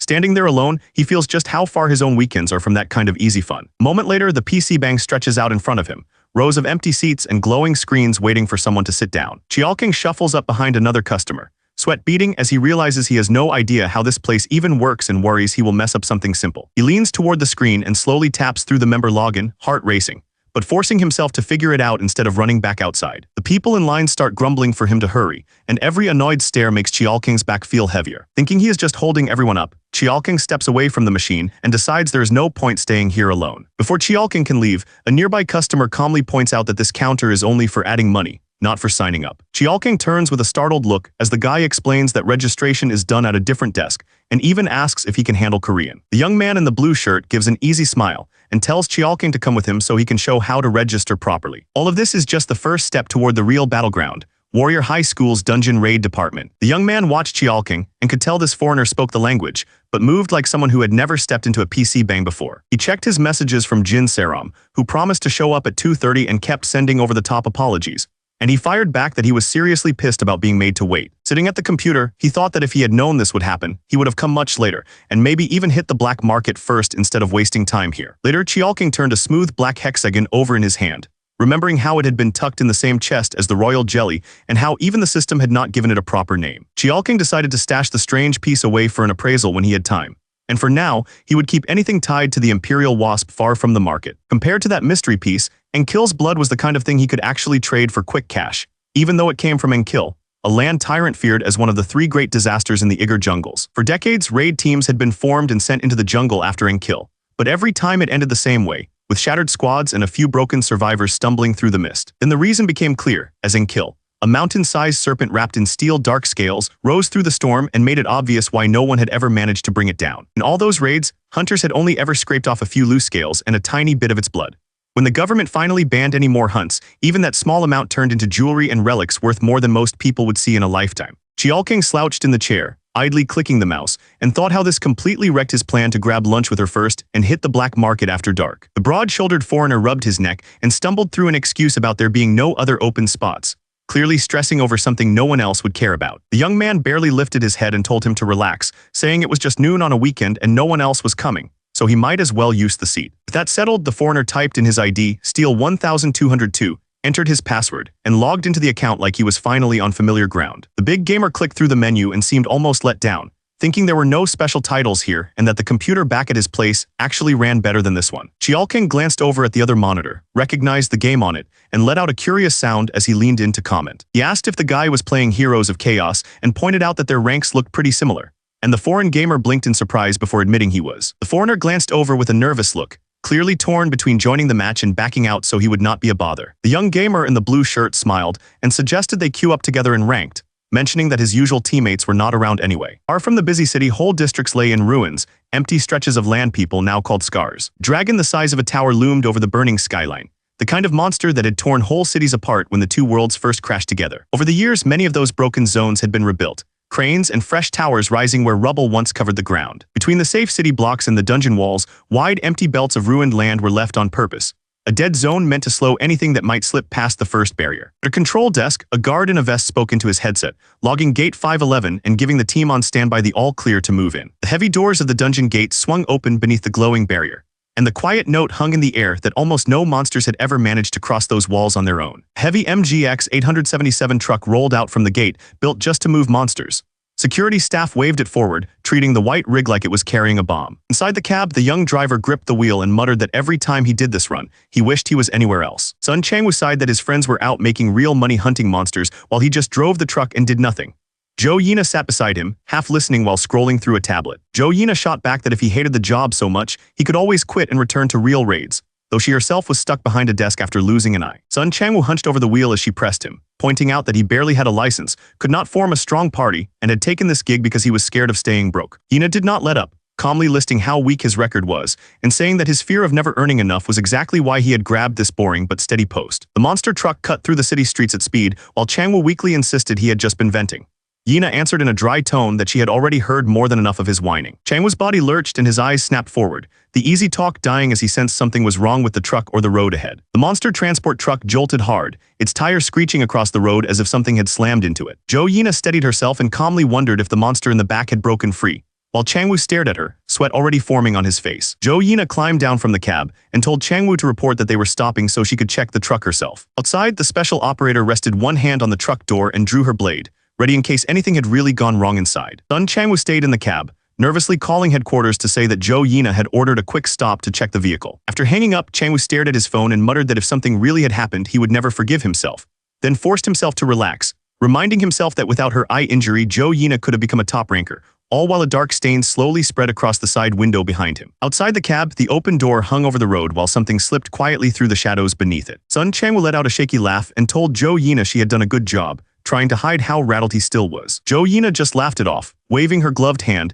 and saying it was nothing as she went back to her tablet like the scare had never happened. Out on the road, Joe Yina lay motionless while a stranger's boot stepped past her, and he quietly wondered if someone with reflexes like hers was really just a government worker. The one now wearing Joe Yina's face scrolled through the tablet, saying there had to be a reason she was stuck off the front lines, then calmly pulled up the list of everyone locked in the back. Sun Chang-woo flinched in his seat as the woman beside him, eyes now glowing red, told him to get moving and added that if he kept stalling, he might not make it out alive. Back at the PC bang, the screen flashed a bright victory banner, and one of the guys let out an amazed laugh at how smoothly they had cleared the match. The local grinned as he dug into his bowl, saying the timing of their food was perfect and bragging that this place's owner cooked insanely well, while the big guy slurped his noodles like he had found heaven. Between bites, the guy in the blue shirt said they were actually the same age, quickly adding that he only assumed the foreigner was older because he was so tall and broad, which made the big man flush and chew a little slower. When the guy in blue asked what school he went to, the big foreigner scratched his cheek and started to answer, but the floor suddenly rumbled under their chairs, snapping both of them out of the easy mood. The whole PC bang started to rumble, and the customers jumped up from their seats, shouting that it felt like an earthquake or even an explosion. In an instant, the lazy gaming mood flipped into raw panic. The guy in the blue shirt turned toward the noise with a puzzled look, trying to figure out what could shake a solid place like this. Outside, the BWPC zone sat on its quiet street, but the air around the entrance now carried a strange, heavy stillness. Out on the street, someone held up their phone, recording a cargo truck that had plowed into a building, smoke curling from the twisted front, as people muttered that the driver must have been drunk to mess up this badly. The two bystanders stared up at the wreck, one still filming while the other nervously asked if they should call it in, then shrugged it off, saying there were plenty of people around and calling it a simple unlucky accident. High above, a white-haired operator leaned over the rooftop rail, eyeing the crashed container and grumbling into the phone that they had hoped to pull this off in the middle of Gangnam, annoyed they were being told to leave before the fun even started. The white-haired troublemaker calmly explained that adventurers would swarm the spot as soon as the alarms rang, but claimed they were confident they could move around without getting caught. As the call wrapped up with a lazy promise not to worry, a dark crack slowly spread across the top of the container, hinting that the real problem was only just waking up. A huge claw ripped out from inside the container, answering the operator's promise that every monster inside was now wide awake. The calm sky over the street shuddered as an eerie noise rolled out from the crash site. People on the street froze as a towering black creature with glowing red eyes climbed out of the wrecked container, smaller beasts crawling at its feet.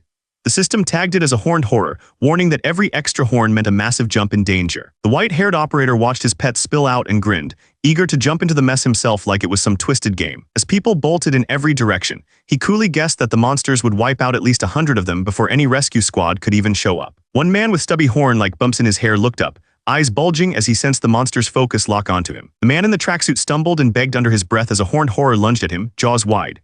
A streak of blue light snapped into place, forming a barrier that stopped the beast cold and left both men staring in stunned relief. The calm wall of light suddenly roared upward, tossing the man in the tracksuit into the air and hurling a bystander back like a rag doll. Not far away, a twisted claw slid up into view near the coffee shop, proof that the creatures were already slipping deeper into the city. A new warrior burst out of the blue glow and whipped his leg around, his kick carving a blazing arc that crashed into the horned beast and blasted a shockwave across the street. Two office workers froze in the street, staring up with wide eyes as they finally understood this was not some drill, but a real monster attack. The fighter lowered his leg as the horned horror skidded across the tiles, the ground splitting where his kick had landed. He turned his head slightly, eyes cold and steady, as someone behind him demanded to know what he was doing. The two men flinched and yelled for him to run, certain that anyone standing that close to the monster was as good as gone. He watched the crowd scatter toward the blue wall, and realized he had seen creatures like this a few times before. The horned horror lay sprawled on the bricks, its single horn jutting from its skull, a kind most hunters considered easy as long as they stayed sharp. His eyes snapped wide as a bad feeling hit him, the kind that said this was not going to stay an easy fight. A nearby man looked up just in time to see a motorcycle hurtling down toward him,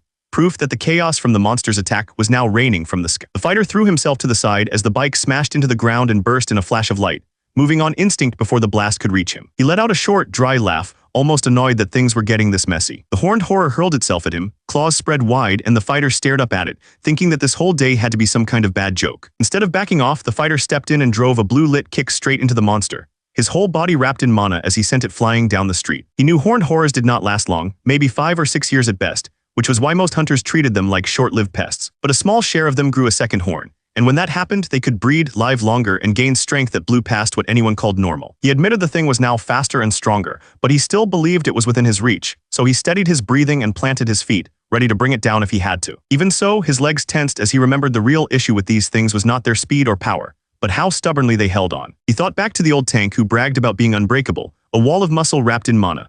Horned horrors like this were 3 or 4 times tougher than even that guy, which meant taking it head-on was just asking to get crushed. Jaryong checked himself like a game screen and felt his stomach drop. No headgear, no armor, no weapon, not even decent shoes or trinkets. If he at least had his smuggler gear from work, he might have called this a fair fight. The 2 horned horror lunged again, its body a dark blur and its red eyes locked on him. With its new strength, every step it took now felt like a truck bearing down on him. Blow caught Jaryong and sent him flipping through the air, the ground where he had stood exploding into a spiderweb of cracks. Even while tumbling, he could tell the creature had just proved it could smash him flat if he slipped again. He slid across the broken tiles and dropped into a low crouch, eyes fixed on the shape stalking out of the smoke. The system calmly tagged it as a 2-horned horned horror with a 3-star danger rank, which was about as far from a school exercise as things could get. Jaryong's eyes sharpened as he ran the numbers in his head. Gear or not, this thing was not going to wait for backup, so he had to treat it like one of his illegal runs and fight with nothing but skill and timing. Battered sign that once warned people to stay out lay broken on the ground, half buried in dust and rubble. It felt less like a rule now and more like a quiet reminder that anyone normal would already be running the other way. Jaryong planted his foot on the fallen sign and tore the metal pole free with a sharp pull. If the system would not give him proper gear, he would just turn the street itself into his weapon and face the horror on his own terms. The 2-horned horror hurled itself across the street, muscles coiled and claws raised, moving so fast the air seemed to tear around it. Jaryong sank low and swept the metal pole in a wide arc, blue mana roaring off it like a blade that could cut the whole street. His fingers tightened around the pole as mana surged through it, turning a bent street sign into a weapon that felt like it belonged in his hand. The charge swing ripped across the ground, blasting a shockwave that lifted the horror off its feet and hurled it away while Jaryong held his stance by the wall. Jaryong whipped his head around as a blast erupted down the street, his gut clenching when he saw the shockwave blooming right next to a group of stunned civilians. One of the boys stumbled back trying to shout Jaryong down, but the horror had already twisted in midair and was dropping straight toward their little group. The creature hit the ground running, red eyes locked on the 3 fleeing figures, as it closed the distance with long, hungry strides. The chase carried them toward the PC zone's rooftop, a reminder that whether the monster ranked 2 stars or 3, every step it took turned the city into a disaster waiting to happen. Fresh drops of blood pattered onto the cold pavement, proof that this fight was already drawing real hurt. The 2-horned horror lowered its head and growled, a reminder that even trained adventurers could only do so much against a beast like this without gear or support. A thick mana-wrapped hand clamped down on the horror's head, stopping its charge with raw strength alone. The tanker hoisted the monster into the air with one arm, blue mana blazing off his body like fire, as if the creature's weight meant nothing. His jaw tightened as he drove the horror down, the impact exploding against a glowing barrier that shook the street. He exploded forward in a blur of blue light and stopped squarely in front of the entrance, the kind of tanker who had pushed his body so far it barely seemed human anymore. The horror's body was hurled down the street, carving white shockwaves through the pavement as it bounced and scraped away from the civilians. The tanker watched the monster fly and admitted to himself that pure strength had been enough to shove it back. But against a true 3-star horror, hitting it hard without proper gear would barely scratch it. The tanker's eyes narrowed as he caught the monster's sudden move. The 2-horned horror shot across the street like a dark missile, racing toward the buildings. The tanker cursed at the beast and hurled himself down, blue mana flaring around him. He swung his metal pole toward the horror's head, refusing to let it reach the people behind him. He drove the pole straight into the horror's chest, blue light exploding from the point of impact.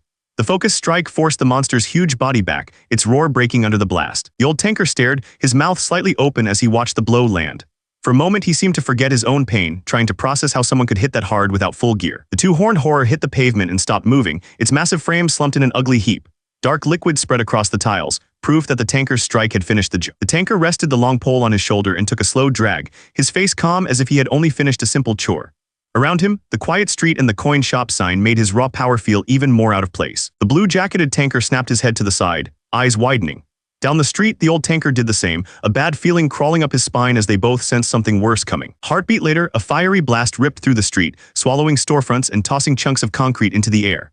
The quiet block they had just saved turned into a burning war zone all over again. Chialking swallowed hard as he took in the wrecked street, stunned that the monsters had done all this in barely a minute. The older tanker checked his phone and said rescue would still take a few more minutes, which might as well be forever in a place this wrecked. The veteran tanker admitted that even with the alarms blaring, no one had been ready for this, and people were getting hurt every moment they just stood there. That was when the older tanker recalled that Chialking could use taunting call, a real tanker skill that might change this mess. Taunting call was a basic move for any real tanker, a high-pitched scream that dragged the attention of every nearby monster straight to the user. Dreaming of becoming an adventurer, Chialking tightened his fist, already set on drawing the whole horde to himself until the rescue team arrived. The older tanker told Chialking to get inside the building for now, but his jaw tightened, hating that he was even thinking of asking a boy he barely knew to gamble his life beside him. He thought back to the easy days of sharing food and games with Xiaoqing, realizing that outside of a few hours of hanging out, they barely knew each other. Yet now they were about to face real monsters together. The young tanker blinked, stunned as he realized the old man actually wanted him to use that screaming skill for real. The student gripped his metal pipe and calmly laid it out,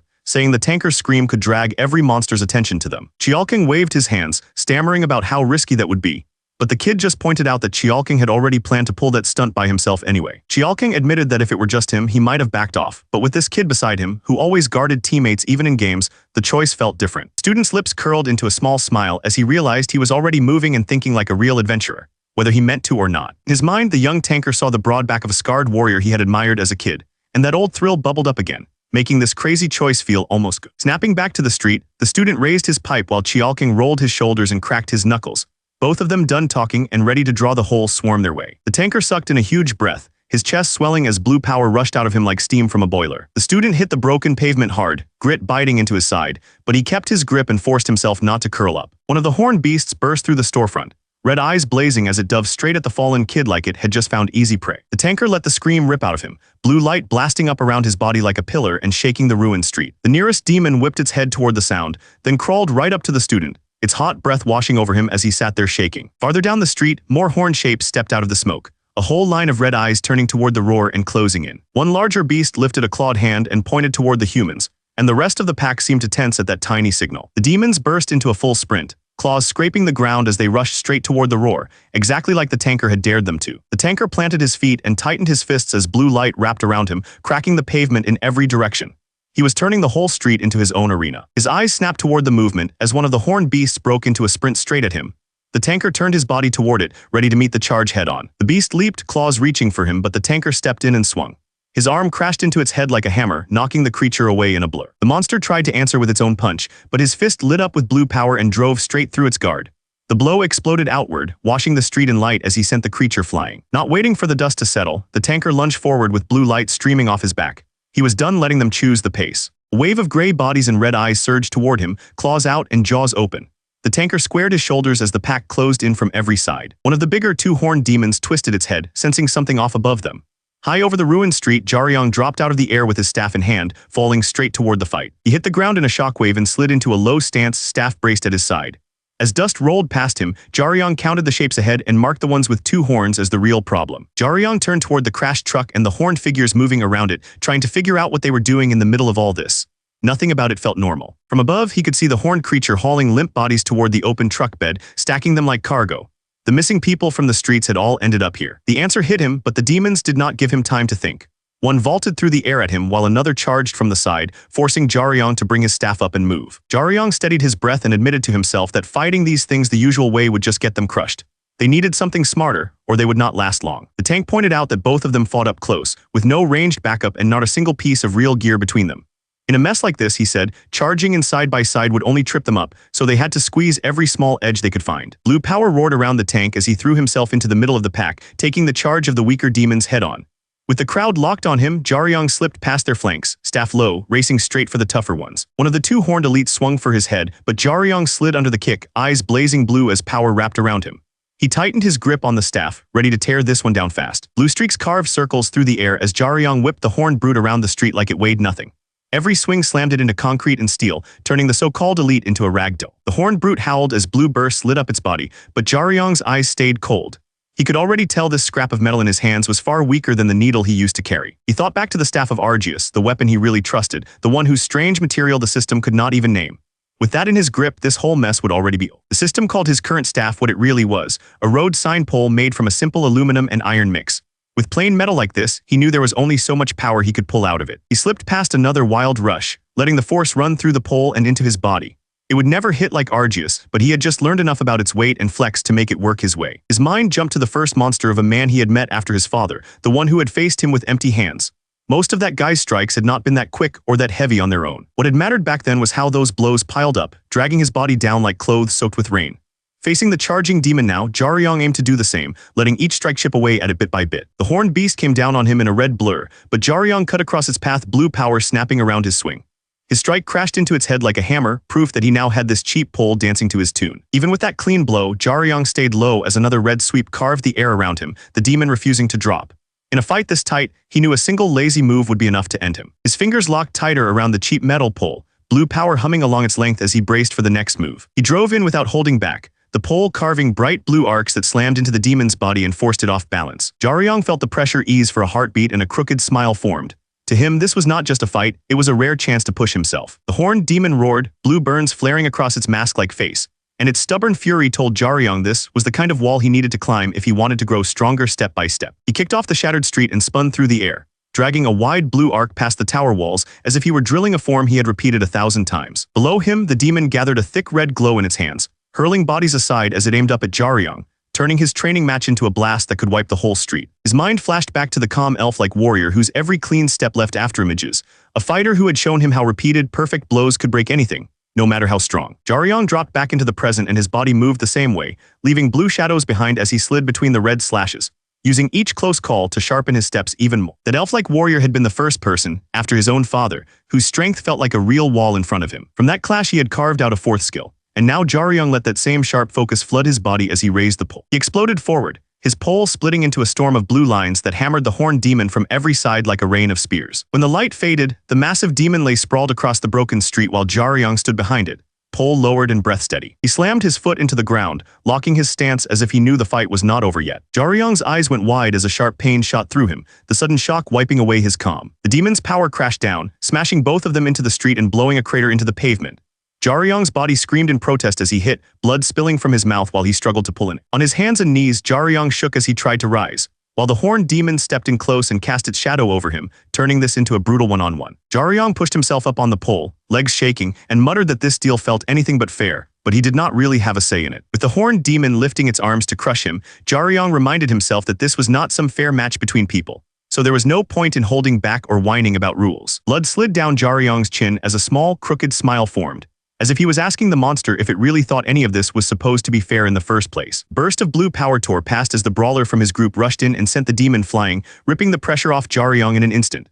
Slumped on the broken street, Jaryong let out a shaky breath and joked to himself that having good team luck might count as a skill of its own. Up on the second floor of a cafe, two students leaned over the railing, staring down at the wrecked street where the fight had just torn everything apart. One of them held up his phone, hands shaking a little as he filmed the shirtless brute and the beaten student standing in the middle of a broken crater, thinking this footage was unreal. Cho Dong-yoon, the Dungeon Research Club president, grinned with sweat on his cheek, proud that he had stayed behind and somehow caught every second of this crazy fight on video. His friend shot him a flat look and pointed out that Cho had not stayed out of courage at all, but because he had been too scared to even run. Kim Chang-hyun, a Dungeon Research Club member, stared at the screen and muttered that the two fighters looked even younger than them, leaving him wondering what kind of monsters they really were. In his head, Kim lined up the numbers. 10 two-star horned horrors and 3 stronger 3-star leaders, enough danger that anyone who cleared them bare-handed had skills fit for gold rank, maybe warrior high students or super rookies no one had heard of yet. Kim jerked his head up from the danger numbers, startled that Cho was already talking about grabbing the laptop and throwing together a quick thumbnail just so they could upload the clip right now. Cho Dong-yoon pointed ahead with a bright grin, saying they had to upload before any official report dropped,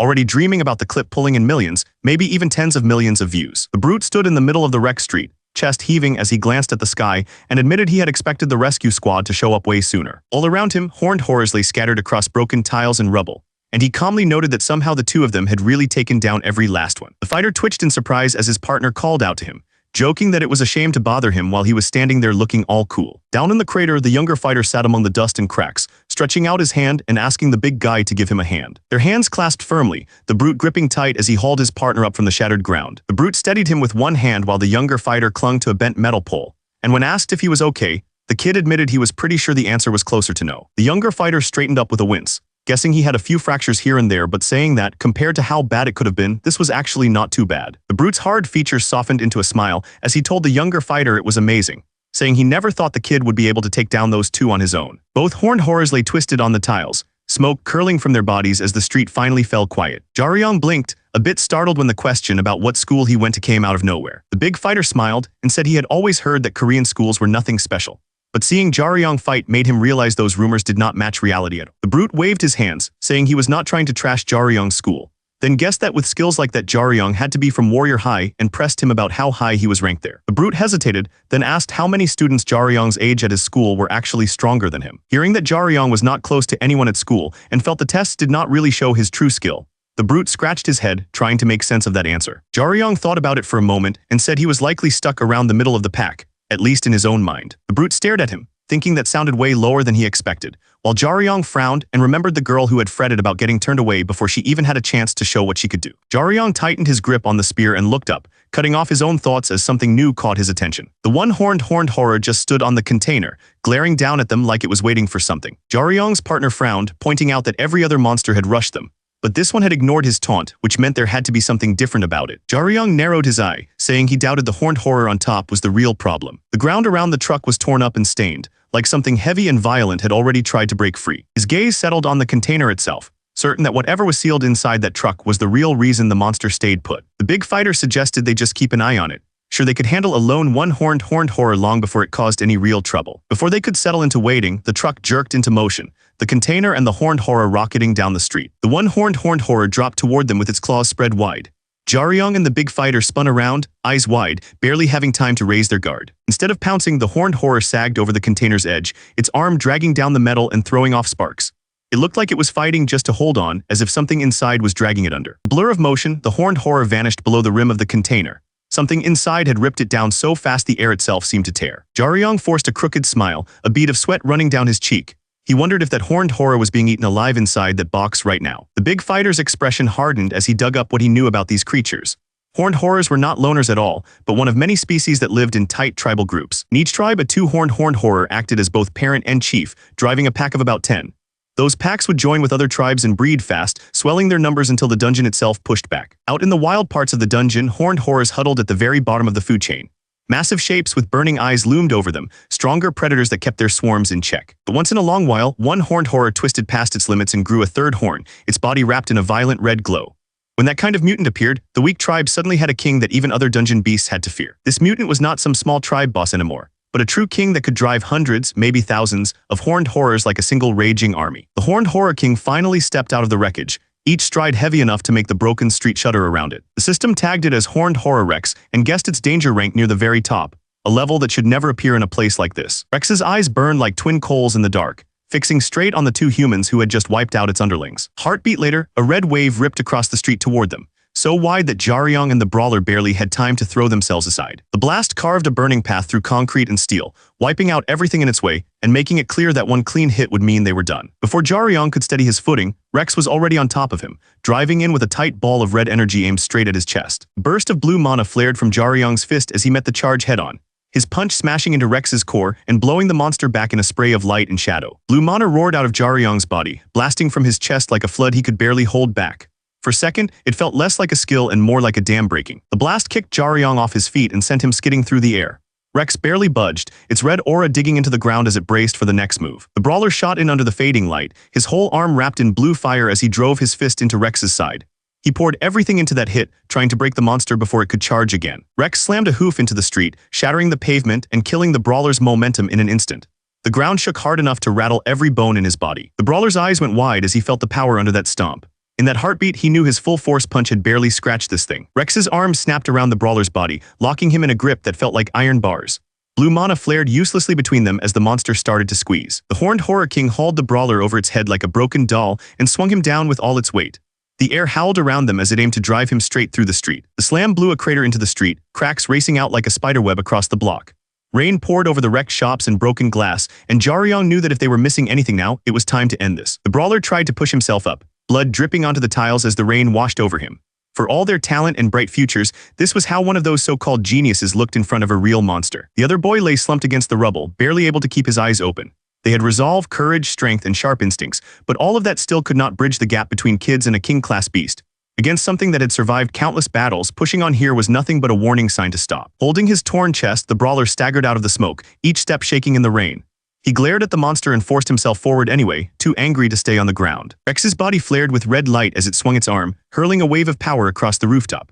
The blast swallowed the brawler and hurled him into the air like a ragdoll, wiping out what little strength he had left. Rex slowly turned its head, red eye glowing coldly beneath the armor, as if making sure nothing around it could still stand. Rex's eye tightened, a sharp glint cutting through the red glow as it caught something that should not have been there. Blinding pillars of white-violet energy crashed down behind Rex, wrapping its body in a dark, heavy aura.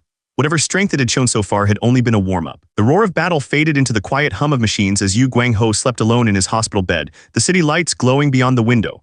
This was the present, and every fight Jiaoyang took on still came back to this room. Before the man the world called Yu Xiang lost everything, almost no one really knew who he was behind the fame and rumors. And somewhere far from that quiet hospital room, the monster in black armor stirred, the same power that had once moved at his command. Back then, his body burned with a power that twisted the air. But in this world, not a single person truly understands what that power left behind. That legacy now flickers in another pair of eyes. But even he does not yet know what kind of burden has been passed down to him. 11 years earlier, a famous adventurer stood before a forest of cameras, the flashes bursting like tiny explosions as the whole world waited to hear what he would say. Yu Xiang, the so-called Dragon Slayer, lowered his head and calmly told the world he wanted to admit every mistake he had made and beg the public for forgiveness. And that single speech shook the planet. Years later, Saram watched that old press conference alone in her office and let out a tired sigh, because none of it made sense to her anymore. 12 hours before Qiaoqing and Jiaoyang faced the horned horrors, Saram sat at her desk, staring at Yu Xiang on the screen, trapped in a confusion she could not shake. The report on her screen called Yu Xiang a fake dragon slayer who had stolen other people's feats, and the more Saram reread the files she had dug up since Sunday, the more that so-called truth clawed at her. Saram nursed her drink and thought that if Jiaoyang's father had really been framed, it made no sense, since plenty of people must have wanted the throne of the #1 adventurer who had already lost his powers. She could not grasp why the case had been handled the way it was. So Saram kept scrolling through early news posts and victim groups, seeing how a flood of matching stories had built a case against Yu Xiang that looked airtight on paper. Online, people fought over whether the charges were real, and even with all the forged data, Yu Xiang's image stayed strangely solid. So Saram figured most in his place would have pushed back to the very end, which only made his later choice feel even stranger to her. Yu Xiang chose not only to stay silent but to accept every charge thrown at him, like a man standing still while a ring of blades closed in. Once he did that, every eye glared at him and every hand pointed his way, as if the whole world had decided he was the only one to blame. To Saram, it was crazy how fast Yu Xiang went from hero to known fake, and she kept wondering why he would choose the one move that only made the fire burn hotter. Watching his calm face at the table, Saram felt he did not look wronged at all, more like someone who had already accepted whatever came next. And that quiet look convinced her there had to be more to this. Her eyes shot open as a new detail on the screen grabbed her. The profile on her monitor said Yu Xiang had no family at all, and that one line made Saram think of Jiaoyang and how he fit into any of this. Saram guessed that maybe Jiaoyang was not listed as family on purpose, and that Yu Xiang had accepted every charge to cover up something that involved that boy. Out in the rain, Jiaoyang stood with purple power racing over his skin, completely unaware that someone far away was starting to link his name to the fall of the Dragon Slayer. Jiaoyang's eyes burned bright purple, lines of power crawling across his face as he tried to grasp what was happening inside him. He lifted his hand into the rain, watching the purple glow wrap around his fingers, and he still had no clue what exactly his body was doing. A pillar of red lightning tore into the ground nearby, blasting stone into the air and warning him that something brutal was coming. The horned horror hurled itself through the storm,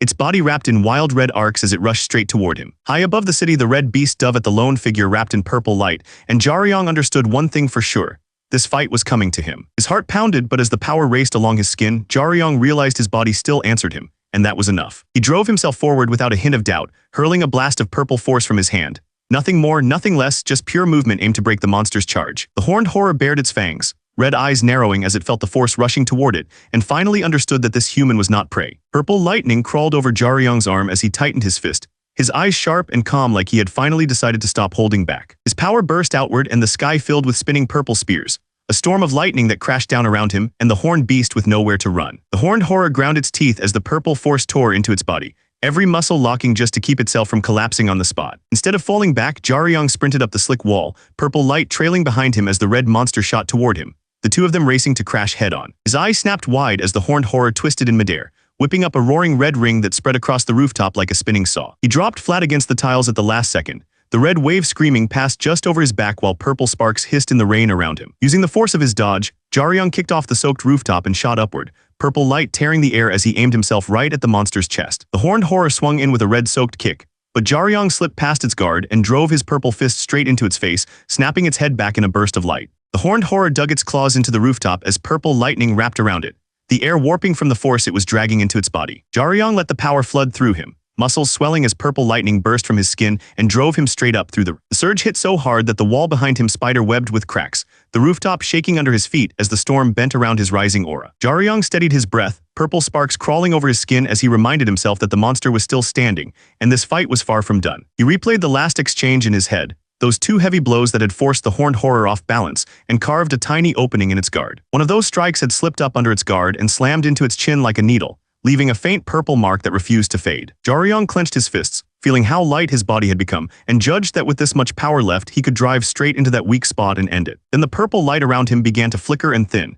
and Jaryong froze, staring at his own hands as the strength he had just trusted started to slip away. Jaryong's purple light snapped off and his body dropped like a stone, smashing through the rooftop in a burst of dust and broken steel. The horned horror straightened up in the rain, red aura roaring around its body like fire, barely scratched by Jaryong's desperate rush. Jaryong staggered on the street, chest heaving, cursing as he felt every drop of borrowed power drain out of his body in an instant. Before he could steady himself, the horned horror hurled its body off the tower, turning into a red streak that tore through the rain straight toward him. Its single red eye burned in the dark, locked onto Jaryong with a cold, simple goal: to erase the human who had dared to hurt it. The horned horror dug its claws into a cargo container, hoisted the whole thing over its head, and readied it like a club big enough to crush a building. The container came down with a roar, the impact tearing up the street and sending a white shockwave racing out in all directions. Far below, a white-haired tanker planted his feet and let blue mana wrap his body, throwing himself in front of the red tide racing toward Jaryong, because taking hits like this was exactly what his role was made for. The white-haired tanker crossed his arms and let the red wave smash into him, blue aura flaring as his muscles tore. His teeth ground together, blood running from his lip, but he locked his stance and held the monster's charge in place. On the ruined rooftop, the tanker planted himself like a wall, blue light pushing back against the red torrent racing toward him. Even as his body started to give out, he kept standing, because lasting until the very end was exactly what his job was. His arms shook and sweat poured down his battered body, but the tanker forced his fists back up. He knew he only had to hold on a little longer to give his partner a single opening. That tiny gap was enough. A blue streak burst past the tanker's shoulder, the damage dealer shooting in to use the moment he had bought with his body. Blue power ripped across the rooftop as the damage dealer rushed in, throwing every bit of speed and strength into a single line toward the monster. This was the one shot to hit harder than ever before. Jaryong tore through the rain like a bolt, blue lightning wrapping his body as he cocked his fist back. Using the chance the tanker had carved out, he aimed to end it with one perfect hit, just like a true damage dealer should. The horned horror lunged in fury, red power flaring around its twisted face. Jaryong's blue-lit fist met it head-on, smashing into its jaw and blowing out a burst of light that swallowed both colors. In that instant, the monster's charge was broken. The horned horror hung in the rain, red eyes burning while blue cracks of power crawled over its face, as if it was struggling to hold itself together. Below, the rooftop lay shattered and steaming, broken tiles and mist marking the cost of their clash. Steam rose off the tanker's cracked armor as the rain washed over him, his chest still heaving from the hit he had taken for the team. Jaryong leaned on the white-haired tanker as they limped through the empty street, both of them cut up and barely staying on their feet.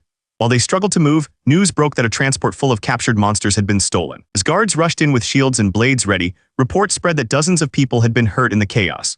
The story of the stolen monsters and the ruined street was already racing across the globe, and the two boys could only laugh weakly at how perfectly bad the timing was. Somewhere else, an older hunter watched the reports with a tight jaw, knowing there was more to this mess than stolen cargo in panic. On his phone, a replay showed the white-haired tanker standing guard while Jaryong lay in the shattered tiles, both lit up by searchlights. Broadcasters were already calling the pair not just survivors, but heroes. The white-haired man slumped back in his chair, staring at the clip on his phone and scratching his head, completely baffled by how two unknown kids had just turned a disaster into worldwide headlines. In the warm yard of their old house, young Jaryong yelped as his dad dabbed medicine on his scraped arm, already begging to stop and insisting he felt fine. Jaryong's father stayed firm, saying even tiny wounds had to be treated right away or they could turn into real problems. And the boy fell quiet, taking in the seriousness in his voice. As his dad fixed the bandage on his cheek, Jaryong finally asked if fighting monsters hurt just as much, if all that blood scared him too, and if his dad was really okay out there. The adventurer told his son that he hurt and got scared just like anyone else, but he learned to swallow it, because if he backed down, someone else might be the one who suffered. Hearing that, little Jaryong decided that when he grew up he wanted to be just like this man. Back then, Jaryong swore he would follow the same path, just like his dad, yet even as a kid there was a tiny voice in his head saying something about that dream felt wrong, a thought he never dared to finish out loud. Looking back, he cannot explain how, but he had always felt that his father did not really want him to walk the same dangerous road. Every time his father mentioned his work, his eyes dimmed with regret and quiet sorrow, and Jaryong now thinks that sadness is why the warning in his chest never went away. So he told himself that maybe he was never meant to be an adventurer at all. And instead of pressing his father for answers, young Jaryong just smiled under that warm hand on his head, waiting for the day he would be old enough to face the truth. Jaryong thinks about how his dad had come ready to finally explain everything, but that chance vanished before a single word left his mouth. His eye slowly opens, the warm memory fading as the sharp white of the real world pushes. Lying there with his arms strapped up, Jaryong takes in the white sheets and soft light and admits to himself that this place feels weirdly familiar, like he has ended up in a hospital bed one too many times. A dark image flashes through his mind of a man gripping a knife, and Jaryong wonders if those cutting words from before were actually meant for him. Jaryong jerks upright, startled,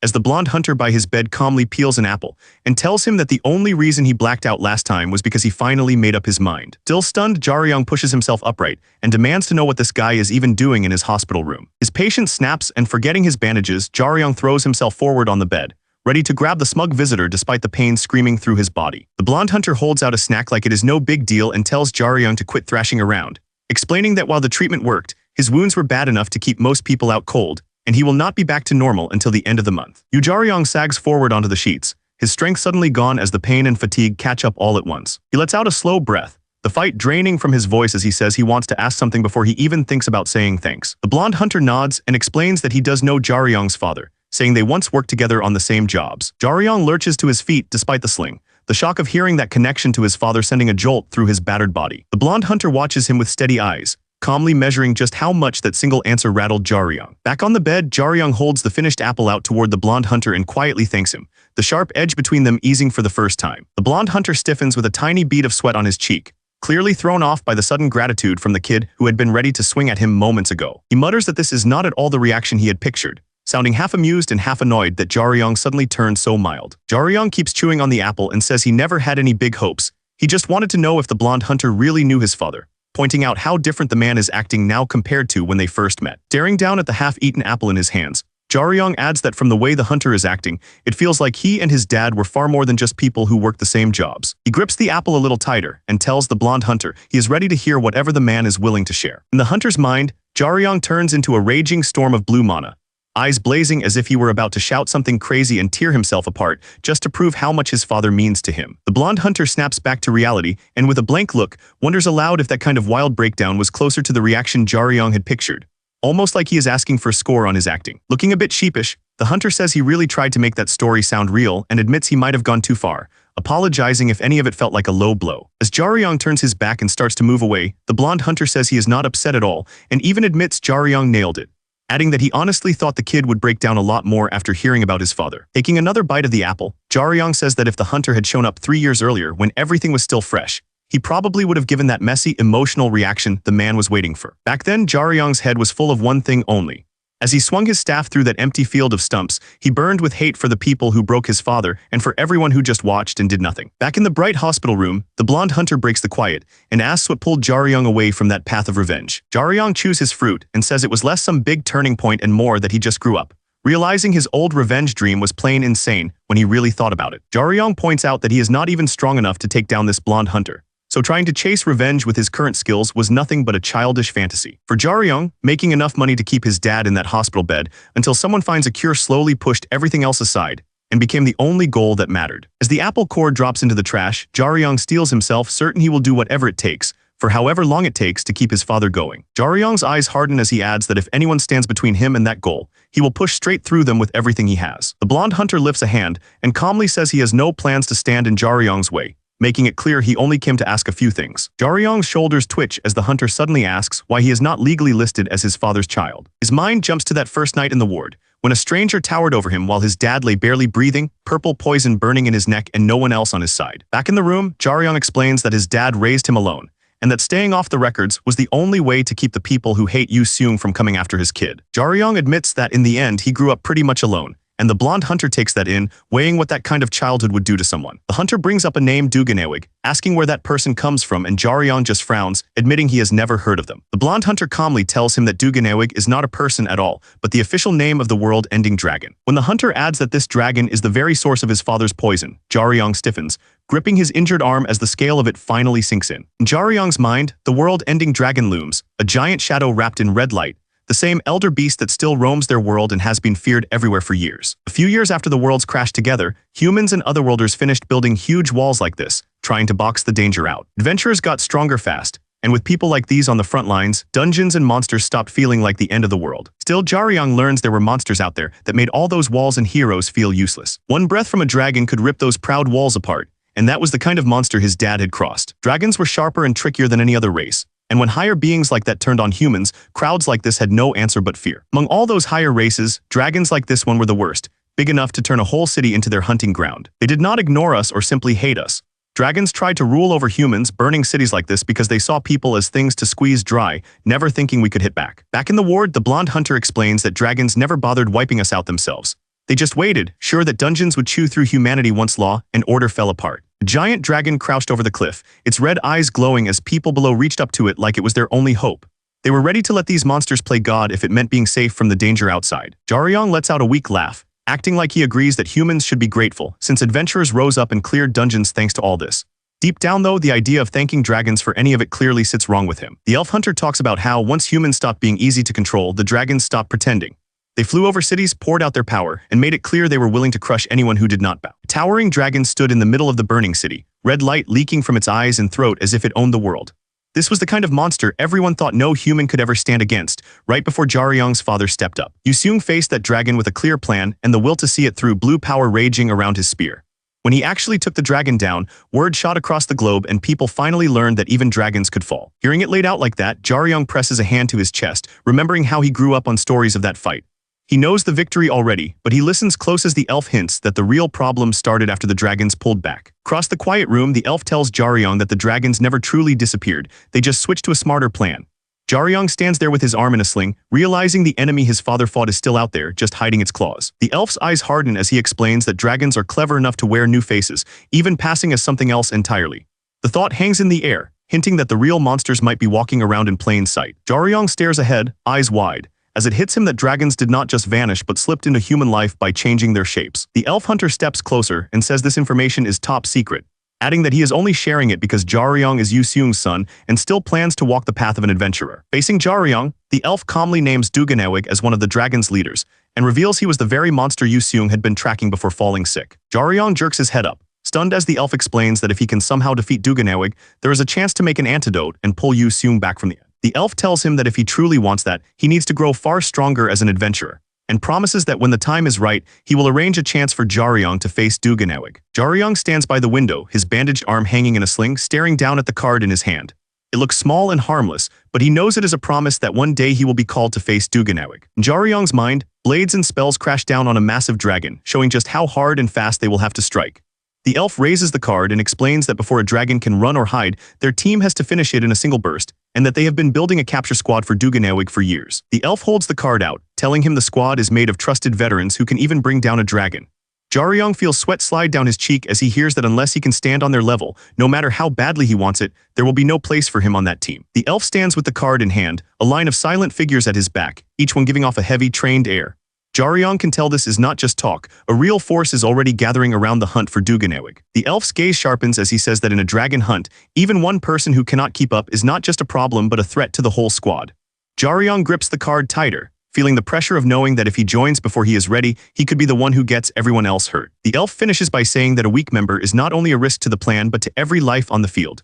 Jaryong swallows his fear and asks how long he has, already guessing that the hunt for Duganawig will move forward with or without him. With his back to Jaryong, the elf admits they still have not pinned down where Duganawig is hiding, only that they expect to track him within a few years, maybe even earlier. He makes it plain that when that day comes and the squad is ready, they will move out right away whether Jaryong has caught up or not. Footsteps cross the doorway as the visitor turns to leave, ending the talk and leaving Jaryong alone with the card, the deadline, and the weight of what he has just agreed to chase. The elf pauses at the door and without looking back adds one last promise, saying that even if Jaryong never trusts him again, his own resolve will not change. Hands in his pockets, the elf steps into the hallway and states that with or without help, he is going after Duganawig. Left alone in the quiet room, Jaryong hunches over the sink, trying to calm the storm in his chest. Cold water pools in Jaryong's hand, and his fingers tremble as the thought crashes in that there might actually be a way to heal his father. He throws the water over his face, breathing hard, and for a second even he wonders if he is just stunned by how suddenly everything changed. But deep down Jaryong knows it is not simple shock tightening his chest. He snatches up a towel, fighting the thought that maybe he will never be strong enough to join the hunt or stand beside the people chasing payback for his father. He dries his face, squares his shoulders, and decides that whatever it takes, he will reach that squad's level and stand on that battlefield himself. Jaryong straightens up in his hospital clothes, his injured arm strapped tight and a quiet grin forming. Whatever it takes to stand on that battlefield, he is ready to pay it. His fingers curl into a tight fist on the counter, his whole body shaking with raw resolve instead of fear. Inside, it feels like a tiny spark has turned into a growing fire, a rush of hope and hunger that Jaryong has never felt before. Jaryong turns toward the door as it opens, pulled out of his thoughts. A cheerful nurse steps in, surprised and glad to see him awake. The nurse asks if anything hurts, her eyes scanning his bandages, and Jaryong answers that his muscles ache all over. The nurse smiles softly and tells him the soreness will stick around for a while, and that the doctor will go over all the details soon. Jaryong stiffens, eyes wide, when he hears that they had to rebuild his arm from the bottom up. The nurse recalls how bad it was, saying that when they first brought him in, Jaryong's arm was so damaged that they barely saved it. Jaryong pictures the healer in the operating room, scalpel in one hand and bright mana circling the other, calmly working on his ruined arm. One wrong move back then and they would have had to take the whole thing, but that top healer managed to rebuild it instead. Lying there with his thoughts racing, Jaryong swallows hard and asks if he can ask something important. He finally brings up what has been eating at him, asking what happened to the friend who was brought in with him. The nurse explains that his friend checked out the very day he arrived, saying his recovery was unreal for someone that beat up. The big guy is shown already on his feet, wrapped in bandages but strong enough to walk out holding his phone. Jaryong frowns, thrown off by that, and asks how that is possible, trying to figure out just how long he has been stuck here. When the nurse shyly asks if she can take a photo with him, Jaryong jerks his head up, clearly not expecting anyone to fangirl over a beat-up patient. The nurse beams at him, clutching her phone with both hands, clearly thrilled at the chance to snap a picture with a real dungeon survivor. She stretches her arm out and strikes a peace sign. Snapping the selfie like this is the best part of her shift, while Jaryong leans in stiffly, still not sure why anyone would want his picture. The nurse pauses, clutching her bag, and tells him that if he walks out through the main entrance, things might get messy. Outside, the entire front of the hospital is jammed with reporters, all pointing cameras and microphones toward the entrance like they are hunting a star. Jaryong stiffens, shocked to hear that all those people outside are waiting to talk to him the moment he checks out. The nurse calmly says he must not have heard yet and starts tapping on her phone, ready to show him exactly why the reporters came. With a bright grin, the nurse holds up her pink phone and tells him that the person in this viral clip is him. On the screen, raw footage shows two figures tearing through monsters in the city, the title bragging that it is real and that the filmer risked their life, while the comments go wild about how the pair stepped in and stopped what could have turned into hundreds of losses. The nurse cheerfully explains that ever since that clip went up, people have been dying to know who he is, and reporters have been crowding the hospital for days, while Jaryong just stares at the screen, sweating as it hits him how public this has become. Then the nurse grabs a pink tote and says his friend left this for him, passing it over like it might help him deal with the chaos waiting outside. Jaryong clutched the pink bag and remembered how Jin Saram had told him to use what was inside and sneak out through the back if he did not want his face all over the news. Studying the bag, Jaryong realized Saram had even put an identification disruption spell on it, and he could not help but feel she had planned this mess better than he had. His fingers closed around a sturdy coil of rope, the kind used for climbing, and he noted with a smirk that it was cheap but more than good enough for what he had in mind. Jaryong turned to the sunlit window, quietly measuring the drop and the distance to the ground like he was planning a normal dungeon run instead of a hospital escape. A moment later, the rope snaked down from the open window, swaying over the trees as his escape route took shape. Jaryong landed in the bushes with a jolt, grabbing his aching side and grumbling to himself, but at least he was out of the building and away from the crowd at the front. Keeping low among the trees, he scanned the area and told himself not to stress about any photos right now as long as no one had caught this little stunt on camera. From the open window, the nurse waved her phone and shouted that he could worry about the picture later, since once he became a big-shot adventurer it would be perfect to post it anyway. Jaryong froze under the trees, sweating as he tried to wave her down, knowing she had more faith in his future than he did. Garam sat in the back of the sleek car, a shopping bag with Jaryong's name on it resting beside them as they checked their phone and waited. Once Jaryong climbed into the car, Garam stared at his bandaged arm and asked if a dangling rope was really the only plan he could come up with. Jaryong muttered that he had not exactly wanted the whole world to see his face, then eyed the big bag between them and asked Garam if they had gone on a shopping spree. Garam calmly explained that the bag was packed with clothes and shoes they had grabbed in a rush, and since Jaryong's phone was probably ruined, they had picked up a new one for him too. Jaryong puffed out his cheeks and crossed his arms, telling Garam to knock it off before they started treating him like some helpless kid. The car slipped into the city traffic, and inside, Garam finally admitted they were still in shock and did not even know where to start asking about what Jaryong had just gone through. Garam went over it out loud, saying that an accident had exploded right before his eyes and on top of that, he had taken down a monster like it was nothing. Jaryong guessed she was talking about the horned horror and in his head, wrote it off as just one more crazy incident in a long line. Then he looked out the window and simply asked Garam where they were going now. Garam lets out a tired breath and says that even though Jaryong must want to crash, they only have today, so resting is off the table. Garam insists they have to visit a place today to get his size right, while Jaryong glances at the packed bag and grumbles that he already has plenty to wear. The driver leans in and explains that the bag only holds everyday stuff, and what they are going to buy now are the clothes Jaryong will wear as a real adventurer. Garam scrolls through their phone and tells Jaryong he has no idea how lucky he is, since the best tailor on the planet actually agreed to craft armor just for him. Garam starts simple, pointing out that the first armor material is just cloth, the same stuff normal clothes are made from. The fabric tears clean down the middle, making it clear that plain cloth barely blocks any real hit. Then Garam explains that cloth has one big perk, since support spells cling to it easily, making it the go-to gear for healers and magicians who stay in the back. After that, Garam moves on to metal, calling it the second main type of armor and stressing how insanely tough it is. Heavy Knight slams a metal-clad foot down, and the floor cracks, driving home how ridiculously heavy full metal gear can be. Garam points out that dungeon metals get denser the stronger they are, and the poor knight can barely stay upright, showing that without crazy strength and stamina, that kind of armor just crushes you. Back in the car, Garam raises a finger and says the middle ground is leather, not too heavy but still solid enough to matter. In Garam's words, leather is made for close-range damage dealers, and the image of a swift rogue darting in with a dagger makes it clear she thinks that style fits Jaryong best. Jaryong stared out at the street and finally admitted he should start using real armor from now on. He pulled up the video on his phone, waiting for it to load as the screen spun. Garam asked how he had taken down the Horned Horror and the others, clearly fishing for details he had never shared. Jaryong kept his eyes on the phone and told her she could just watch the video like everyone else. Garam crossed her arms and said the clip only showed him finishing the single and double Horned Horrors, nothing past that. Jaryong jerked his head toward her when she said the missing part was him fighting a 5-star, repeating the rank in shock. His mind flashed back to the clash, to the moment his strike broke through an enemy that felt completely beyond him. Jaryong's gaze hardened as he admitted that even with Chialking at his side and everything going right, they never would have beaten that creature. In his memory, a bare-chested warrior drove a punch wrapped in violent purple energy straight through the 5-star, and Jaryong could only wonder what kind of power that was. Garam kept asking how he had managed to beat that thing, but Jaryong just stared down at his phone, not giving her the answer she wanted. Jaryong finally muttered that he was not even sure himself, that the fight had ended before he could understand what he had done. Garam shot him a look, saying his answer made no sense when even professional adventurers needed full teams to handle a monster of that rank. Watching how casually he played with the phone, Garam figured he was not lying and wondered if he had really taken that monster down alone. Garam turned away with her arms crossed, grumbling that some people were just built different, and Jaryong watched her, not sure how to answer that. After a short sigh, Garam told him to stay sharp, saying the hard part was only beginning. Garam said it was more than a few reporters,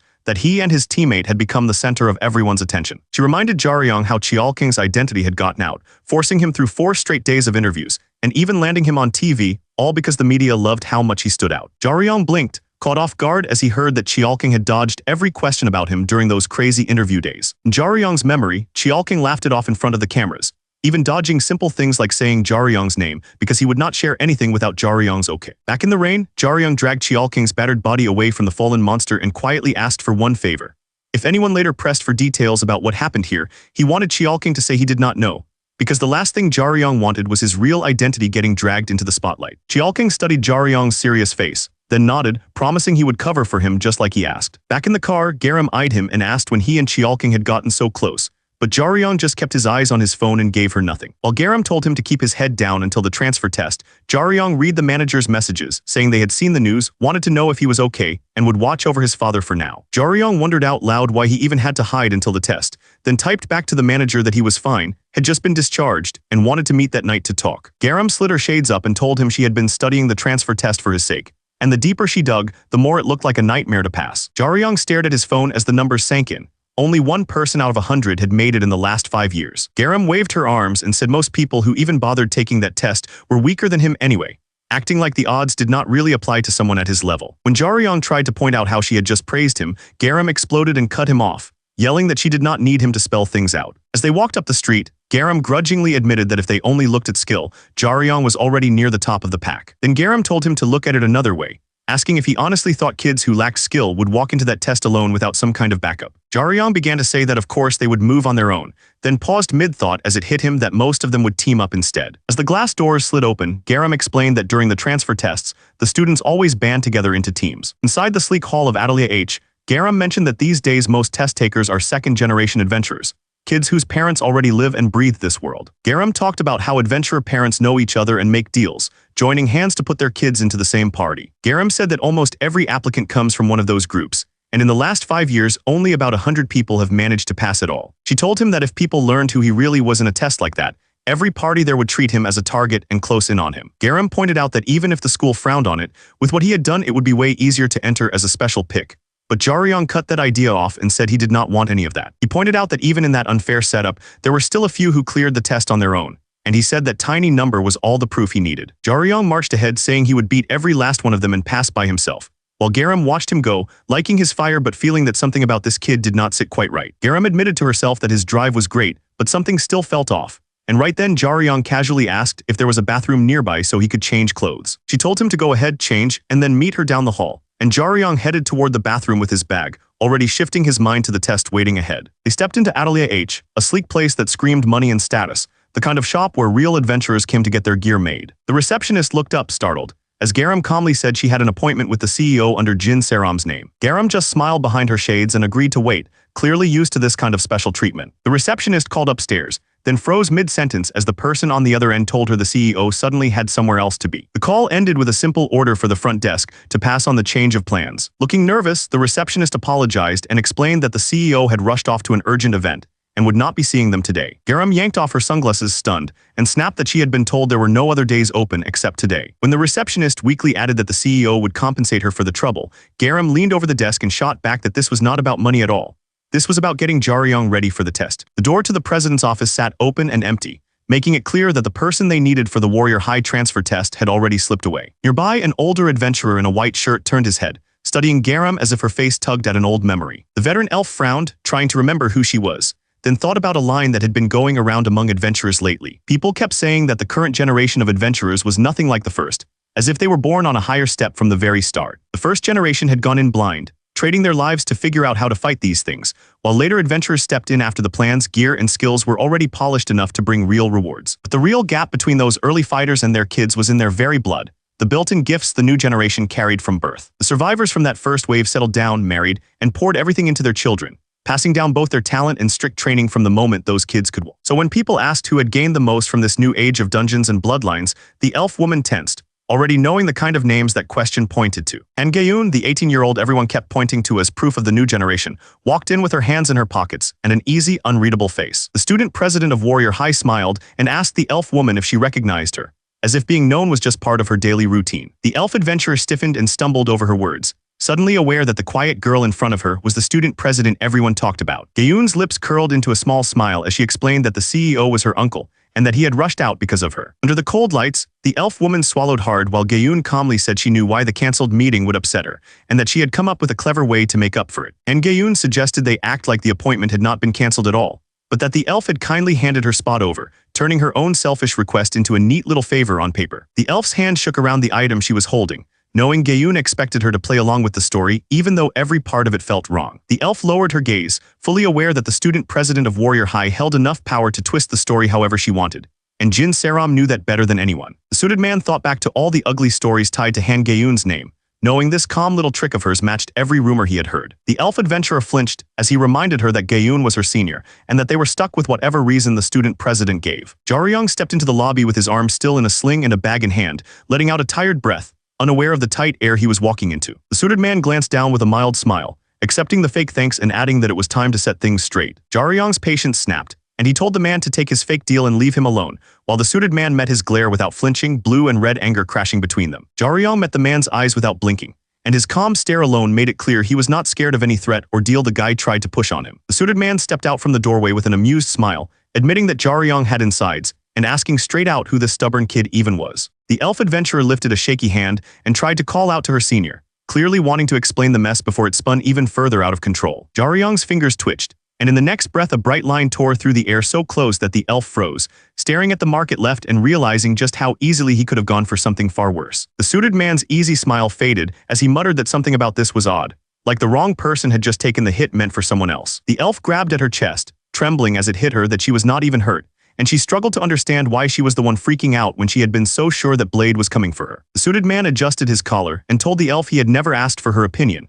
brushing her off with a sharp insult that made it clear she was just getting in the way. The elf stayed crouched on the cold floor, staring up as Jaryong ordered her to stay quiet and let him handle it, then calmly introduced himself as Yu Jaryong. The suited man started walking toward Jaryong, each step sharp against the floor, showing he was done playing around. Jaryong started rattling off simple facts about himself, like his age, blood type, and the rough neighborhood he lives in, as if they were filling out some boring form. He went on about his height, guessed at his weight, and even mentioned that his favorite food was simple sausage and vegetable stir-fry, like this whole tense meeting was just small talk. Then Jaryong said that was enough and added the real point, that he was getting ready to transfer into Warrior High. The long-haired man watched him quietly as Jaryong admitted he was already let down, saying that even at Warrior High, there were still people who acted like they were above everyone else. In her head, the elf was melting down, flailing between the two men as if begging them not to turn this into something worse. The suited man turned his back on them and started toward the exit, his figure half in shadow like he had already decided how this would end. Without warning, bright lines tore across Jaryong's body and he jerked in shock, his mind blanking as pain crashed through him. The suited man glared, thinking that only people who could prove their strength had any right to talk big. He dragged a hand down his face and scoffed at Jaryong, calling him just a transfer student. He started to sneer that Jaryong had not even passed normal admissions and should stop acting tough. But his words stumbled as something felt off. Jaryong stared at the streak of light carving past his face and finally understood the trick behind the man's power. The suited man rushed in with his coat whipping behind him, asking Jaryong what he thought of this new way he was using his power. He stood in the blue glow with curved blades of energy orbiting his body, wondering aloud if this display finally matched the level Jaryong expected. His eyes widened and he stepped forward, starting to call out in surprise to the person who had just appeared. The newcomer turned his head at the sudden shout of Han Gaeun's name, his calm face hinting that things were about to get a lot more serious. Han Seongwoo, a former adventurer who now designs armor, hurried into the office with his phone in hand, already stressed about whatever mess was waiting for him. Sitting at his desk, Han Seongwoo snapped that whoever had come to see him should be sent back, grumbling that they had even grabbed the interphone and that he was far too busy for this. Han Seongwoo frowned and pointed out that it had only been a week since the last incident, already dreading that another headache was starting. The woman in the white coat sighed and asked if the girl really wanted her father to be angry with her again. Han Seongwoo bent almost in half, hurriedly explaining that his niece liked to act on her own and asking them not to hold her sudden visit against him. The client hurried over with a friendly smile, waving her hand and saying there was no need to apologize, clearly relieved that this was just a family matter. She let out a slow breath and judged that if everything was just the niece's stubbornness, then nothing too serious would come from it. Later, Han Seongwoo muttered that the girl was just like the rumors, maybe even worse, saying she only cared about skill and did not bother remembering anyone's name unless they were on the level of the student council. The armor designer waved his niece over, clearly about to explain who she really was to their guest. Yu Jaryong leaned in and asked what the girl was at their school, saying she did not feel like some regular upperclassman. The elf-eared student watched them quietly, while her uncle began to explain just what kind of position she held at Warrior High. When Jaryong heard she was the student council president, the strongest in the whole school, his eyes went wide. The story cut to a shining gemstone license, a special permit that lets students from elite schools enter dungeons as long as a pro adventurer is guiding them. Under that license, students follow seasoned adventurers into easy dungeons, building up real combat experience long before they become official adventurers themselves, though a few gifted ones do not even need that safety net. Warrior High's student council stood apart, a tiny group of monsters in human form whose talent was so high that people already treated them like real professionals. Their reach was so strong that even the board of directors had to listen, letting these students help shape the very rights and duties that ruled Warrior High. These kids do not just clear training dungeons, they help take down real nightmares that normal teams fear to touch. Within the adventurer world, the student council is treated like unofficial pros, most of them already whispered about as the next big rankers. The armor designer lets out a tired sigh and agrees to explain properly. He says the council president should be a third year, which would make her 2 years above them, but then admits she is only a second year. When he adds that she took the original president's place, the elf girl tenses up, clearly not loving how that sounds. Yu Jaryong looks puzzled and asks how someone can even steal a student council president's seat. The upperclassman quickly tells him to keep his voice down and reminds him that Warrior High only cares about skill. She explains that students can only try for the council from the first semester of second year, and Gaeun walked in at that exact moment and drew her sword to claim the top spot. That was when Warrior High went wild. Han Gaeun challenged every senior on the student council, and before the first semester even ended, she cut through them all, president included, and left the old lineup in ruins. Yu Jaryong hears that she became the youngest president in school history, and his eyes widen a bit, finally getting just how far above normal students she really is. The armor designer waves them off, saying he is done nagging and turns his back, already heading out of the lobby. The elf girl lets out a shaky breath and bows politely, just glad that things ended there and nothing bigger started. Her mind blanks out when she hears someone casually suggest making a bet. Yu Jaryong looks up at Han Gaeun and says he can tell she is busy, so he will keep this simple. He adds that someone as famous as her would not show such a nasty side to a junior without a reason, pushing her to own up to it. Han Gaeun turns slightly as the other side suggests just one wager, promising that if they lose, Yu Jaryong will belong to her to handle as she likes. The elf girl freaks out over the bet, calling it insane before quickly trying to apologize, while Yu Jaryong just stands there unreadable. Han Gaeun speaks in a low, steady voice, saying that since they called it a bet, there has to be something the loser has to do. Yu Jaryong gives a small, easy smile and says he gets it, asking what he is supposed to do if he loses. An old training hall comes to mind, where two fighters in uniform square off, showing how shadow sparring works as a simple hand-to-hand practice. One fighter halts a palm right in front of the other's chest, leaving the trainee kneeling and tense, which shows that whoever lands the first clean touch or forces the other into a bad spot wins. And Gaeun calmly notes that shadow sparring only depends on each person's speed and skill, and is safe from real injury, adding that if she loses, she will hand over all the time she has with the ball. As she mentions that this kind of sparring is used everywhere, Yu Jaryong shrugs off his jacket and drops it on the desk, already getting ready to step in. Yu Jaryong strides forward with his injured arm still in a sling and coolly adds his own term, saying that if she loses, he wants her student council president spot when he transfers next year, leaving the elf girl staring at him in shock. The elf girl just stares at him, thinking he has to be out of his mind and wondering when he even learned about shadow sparring. And Gaeun steps right up to Yu Jaryong, studying him like he is more fun than she expected, then calmly accepts his crazy wager and repeats his name with a faint, confident smile. The sun sinks over Atelier H, its glass walls glowing while the wide courtyard sits empty, waiting for trouble to show up. Inside the empty hall, Gaeun and Jaryong face each other across the floor,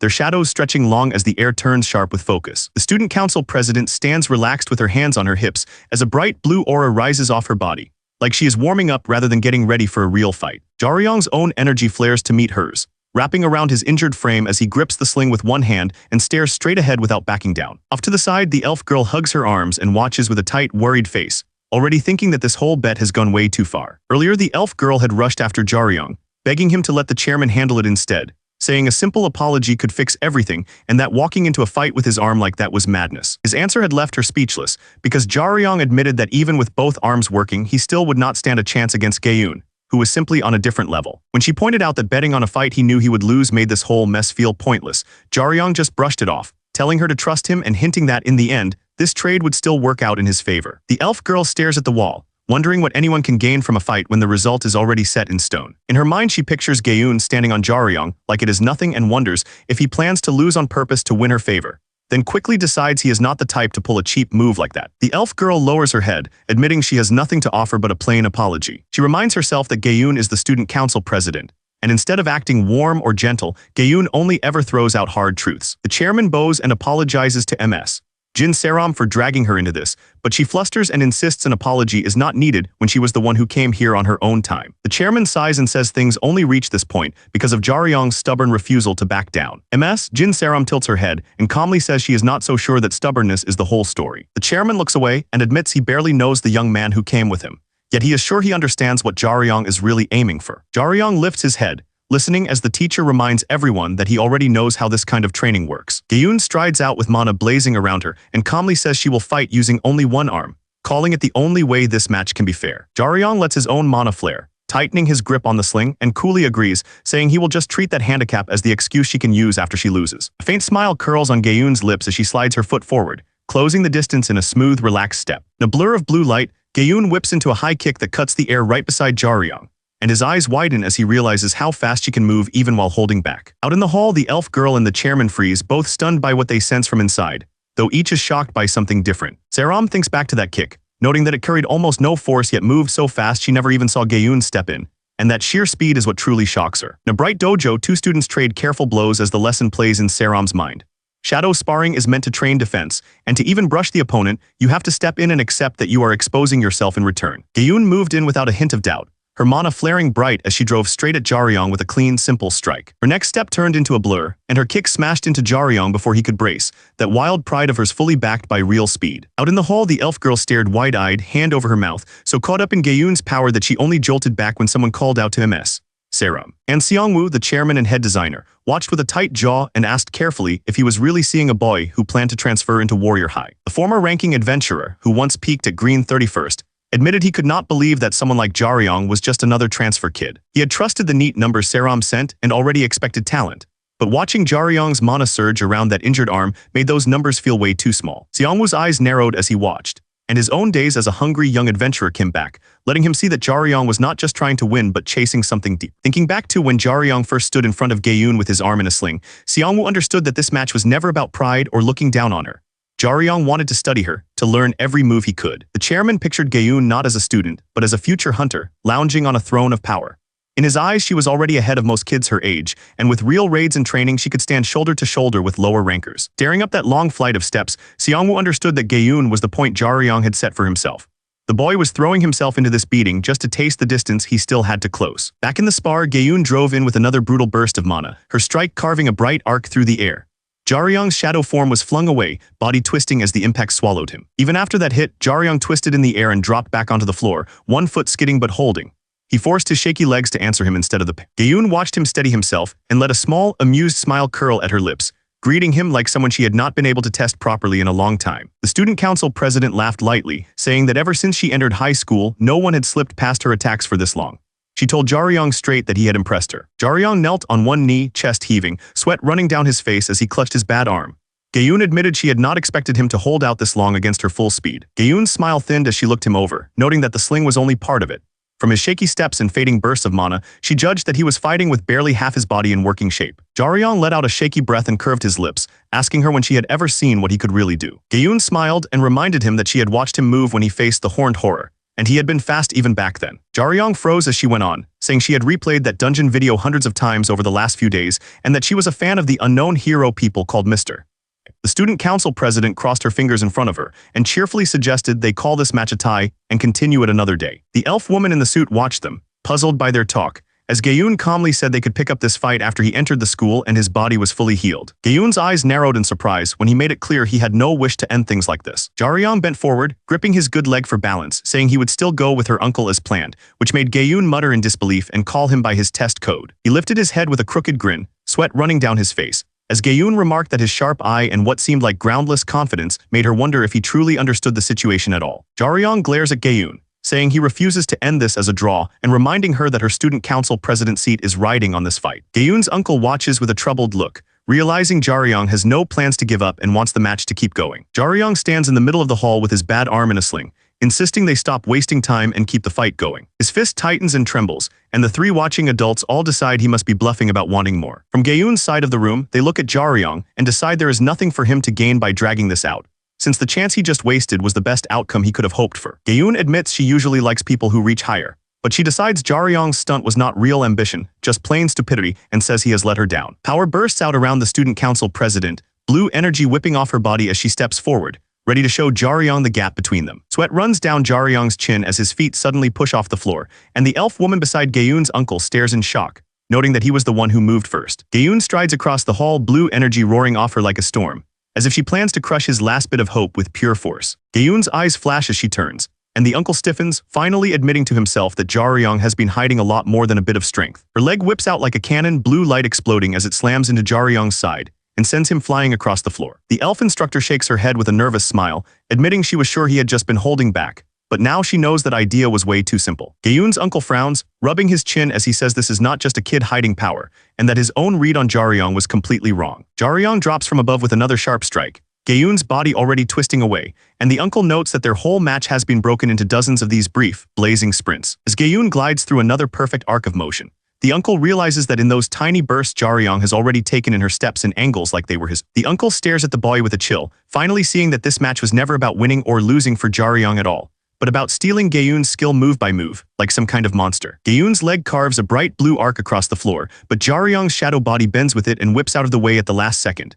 He does not meet her strength head-on, he rides the flow of her own motion to escape. Gayun straightens with wide eyes, feeling the way his last dodge echoed through her own body.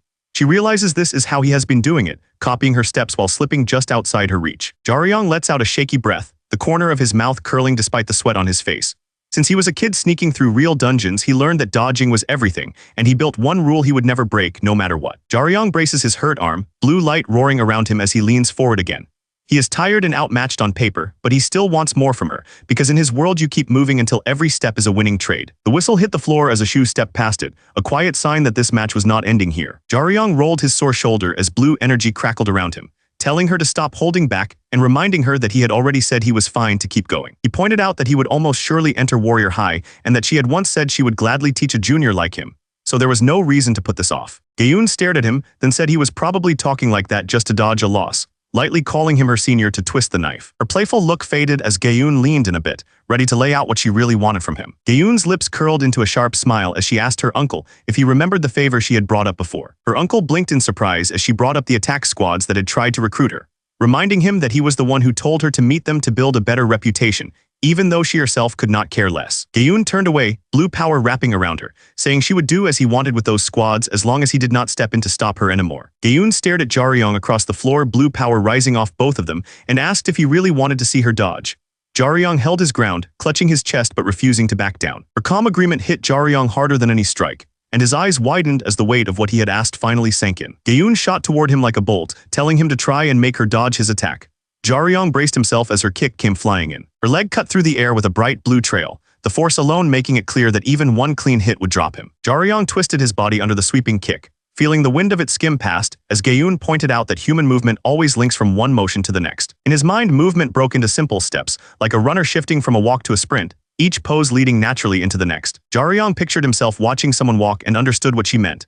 Without thinking, the brain assumes they will keep walking or get ready for some next move. Back in the match, Jaryong watched the bright arc of her strike and realized Han Gayoon was twisting that instinct, moving in ways that broke what his eyes expected, so he could never predict her next step. The idea clicked in his head. By cutting out the in-between steps, a body could seem to jump from one pose to the next and completely trick anyone watching. Out on the floor, Jaryong's blue trail carved a sharp ring through the air, and to the exposed eye it looked like he had just blinked across the space.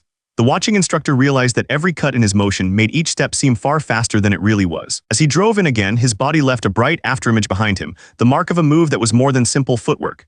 This was the product of decades of polish, the same secret technique that Han Gayoon's father had created. Gayoon's eyes shone the same fierce blue as she watched, remembering how her father had become known worldwide as the only one who could truly pull this move off. Blue light ripped across the arena in a sharp curve as Jaryong cut past her again, and Gayoon's body was thrown back by the sudden strike. One of the instructors stiffened as he counted the blurs in his head, stunned that Jaryong had just used flash twice back-to-back and even twisted it into a form Gayoon herself had never shown. His stare hardened as he reminded himself that just grasping how flash worked meant nothing, because this was never a trick someone could copy just by learning the theory. In his mind, he pictured how, without perfect flexibility, sharp reflexes, and flawless timing, anyone trying flash would just trip over their own feet and hit the ground instead of gliding past the target. Back when Han Seongwoo was in his early 20s, in what should have been his prime, he had only just learned the flash technique from his brother, and it had pushed him to his limit. He thinks about how it took him 3 full months of non-stop training just to get the move to work once without failing. Seongwoo remembers how he had to figure flash out while trading blows with Gayoon, and now he watches Jaryong bend the whole arena with it,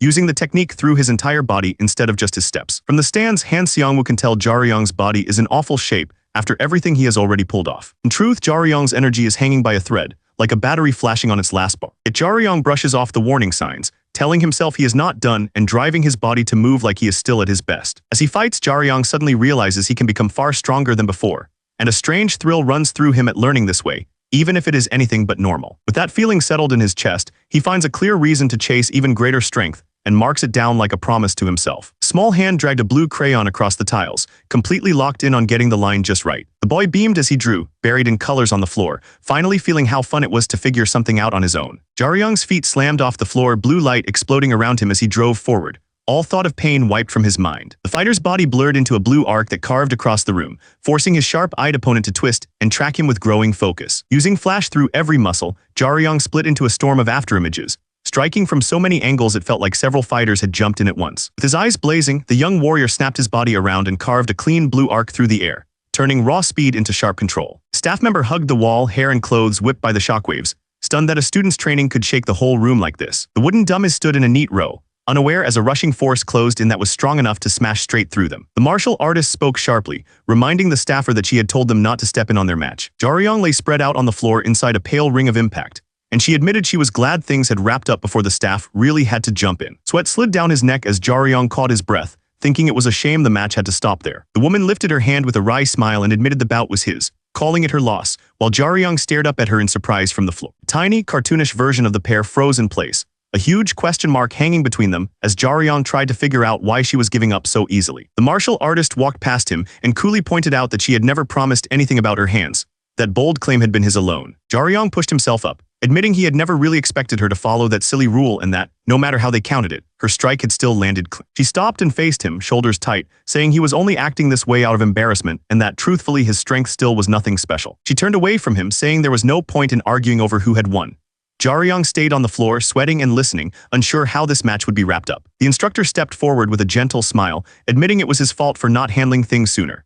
He glanced at Jaryong's beaten state and said there was no way to settle the score fairly right now. Jaryong looked up, breathing hard, as the instructor suggested they just call it a draw or, better yet, a learning experience for both of them. The instructor then told them they could settle things later, promising an official match once Jaryong was fully healed up. With the adults settled, the martial artist stepped in close, her presence suddenly heavy, and told Jaryong to listen carefully because the next time they met would be at school. Her eyes shone in the darkness as she warned him that if he happened to mess up the transfer test, their promised fight would be off the table. She added that if he lost to anyone else before facing her again, she would never let it slide. With that, the two of them turned away, each walking off in their own direction. As Jaryong left the training room, he realized that, win or lose, that duel had been something special. Meeting someone his age who matched his expectations filled him with a rare, sharp excitement. The staff woman blinked in shock when the fighter calmly gave her name as Jin Saram, realizing she was dealing with someone far bigger than a random sponsor. Jin Saram answered without fuss, accepting the attention like it was nothing even though this was the first time anyone had called her Jaryong's sponsor. From down the hall, the instructor admitted he had written Jin Saram off too quickly, while Jaryong realized that training with Gaeun had given him a kind of joy he had never felt before. Jin Saram strolled toward the elevator with a lazy smile, saying the staffer really did know how to pick people, and hinting that Jaryong was not the only monster they had found that day. The office was soaked in orange light as the day faded, and the two of them just sank into the sofa, too drained to even move after that crazy duel. Jaryong leaned his head back and let out a rough breath, feeling every muscle scream at once and thinking that this whole thing was really tearing him apart. The staff woman said she was just relieved he would not be sent to the hospital and scolded him for pushing himself so far, while Jaryong muttered that he felt so awful he might throw up right there. She admitted she was still stunned, saying the result of the duel was one thing, but she never expected someone like Jin Saram to openly accept losing. Jaryong said that on paper he had won by decision, yet once she started fighting with her full body like that, he was not even sure it counted as a real win. Her eyes widened when he quietly added that he was actually the one who broke their rules first. He remembered the moment he tore off his arm sling and charged in, knowing that from then on neither of them was really aiming to win a neat duel anymore.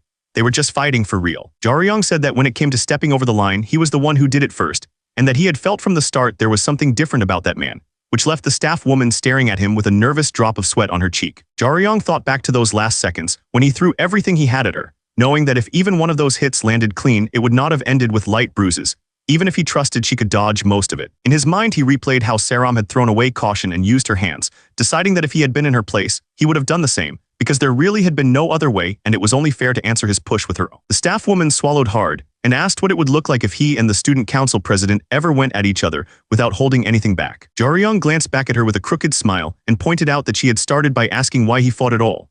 But somewhere along the way she had gotten just as wrapped up in the match as he had. His body shifted as he pushed himself up from the sofa, and the staff woman flinched in surprise at how fast he moved for someone who had just been through a brutal duel. Jaryong's eyes narrowed toward the entrance, and he muttered that they had shown up. Two figures strode into the office, one balancing several boxes on a shoulder while the other carried a bag, their sudden entrance cutting through the heavy air. The staff woman snapped her head toward the door, staring at the newcomers with a mix of shock and confusion. A tall man with long hair walked in with his arms full of food and cheerfully told them he hoped they had not waited too long, while the delivery guy beside him looked stiff and out of place. He had gone all out, covering the table with stacks of pizzas, sides, and cold soda like he was feeding an entire raid party. A slice landed on the table with crumbs flying, proof that someone was already tearing into the food without any manners left. As Jaryong calmly chewed on his slice, the long-haired man Dimini sat across from him and apologized, saying his niece had dragged Jaryong into a mess, and that he should have treated him to a proper meal much earlier. Jaryong kept shoving pizza into his mouth, cheeks puffed out, while the staff woman stared in disbelief, thinking about how he had already cleared a whole large pizza in under 2 minutes,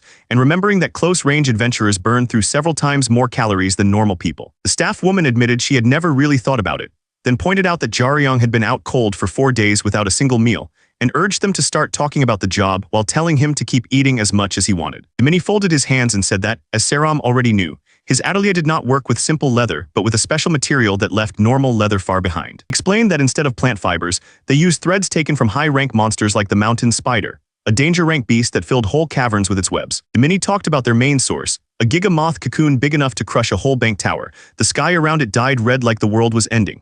The system marked it with the kind of danger rank that only shows up when a monster can wipe out a city after hatching. Back in the lounge, Jaryong paused with his soda halfway to his mouth as Dimini explained how they mix threads from monsters like that into a custom blend for each client.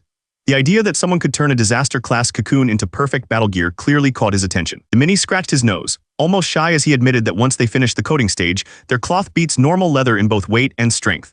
For him, turning monster parts into something better than any store-bought armor was just standard work. On the big monitor, Jaryong's stats and combat graphs filled the screen, along with notes from the Jinseong group and HOTS. Dimini said that thanks to all this data and watching Jaryong fight, he had already locked in the mix of fibers and even the style of clothes they should build for him. The staff woman straightened up, a drop of sweat on her cheek, when Dimini said there was still one thing that bothered him. She asked what problem could be left when they already seemed so prepared. Dimini laced his fingers and explained that the final step is to soak the cloth in a rare oil, hardening it and stacking on all kinds of resistances.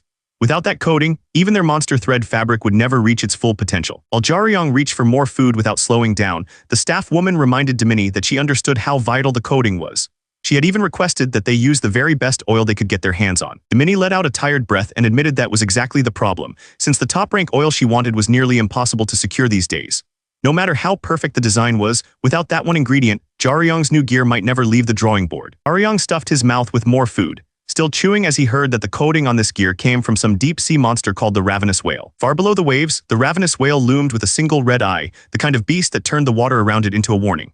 Dimini explained that something had happened out there, and now no one was bringing these things down anymore. The whale's body stretched off into the dark, making it clear why hunters had stopped trying.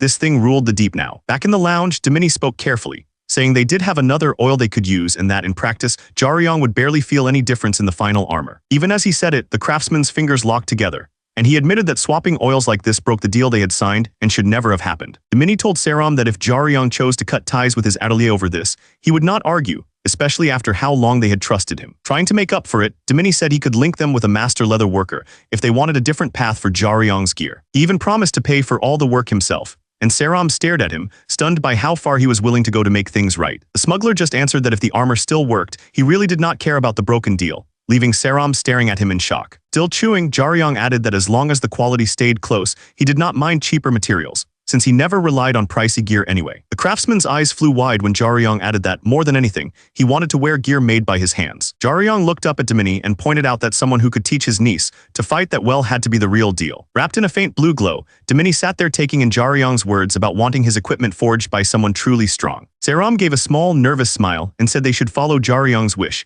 adding that she had felt something was off from the start. Dimini pushed himself up with a shy smile, saying that being called strong after more than 10 years of retirement felt embarrassing, but he could not deny it still made him happy. When Dimini suddenly asked when Jaryong had cleared every last slice, Saram jolted in surprise while the injured student just sat there, looking way too innocent for someone who had wiped out the whole meal. Dimini reached out with a gentle smile, saying that if Jaryong trusted him, he would pour everything he had into the work. As Jaryong gripped his hand with his bandaged arm, the craftsman let out a slow breath and admitted that the more he thought about last week, the more it still bothered him. Dimini talked about a huge raid he had been hyped for, saying he had dreamed of getting rare materials from it, and that missing out still stung. When Dimini asked if they knew about the Imperial Wasp and its rare Royal Jelly drop, Jaryong and Saram both stiffened, clearly hooked by the name. The craftsman admitted that Royal Jelly might be the famous drop, but said that among people like him, the real dream was another Imperial Wasp material called black wax. In his mind, the Imperial Wasp Queen loomed like a shadow wrapped in fire, grown by royal jelly and guarded by a shell of black wax that nothing could easily break. While Dimini went on about how only a few wasp groups made black wax and how coating Jaryong's gear with it could create something insane, Jaryong pulled out his phone and started looking the stuff up. Jaryong turned the screen toward Dimini and calmly asked if the stuff he was talking about looked like this, leaving the craftsman staring at the phone in surprise. Jaryong explained that he used to have a real photo of the stuff, but after his old phone got wrecked, he had to redraw it from memory, even if it came out a bit chunky. Dimini jerked forward at the sight of the drawing and, stumbling over his words, asked if this meant Jaryong had actually seen the real thing with his own eyes. In his head, Jaryong pictured himself blurting out that he had smuggled it and ending up behind bars, then dropped the idea at once, keeping his face blank in reality. So instead, Jaryong casually claimed he had seen the material once when he visited her house, tossing the line out like it was nothing, and leaving the woman jolted. The woman stared at him, sweating and full of questions, thinking that rich folks really did have everything if they could even keep something like that at home. Outside, the hospital building glowed in the sunset, marking where the next piece of Jaryong's day was waiting. Inside, Jaryong's father lay still under the mask, strange energy tracing his neck, while Jaryong spoke on the phone, saying he was at the hospital and had cleared his day to be here. With the phone pressed to his ear, Jaryong said an hour was perfect, figuring he could wrap up what he needed to do and still make it back in time. Jaryong asked if his friend had eaten yet, then admitted he would join in if the guy was planning to grab food, saying he was still a bit hungry himself. The man on the other end laughed about splitting the bill but warned he might regret it later with a stomachache, and Jaryong was not surprised at all by that answer. The door to the hospital room eased open, letting in a sliver of light and the promise of company. The pink-haired man's eyes hardened a bit as he wrapped up the call, telling Jaryong to ring him once he got there, and saying he had to hang up. A tall, sharp-looking man with pointed ears stepped through the doorway, and the waiting patient knew at once that the person he had been planning around had finally shown up. The blonde visitor commented that it had been some time since they last met, and the man in the green jacket answered with a calm smile, suggesting they move their talk outside the room. The man in the green jacket mentioned that the patient had only just drifted off after a sedative and added that they should not be loud in a place like this, as the memory pulled back to what had happened 11 years earlier. In that faded memory, a worn-out man lay hooked to an oxygen mask while a shadowed figure stood over him, and word spread that the attack team he had once led, a group people used to call a myth, had finally broken up. The blonde elf, Zeke Eskerseram, calmly suggests they can just keep their voices down. The system tags him as rank 7 of the Republic and the former healer of the T-Beak attack squad, making it clear this is no random visitor. The man in the green jacket smirks and tells Zeke he has not changed at all, saying he is still great at getting under people's skin. Their shoes slide on the hospital floor as they close the gap between them, The two men who once fought side by side now stand across from each other again. The man in the green jacket clenches his phone so hard the screen cracks, admitting he is too worked up to stay calm because seeing Zeke again has him overflowing with emotion. Night falls over a sleek tower marked Atelier H, the kind of place where hunters shop when they want something special. MS, Saram stands outside the building, staring at her partner and asking if he plans to keep shocking her like this. Her mind jumps back to their first job together, when the young hunter cracked open a glowing chest and pulled out that strange black wax. The man just rubs his head and admits he had no idea it would turn out like that either, even thanking her for going along with his crazy move. MS, Saram lets out a long breath, saying that with him things never go the easy way, then asks if he has anything else planned. The man checks his phone and explains that he promised to meet someone, tapping out a quick message that he is leaving now. MS, Saram slips her hands into her pockets and says she can drive him if it is nearby, only to pause when he suddenly reacts to a new alert. His phone lights up with an incoming call from Uncle Zeke, turning a simple ride offer into the start of something much bigger. He glances down at his phone, telling the caller he is heading out now and asking if he needs to rush to the hospital, already bracing for bad news. He listens in silence, the city glowing behind him as the caller's calm answer eases his panic a little. He ends the call and starts walking, noticing how cold the night air has gotten and wondering if MS, Saram already headed home. He finds Uncle Zeke waiting outside, who waves him over and mentions that MS, Saram just stepped away for call, adding that he is only out here to smoke, not to dump more work on him. With a more serious look, Uncle Zeke brings up the technique from earlier and tells him that the skill he learned today is called Flash. Uncle Zeke explains that Flash was created by his retired brother, who is also Gayun's father, and admits he had a hand in building it as well. The young hunter stiffens, surprised that the move he copied in a rush is actually a named skill tied to Gayun's own family. He closes his eyes for a moment, weighing everything he has just heard and what it means for him to be using that skill. Jaryong lowers his head, thinking he should have guessed the creator of that move might be standing right in front of him. Uncle Zeke gives a shaky smile as Jaryong rushes to apologize and promises not to use Flash again, and the older hunter quickly tells him that is not why he brought it up. The instructor lets his hand hang at his side, and explains that adventurer skills do not really belong to anyone in a legal way. Jaryong looks up, listening as he hears that hunters just get picky about who they teach their moves to, and that figuring one out alone is not against any rule. Uncle Zeke adds that if a move can be copied, sooner or later everyone will use it anyway. Then he lifts his vape pen and politely checks if Jaryong minds. In a lighter mood, Jaryong mutters that there was nothing easy about that move, and Zeke just laughs, acting like it is no big deal. Taking a slow drag, Uncle Zeke says Jaryong once told him he had never learned proper skills, and admits he first assumed the kid's foundation was shaky. In his mind, Zeke goes back to the duel, watching Jaryong throw himself into the attack with sharp form and burning focus, and realizes a kid that Driven would never slack on the basics. Uncle Zeke lets the smoke drift out and admits he has no idea why that move clicked for Jaryong, but says that is not really his job to figure out. Instead, he tells the kid he has some advice that might actually help. He explains that Jaryong's talent is the real thing, like a rare stone that only needs some work to shine. With time and effort, Zeke says that hidden strength is going to come out whether Jaryong likes it or not. Zeke goes even further, saying that for someone like Jaryong, getting into warrior high and even rising into the ranks of top adventurers would not be that hard. Jaryong scratches his head with a weak smile, not really knowing how to answer praise that big. The instructor's eyes harden as he tells Jaryong that this is the level his skills can reach. He wants the kid to really feel how serious he is about that. Zeke then tells him that this world, especially the adventurer trade, is not some friendly place where everyone just claps for each other's strength. Jaryong stares ahead, the weight of that warning settling on him. He explains that there will always be people who see that strength and treat it like something holy, lifting you up and cheering you on. In Jaryong's mind, it feels like a crowd raising him and his power toward the sky. But he also points out the other kind, the ones who stare with nothing but envy and hate. Those people will first try to put a leash on someone like Jaryong, and if they cannot, they will do everything they can to wipe him out. Zeke finishes by saying he figures Jaryong has heard plenty of stories like that already. A bead of sweat runs down Jaryong's cheek as he stays silent, because for him, those stories are not rumors, they are memories. Jaryong swallows hard, wondering if Zeke is telling him to keep his true strength hidden so dangerous people will not notice him. The instructor, shown in a cute style, calmly tells the younger Jaryong that he has it all wrong, and that hiding talent is the last thing he should do. Zeke lets out a cloud of smoke and says that Jaryong's kind of talent cannot stay hidden anyway, and if he keeps acting weak, people will only treat him like he is beneath them. He places a steady hand on Jaryong's shoulder and tells him to stop shrinking himself and just live the way he wants. With a calm smile, Zeke urges him to throw away the act and show his real self, a genius so far ahead that no one else can even come close. Keeping his grip on the kid's shoulder, Zeke tells Jaryong that as long as he has the power, he should use it fully and take any skill that might help him grow stronger. As Jaryong bends in a deep bow, Zeke looks down at him and says he should never lower himself like that again. Because if anyone has a problem with him taking skills, the fault lies with the people careless enough to let it happen. Zeke's eyes harden as he tells Jaryong that in the end, it is up to him to judge what is right or wrong. Because in this world that power belongs to the strong. Jaryong stares ahead, trying to swallow the thought that even a stolen skill could become his if he pushes it to the next level. Zeke lets out another lazy breath of smoke and admits his words might sound wrong for a kid, but says this adventurer world only listens to those strong enough to back up their choices. Gayoon lounges inside a swirl of blue mana, calm but sharp, as Zeke admits that her wild, extreme nature is exactly how he raised her, and he has no plan to smooth out those edges. A row of pale figures flinch and clutch their heads, standing in for all the people who might fear Gayoon's temper but still treat her with respect because of how strong she is. As a woman strides toward them, Zeke finishes by saying that one day people will treat Jaryong the same way, never daring to look down on him. A flustered staff woman hurries over, clutching her phone and saying there is a call for Jaryong from her uncle, clearly not expecting to find him standing there. Jaryong turns with a puzzled look, pointing out that it is only her uncle calling, while Zeke watches with mild curiosity. She presses the phone into Jaryong's hand,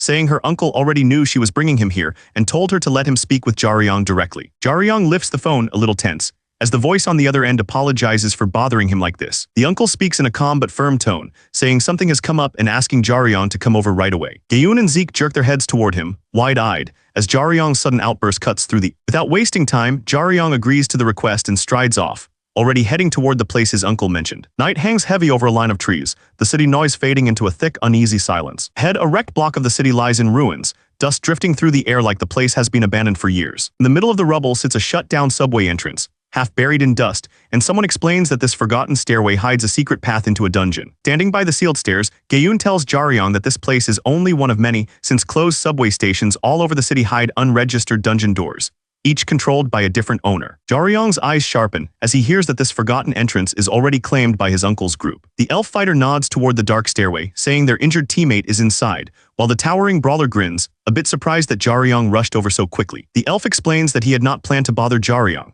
but the wounded idiot inside swore he would rather stay hurt than be dragged out in the elf's arms. Jaryong walks in with Gayoon at his back, frowning as he wonders what kind of grudge would make a grown hunter refuse help from his own manager. The brawler laughs that if he had known Jaryong would show up this quickly, he would have begged for some fresh clothes. Then he eyes the teen, curious who this newcomer actually is. The big fighter studies Jaryong's calm stare, says he likes that look, and asks if this is the kid bold enough to land a clean hit on Mr. Zeke. Leaning in like an excited fan, the brawler tells Jaryong that the whole attack squad talks about the nameless teen who hits harder than high-ranked monsters, adding that even their captain wants a word with him, before someone nearby snaps at him to quit the chatter. Jaryong stares ahead, a little stunned that his quiet work has already reached the ears of a squad captain, while the brawler turns away, finally dropping the small talk. The elf manager turns his back on the group, saying they are heading out since his work here is done and there is no reason to hang around any longer. Gayoon follows after the manager but glances back at Jaryong, telling him to call her later before she disappears up the stairs. Thick mist curls around the huge metal door, and a thin line of red light spills from the crack, hinting at something fierce burning on the other side. Jaryong steps through the haze toward that red glow, his face calm as he walks deeper into the dungeon's heat. Jaryong looks at the man sitting at the edge of the blazing pit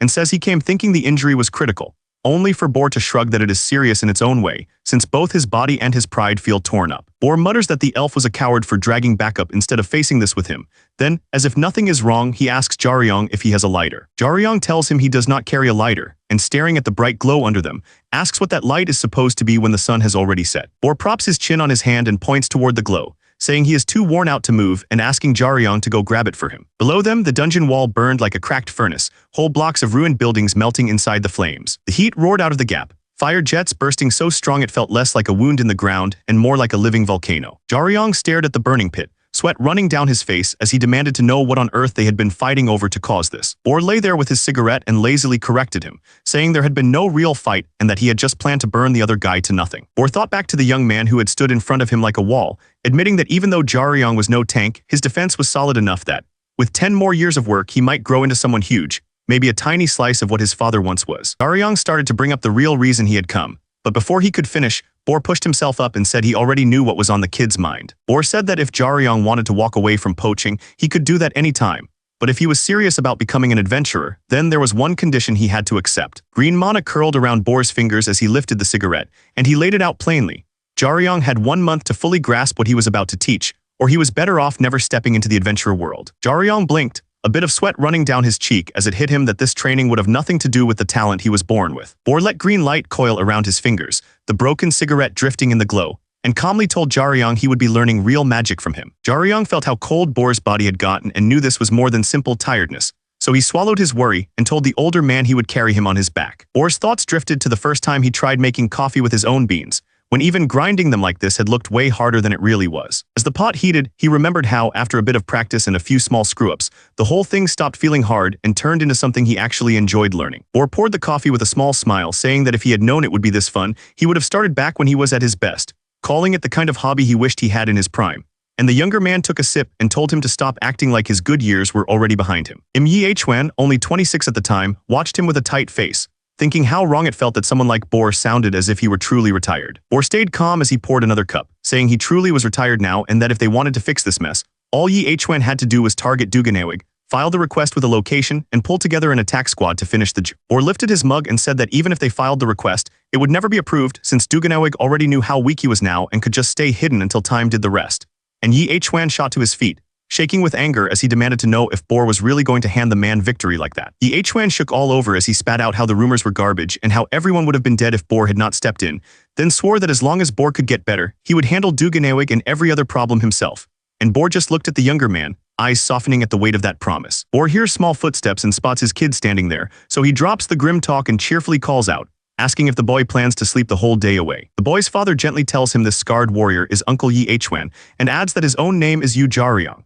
And the kid gives a small, nervous greeting that makes Yi-Hwan soften a little. Bor tells Jaryong to go play for a while and mentions they will all have dinner together later. And Yi-Hwan feels a jolt as he realizes this easygoing father suddenly wants a private, serious talk. Jaryong races down the hallway with the simple joy of a kid told to go play, not knowing his father is about to talk about how little time he has left. Back at the table, Bor drinks his coffee and mentions that Zeke made him a special painkiller from a sky tiger, then admits that his body will soon resist it, and worse, his memory, judgment, and even his basic thinking will start to fall apart until he cannot recognize anyone in a few short years. Bor's voice shakes as he explains that before his mind goes, he needs Yi-Hwan to promise something, saying that if he can no longer be the father his child deserves, then Yi-Hwan has to step in.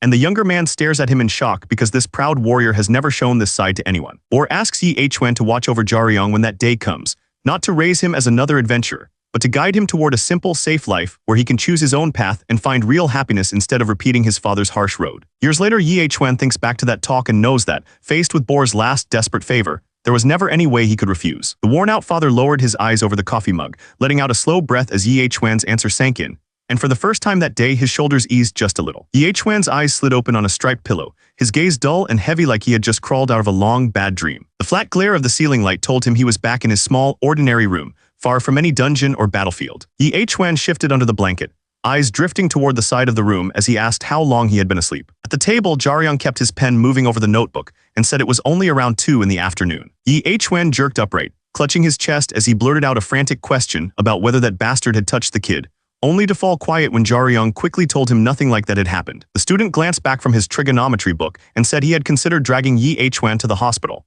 But since there was no way to explain the mess they were in, he had used a different treatment instead. Yi-Hwan's eyes widened, and a bead of sweat slid down his cheek as he stared at the boy, suddenly guessing what that mystery medicine might be. Back then, Yi-Hwan slid a strange glowing syringe across the counter as a gift for Jaryong starting the shady new job.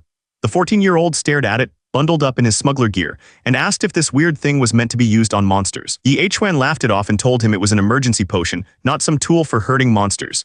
It was nothing fancy, but it could patch up most wounds and even clear poison, as long as the hit you took was not the kind that ended you on the spot. Turning it in his fingers, the retired adventurer said this kind of potion was something only people who risked their lives for a living ever bothered to buy, which was exactly why he wanted Jaryong to have one. After this first one, though, he made it clear the kid would have to pay for his own safety net. Jaryong accepted the gift and turned to leave, saying he would head out and come back with results. Watching the kids back, Yi-Hwan hesitated and told him that if he wanted to walk away from this deal but could not say it out loud, he was willing to pretend none of this had happened.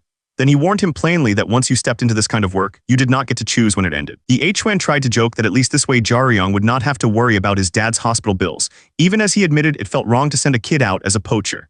Before that guilt could grow into a real apology, the boy shut it down and told him he was fine with it. Jaryong reminded him that his father had never asked for a loan and that this was not about trust or debt. Since he was little, he had believed he needed strength of his own because the future was messy and even people you relied on might not always be there. At the doorway, the kid finally said what was really driving him. If anything went wrong, he wanted enough power to shield his own father with his own hands. He thanked Yi-Hwan for the potion and promised he would only break it out when it truly mattered. Looking at that same syringe now, Yi-Hwan knew he had been right that Jaryong would hoard it for the worst moment, but it still stunned him that the kid had made it this far without ever cracking it open. To him, that kind of stubborn survival felt downright insane. Back in that cramped room, Yi-Hwan flipped through a study booklet and joked that part of him was almost let down Jaryong had not just sold the potion on the black market. The retired adventurer said it proved the kid knew him too well to try something like that. Yi Chuan's eyes softened as he said that if Jiaoyang had never started poaching or had walked away halfway, he would have found a way to handle the hospital bills himself. He was sure Jiaoyang would have paid him back someday, but he wished the kid had never needed this job in the first place. Jiaoyang stared at the papers in his hand, a bit stunned, and said he had known that deep down. He added that he could not claim he had been completely sure, but he had always felt Yi Chuan would not abandon them. Jiaoyang went on to say that even if something happened to him, he believed Yi Chuan would never turn his back on his father. Because of that, taking the poaching job had never felt like a gamble to him. Yi Chuan quietly said that the moment he pushed a 14-year-old into poaching, it felt like he had already thrown away his own pride. In his mind, that was the point where he had given up on being any kind of decent adult. Jiaoyang shook his head and told him that weight was not his to carry because he had been the one who asked for this life. Even without Yi Chuan's help, he was sure he would have chased some other risky way to keep his father alive. His gaze dropped to the transfer practical booklet on the desk as he admitted there was still one thing he had never understood. Even though he had volunteered for poaching, he asked why Yi Chuan, of all people, had agreed to it so easily. Yi Chuan rose from the bed and with a bitter smile said that in his own thoughts he had already broken a promise. Jiaoyang's father had once begged him not to let his son grow up to be an adventurer, and yet here he was, doing the exact opposite. Jiaoyang looked up from the booklet, a drop of sweat sliding down his cheek as he sensed Yi Chuan was about to say something he had never shared before. The retired adventurer's face darkened, eyes burning as he admitted he hated this rotten world with everything he had. In his mind, Yi Chuan lined up the ones who had dragged Yu Sung down, from the schemers who framed him to the fools who believed the lies and tossed his feats aside. His anger even reached the ones who had known the truth yet stayed quiet, wishing every last coward who watched it happen from the sidelines would just be gone. He admitted that Zeke, the one still fighting, had real intent. Yet Yi Chuan was sure that with such gentle methods Zeke would never bring down the Duganawig. Yi Chuan's gaze hardened as he said that it was not only adventurers who needed the resolve to hunt a dragon, because dragons were far from dumb beasts. He compared them to hidden organs in a body, saying that even once their true form was known, getting close enough to cut them out was hard, since they were placed so that taking them down could make the whole society collapse. Jiaoyang stood there with his arm in a sling, sweat beading on his face as Yi Chuan said that while Zeke and his people were truly resolved, the rest were nothing but trash who had turned their backs on Yu Sung. Yi Chuan said that even if the world ended tomorrow, most people would still rather protect their wallets and cling to lies than face what was really happening. He went on, saying that as long as Zeke stayed chained by laws and polite society, the cowards in power would rather side with the dragons and crush any plan to stop them, and Zeke would be the one to pay for it. In Jiaoyang's mind, Yi Chuan's words turned into a picture of dragons tearing through a city, as the old horrors his father once tried to wipe out came roaring back and dragged down all the fake hopes and cheering fools that had lived off lies. Yi Chuan said that this was why he had never forced Jiaoyang to become an adventurer, then casually held out a slip of paper and told him to take it. The retired adventurer explained that it was an account in Jiaoyang's name, filled with every bit of money he had earned from his share of jobs since the first day they worked together. Jiaoyang stared at the numbers, stunned, but Yi Chuan just said he had always meant for that money to be Jiaoyang's, so that once he became an adult he could do whatever he wanted with his life. While pulling on a hoodie, Yi Chuan said he had planned to teach Jiaoyang real skills and hard knowledge later on. Not the safe tricks for showy adventures, but things that were useful and truly dangerous. Yi Chuan told him to call once the cast came off, saying that would be when he started teaching him magic, then waved a lazy goodbye and added that studying for the transfer test was fine, even if he felt that fancy school was pretty pointless. The kid points out that if Yi Chuan truly hated the idea of him becoming an adventurer, he never should have opened that door for him in the first place. Yi Chuan quietly agrees that the kid is right, but says his own hang-ups never mattered compared to what the boy wanted. His thoughts jump back to years ago when a much younger Jiaoyang stood there with that huge case on his back, and Yi Chuan had asked him the only thing that mattered back then, what he really wanted to do. Yi Chuan walks out with his hands in his pockets, thinking that just like back then, the most important thing now is what Jiaoyang himself wants, while the kid stands there with his arm in a cast, left to decide his own path. The place that used to be a busy part of Yongsan was now nothing but broken stone and twisted metal, quiet under the blue night sky. A lone figure walked through the misty rubble, coat brushing her legs as her boots crunched over the broken ground. The woman looked over the shattered buildings and said she always thought their group should get a place of their own, pointing out they had more than enough money for it. The masked man kept his eyes on the book as he pointed out that she skipped most of their meetings, then added that having a real place with hot water actually sounded pretty good. The woman gave a crooked smile and said it was strange seeing him by himself, since he was almost always stuck to the other guy. Masked man said he understood, explaining that his usual partner was just busy carrying out other orders. The woman's lips curled as she said she was actually praising him, saying that without his guardian around she had expected him to go hunting for that bastard instead of staying here. Her next jab about him maybe holding back tears hung in the air, and the masked man sat rigid, the strange scar down his back the only sign of how much her words dug. The masked man glared at Sam, blue eyes burning, and warned that if she said even one more word she would not walk away from this. The woman just laughed at his warning and threw an insult back, calling him a scared dog yapping because his master was gone. Outside the worn-down building, the night hung heavy and still, as if the whole place was holding its breath for what was coming. Blue power burst out around the masked man as he stepped forward, saying he would not be punished for fighting another member since, in his eyes, she had started all of this. Red energy wrapped around the woman as she lifted her hand, saying she was done hearing about who caused what and that if this fight ended with her gone, so be it. With blue and red light cutting through the fog, the two members faced each other and agreed to settle it right there, unaware that a man in a suit was calmly watching from the darkness behind them. Aaron and Strange Stone both turned toward the voice that called them, their killing intent cooling as they realized someone higher up had stepped in. The masked leader stood with his hands in his pockets and said he had no wish to meddle in their argument. But since they still had work to do, he told them to hold it in and finish each other only after the job was done. The leader narrows his eye and reminds them that if their little fight makes more trouble for the group, nobody will be pleased. The masked fighter lifts his hands and admits he was being dumb, saying he never should have gone along with the woman's taunts. The woman tilts her head with a crooked smile, saying he only gets to walk away thanks to the leader and demanding to know why he has been ignoring her calls. The masked fighter's hand tightens and he repeats her words in disbelief, as if wondering why those calls even matter. His mind jumps back 4 days, to the night civilians ran for their lives while monsters chased them through the streets, all because she had told him to go back and erase the rescue team. In the memory, the woman watched the panic with glowing red eyes and a twisted grin, as if the whole thing was just fun to her. Back in the present, the leader calmly says that 4 days ago she only told him to go back and deal with the rescue team, so he saw no reason to keep talking after that. The woman explodes, shouting that of course there was more to discuss and that the plan had gone well enough already. The masked fighter crouches down and argues that calling it a success is a joke, since only 12 people died and some other group ended up taking all the credit. On a news broadcast, the anchor talks about young heroes who stopped a major disaster, saying one of them is still in the hospital, and there is no mention at all of the stolen vehicle or the civilians who died. The masked leader calmly says those 2 boys ended up saving the Adventurer Association from public anger, even if that was never his plan. His words hang over the image of the armored monster stalking through the ruined street, the thing that turned one stolen vehicle into a full-blown disaster. An association official talks on the phone, going over papers, while the leader explains how they bought off the media and the grieving families, turning all the attention toward the 2 boys instead of their own failure. Down in the empty building, the woman rages that he should have gone back and finished the boys, but the masked leader tells her that the moment their faces are known, every move they make turns into branded terrorism. The leader goes on, saying that if they ever get tagged, the Adventurer Association will drop everything to hunt them.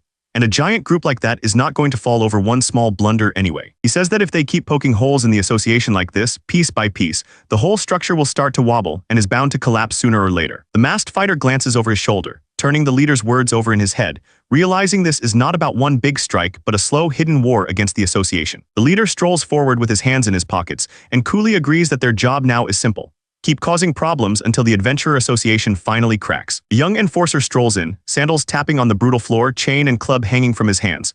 He jokes about taking too long to get here, smiling like this is just another fun night. The masked leader glances toward the caped fighter and says he left him alone to enjoy his little hobby.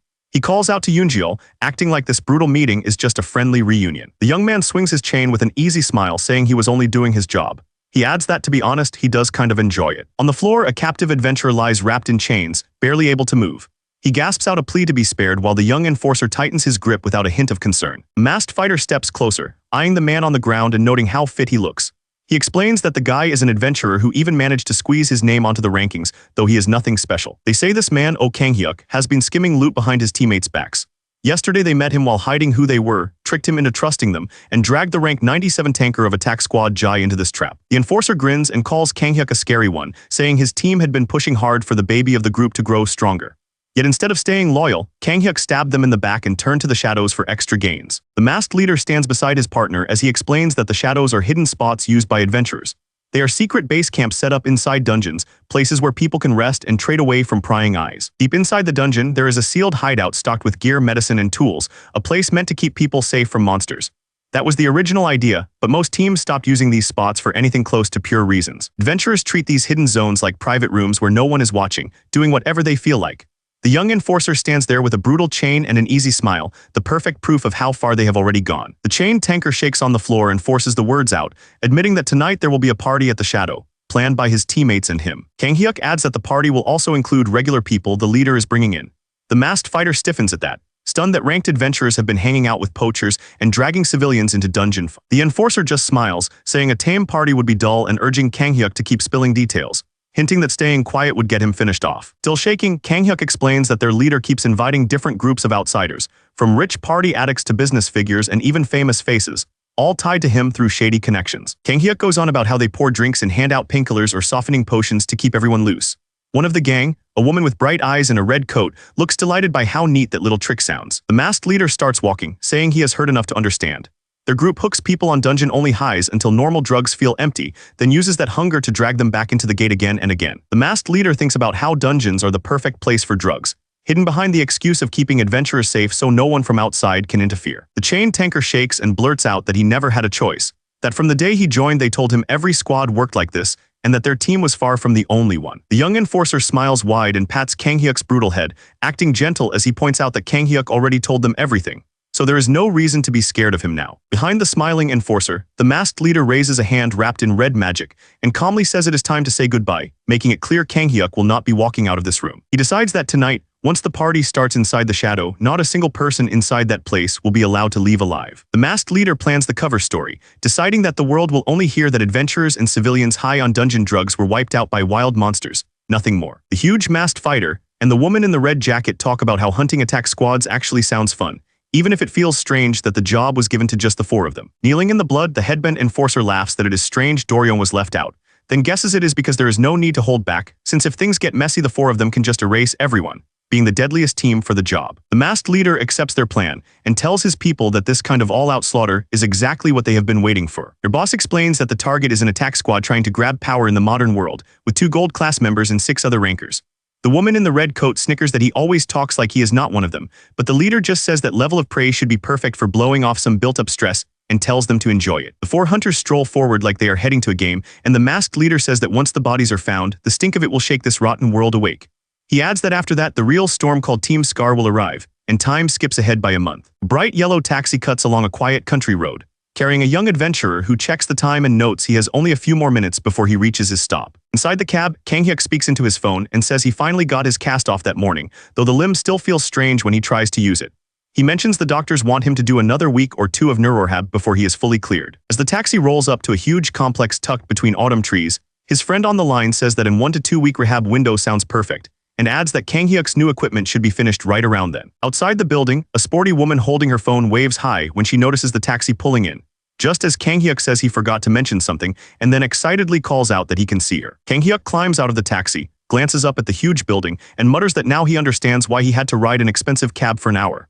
He is stunned to hear that they will be the only ones using this entire place for the next 2 days. The trainer holds up a finger and tells Kang Hyuk they only have the weekend before his transfer exam, so she plans to push him as much as she can to get him ready. Kang Hyuk turns toward the newcomer and casually adds that he actually met this manager earlier that morning, right after getting his cast removed. When Kang Hyuk adds that the manager offered to help with the transfer exam and even used to be a classmate, the trainer freezes, staring up in shock and starting to sweat. Kang Hyuk leans in with a hopeful smile, asking if it is okay to have this manager help too, while the towering blonde man beside him stiffens, clearly nervous about how the trainer will take it. Inside, they walk past a full swimming pool and a huge training court, and Kang Hyuk starts to realize this place is built like a pro athlete camp, not a simple They pass through a cozy lounge that looks more like a fancy cafe, and the trainer mentions he can grab any food or drinks he wants here since everything is picked to keep adventurers in top shape. Next comes the weight room, packed with heavy machines and racks, and she points out that every piece here is custom gear made for real adventurer training. The trainer calmly lists off the dorm floor and even a spa 1 level below, and Kang Hyuk finally blurts out that he cannot believe all of this is just her uncle's private place. She folds her arms and says it is really nothing special,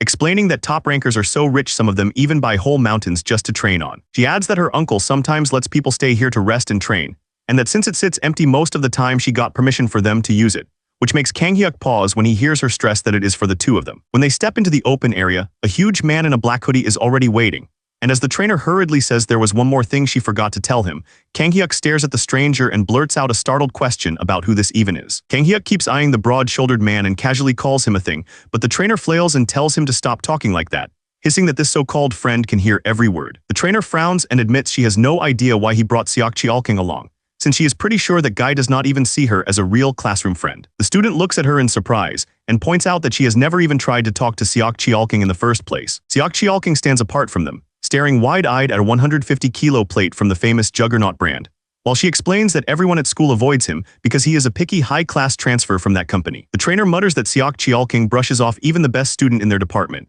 then cuts herself off as she spots him messing around with the gear and calls out to ask what he is doing. When she snaps that this is not a play visit, Seok Cheolking quickly jogs back toward them with an awkward smile, promising to stop. The trainer tilts her head, totally lost, while Seok Cheolking rubs his neck and explains that he only wandered off because this is an equipment brand he has always wanted to try. The student falls quiet as he realizes that Jin Saram is the one who has been helping his friend, and the name clearly stirs something in him. On the ride over, Seok Cheolking wonders if Jaryong and Jin Saram are on bad terms, but Jaryong shakes his head and admits he does not have any real acquaintances at school, then adds that Jin Saram might be scary, yet he thinks she is actually pretty cool. Jaryong wonders if they are even talking about the same Jin Saram. Seok just shakes his head and says she is actually really impressive, even if he can tell plenty of people at school have hated her since the very start. In his mind, Seok remembers Jin Saram walking through the halls, never lowering her head to anyone and carrying herself like she owned the place. Jaryong listens quietly as Seok admits he has no real eye for people, but even he could tell Jin Saram was tough where it mattered, strong on the inside no matter how others saw her. With that off his chest, Seok changes the topic and says he was hoping they could spend this weekend studying together. Jaryong answers that studying sounds odd when he only has a month left before the practical test, and both Seok and the trainer stare at him, caught off guard by how serious he sounds. Jaryong calmly explains that even if they call it a practical test, it still comes down to knowing the basics like where it might be held, what kind of theme it will have, and how to read the situation and build a plan. The trainer agrees that planning is important, but points out that with a whole place like this reserved just for them, it makes more sense to spend their time actually training their bodies. She admits that in just the last month, thanks to this place, she has grown stronger than ever, which only makes her more sure that hard training will help Jaryong the most right now. Jaryong thinks back to the monsters and experts he has faced, and how each one forced him to grow in ways he never could alone. That hard-earned experience is the only reason he is even standing here with them now. He says that is why he wants to train with them, trading skills and tips instead of working alone. Jaryong points out they can watch each other, share what they know, and only push as far as it helps everyone. When Jaryong points out that both of them are treated like outsiders at school, the two trainees act like his words stab straight into their hearts. The joke lands, but the truth behind it clearly hurts. Jaryong adds that if he were already at Warrior High with friends, he would be sharing this kind of information all the time. He guesses plenty of students their swap tips and tricks, but these two never had anyone to do that with. The trainer admits the idea has crossed her mind, then says Jin Saram needs to worry about her own survival first. The more she thinks about it, the more she realizes Warrior High is not a place where doing well comes easy. The elf trainee thinks about how rare it is to find someone he can really trust. He says again that the practical test will be rough, much worse than what they first imagined. Jaryong says that even if he passes the transfer exam, it means nothing if no one is willing to back him. Jin Saram starts to answer, caught off guard by how blunt that sounds. Jin Saram says she gets what they are aiming for, yet she cannot see what someone like her could offer in return. The thought leaves her staring at the ground, unsure if she even belongs in this plan. Jaryong turns to Seok Cheolking and asks if he actually knows how to use magic, saying he only ever took the theory classes. Cheolking looks a bit startled as Jaryong adds that their elf trainer is great at casting, even if her aim is all over the place. Jin Saram stiffens at the mention of her skills, cheeks tense and sweat forming as if she has been caught doing something wrong. Her thoughts race, wondering how to explain that things are not as simple as they think. When Jaryong says Cheolking should teach him, Saram studies the tall guy in the hoodie and feels a strange chill. In her mind, he suddenly looks like some grim, high-level caster, even though she knows he is just another student. Saram tells herself her reaction just now looked natural enough and then starts fretting over something much simpler, like where she is even supposed to change clothes. Up front, Cheolking cups his cheeks with a calm, almost smug look, clearly pleased with how things are going. A few minutes later, they gather in a huge performance room, the floor marked out like a bright blue arena with benches and gear racks along the walls, ready for real sparring. Now in matching training suits, Jaryong looks around wide-eyed, amazed that the place even has gear laid out in every size. He half jokes about wanting to take something home, and whoever is in charge just tells him to help himself. Jaryong turns his head when Saram asks if this whole idea of training together, him and Seok Cheolking teaming up like a study group, really came from him. The question makes him pause, weighing how honest he wants to be. Jin Saram lowers her gaze and thanks him, saying she never imagined she would actually get to train alongside other people while still a student, much less end up on the same side as someone like Seok Cheolking. For her, this strange little team already feels like something precious. The tall student glanced over and said he had figured something out too, that Cheolking was not some monster, and he wanted Saram to understand that before they started. While the two students chatted in the middle of the arena, a tall figure stepped onto the floor behind them, breaking the quiet mood. Both Jaryong and Saram spin around, eyes wide, clearly not expecting anyone else to be here. Anisha's lips curled into a cool smile as she pointed out that her bad feeling made sense now, scolding them for using the place first without saying anything and calling them clumsy for it. Anisha strode in at the head of a small group, moving like she owned the whole facility while the others followed at her back. Saram froze under the older elf's gaze, blurting out Anisha's name and asking in a shaky voice why she was even here when their uncle was gone. Jaryong turned toward the blonde elf as she calmly reminded Saram that their uncle had already allowed them to use the facility whenever he was gone, then coolly asked who this extra kid was. Anisha smiled lightly and asked if there was anything about the rules Saram still did not get, then poked at her pride by wondering if Saram had been hoping their uncle would bend things just for her. Jaryong turned to Saram and calmly explained that the blonde elf was Anisha Esker Saram, her cousin who always acted like the older one even though they were the same age. Anisha waved with a bright smile, saying she was happy and relieved that Saram had brought along a friend like him. She then pointed to the tall upperclassman beside her, introducing him as Jang Sangyong, a second year from their school, and added that she had planned to bring a few friends and this senior here so everyone could train and get closer. Elsewhere in the building, one of Anisha's friends checked her phone while another student waited beside her, both clearly part of the group she had brought along. Anisha's bright eyes narrowed slightly, her polite tone hiding the fact that she was already weighing how Saram's actions here might look to everyone else. Saram pressed her lips together, then answered that instead of her slipping away, they could just train together and turn this into a good chance for everyone. Standing beside Saram, Jaryong explained that they had planned a study session as well and asked if it was all right for them to join Anisha's group so they could all train and study together. Jang Sangyong studied Jaryong with a puzzled look and asked which school this first year came from, saying he was sure he had never seen him around before. Jaryong calmly explains that he used to attend a regular high school, says he is a first-year student, and gives his name as Yu Jaryong. Anisha listens as Jaryong adds that he is studying for the transfer exam into Warrior High, and that Saram offered to help him over the weekend, which clearly catches her off guard. Girl from Anisha's group checks her phone and twirls her hair with a playful grin, while the boy beside her glances over, both treating Jaryong's earnest explanation like something to laugh about. The upperclassman leans in so close their noses almost touch and coldly suggests that Jaryong should just get in a car and head home before it gets too late. Anisha gives a gentle smile that does not reach her eyes and says that even if Jaryong is desperate, this is not the way, hinting that she cannot tell if he is lying or just too ashamed to admit he still goes to a normal high school. One of the elf boys from her group looks at Jaryong with an uneasy face, yet still says that they are Warrior High students, and that someone from an ordinary school could never keep up with them just by working hard. Standing under the harsh pool lights, Jaryong stares at them in surprise as they tell him he will only embarrass himself if he stays and should look for something more fitting. And he begins to push out a quiet protest. Before Jaryong can finish, the upperclassman exhales and steps in with a sharp, swinging motion, choosing to shut him up with force instead of more words. Sangyong's fist tears through the air right beside Jaryong's head, blasting a shockwave past his face instead of stopping short like he planned. Jaryong bends over, clutching his face and groaning like the punch really landed, while Sangyong freezes, stunned, knowing he never meant to actually hurt him. Anisha and the others stare wide-eyed, hands flying to their mouths as they remember that roughing someone up outside a dungeon, especially a so-called normal citizen, can count as a serious crime. Sangyong had only meant to cut the air in front of Jaryong's nose, stopping at the last moment just to show off the gap between them. He stares at his own fist, cold sweat running down, wondering how his careful read of their difference failed so badly when Jaryong should have just leaned back if he really wanted to. Jaryong drops to a crouch, shaking and covering his face as he mutters that he was only trying to be nice, turning the harmless stunt into something that makes Sangyong look cruel while quietly proving he had read the whole move from the start. Sangyong's eye goes wide as it hits him that Jaryong has turned a simple scare into something that could put all the blame on him. Jaryong slowly lifts his head, blue light burning in his eyes as he slides a hand down his face, and calmly states that anything he does now will just be self-defense. Jaryong starts talking softly about how shy he is and how even small bad things keep him up at night, painting himself as someone who gets crushed by stress. Sangyong forces out an apology for the punch, but he also grumbles that Jaryong is making a fuss over something that did not even leave a mark. Jaryong jabs a finger into Sangyong's chest and complains to the others that the guy who hit him is now saying he is overreacting, acting like he cannot believe how shameless that is. When Jaryong wonders out loud if he should call the police or even Warrior High's office, Sangyong shouts for him to stop, suddenly scared of how far this could go. Beads of sweat on his face, Sangyong sighs and asks what Jaryong wants, wondering if this is about cash or if Jaryong just wants to tag along with their training group. The elf woman watches in silence, while Jaryong reminds everyone that whatever he does from here on will legally count as self-defense. Sangyong stares at him, thinking this guy is completely out of line, while Jaryong calmly says that unless he lands the same kind of punch in return, he will be too wound up to sleep tonight. Sangyong lets out a long breath and tells Jaryong to just go ahead and do what he wants,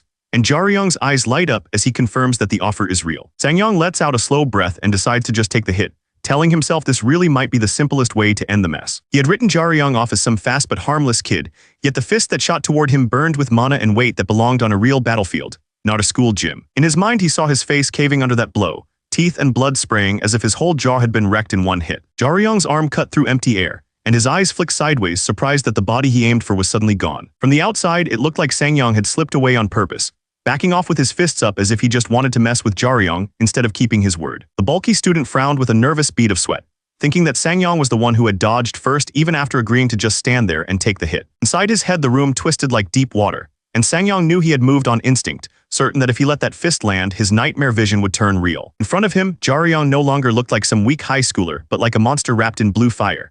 And Sangyong could not believe this was the same kid who had promised to go easy. The elf-like girl steps in between them and calmly tells Sangyong to stop acting tough and just say what really happened. Her words hang over the pool, daring him to drop the act. Sangyong stares ahead, sweat running down his face as she points out that trying to pay Jaryong back the same way is just him lashing out, not fixing anything. The elf girl smiles softly and suggests something simple instead. Sangyong should just admit his mistake, make it right, and drop this stupid fight that is not even a real duel. Sangyong forces a shaky smile and says he heard her, admitting that he crossed the line and acting like he is fine with letting it go. Jaryong bends his knees and tightens his fist, his body saying more than words as the elf girl tells him he can decide whether this ends as a formal duel or just a straight fight. Before anyone can argue, Jaryong slams his foot into the mat, blue energy bursting out and cracking the floor, making it clear he has already chosen how this is going to go. Sangyong finally snaps, roaring that Jaryong picked the wrong person to mess with as he throws himself forward. Jaryong answers by shooting in even faster, his body wrapped in a tight swirl of blue light. Sangyong hurls himself in with everything he has, but Jaryong's glowing arm cuts across the space first, his strike tearing through the air towards Sangyong before the older student can even brace. Jaryong's glowing arm slams into Sangyong and hurls him through the air, blue light ripping across the arena. The upperclassman spins helplessly, and everyone watching can see this was nowhere close to an even match. Sangyong glares with a brutal nose, feeling the sting of a punch that was almost gentle. He can tell Jaryong pulled it on purpose, and that tiny bit of mercy burns worse than any real hit. Jaryong lowers his arm and just studies Sangyong, eyes cold and bored. Without saying a word, his look asks if that one clean hit is enough to wrap this up. Sangyong's jaw shakes as he grits his teeth, the humiliation hitting harder than the punch. Being treated like a joke by another warrior high student tears straight through his pride. Sangyong snaps and rushes in, his arm wrapped in a roaring wave of blue mana that cuts across the room. Jaryong does not even flinch, watching the wild swing come straight at him. Jaryong twists aside as the mana wave tears past, but Sangyong closes the gap with a sharp hook from behind. For a heartbeat, the upperclassman is sure he has finally trapped him. The younger fighter drops his foot and pivots hard, weight sinking into the mat. That one simple step locks his balance in place and turns Sangyong's rush into an opening. Jaryong whips his body around and drives a blazing blue strike straight into Sangyong's ribs, cutting across the older student's guard. The counter tears through the mana shield and stops that proud charge like it was nothing. The upperclassman's eyes go wide as the blue wave swallows his view. In that flash, he understands he never had control of this fight. Jaryong kneels over Sangyong's sprawled body, calm even with mana still crackling around them. He brushes it off, saying they can just call this a couple of body hits. His foot slams in one last time, hard enough to drive the point home but not break anything. Then the younger fighter simply steps back, leaving Sangyong to sit there and feel the gap between them. The instructor just stares, not even sure how the match ended that quickly. One of the students lets out a weak laugh, guessing that Sangyong must have lost on purpose just to go along with the younger kid. Sangyong props himself up, chest heaving, mind racing. He cannot tell if he is being mocked or if this monster in a school hoodie really goes to warrior high. Jaryong looks down at him, a little thrown off himself, and says this whole thing felt different from what he pictured. He had wanted a match where they both went all out while still keeping each other safe. He reaches out a hand, thanking Sangyong for playing along and saying he has no bad feelings toward him. With the whole duel recorded, he is sure nothing more will come of it if they just leave it here. Jaryong steps in close and reaches down, offering a hand so the upperclassman can get back on his feet and walk away with some pride left. As Jaryong lets the guy be, the instructor calls out to him, and he turns, ready to hear her judgment on how this all ended. Her face flashes through his mind, that older fighter who once pushed him way past his limits, and he wonders if he just treated this match the same way without meaning to. Jaryong rubs the back of his neck and lets out a slow breath, saying he is sorry if this is how things had to end, since it was rougher than he wanted. Still looking a little awkward, he explains that he asked them to keep the recordings, not to use against anyone, but so she could watch and judge his control for herself. The replay makes it clear. Even wrapped in that blue aura, Jaryong kept his steps measured and his strikes short, moving at a slower pace on purpose so he would not seriously hurt the other guy. The instructor stares at him, shocked as it hits her that he went through all this trouble just to show her how he handled the mess they dragged him into. One of the students speaks up, asking if all of this started because of that girl in the dress, the one who keeps chasing Jaryong over pointless stuff. They watch the girl in the dress walk off with her hand on her hip, and one of the students notes that she is not even trying to hide how much she hates Jaryong. The nervous student admits he has no idea how Jaryong acts in class,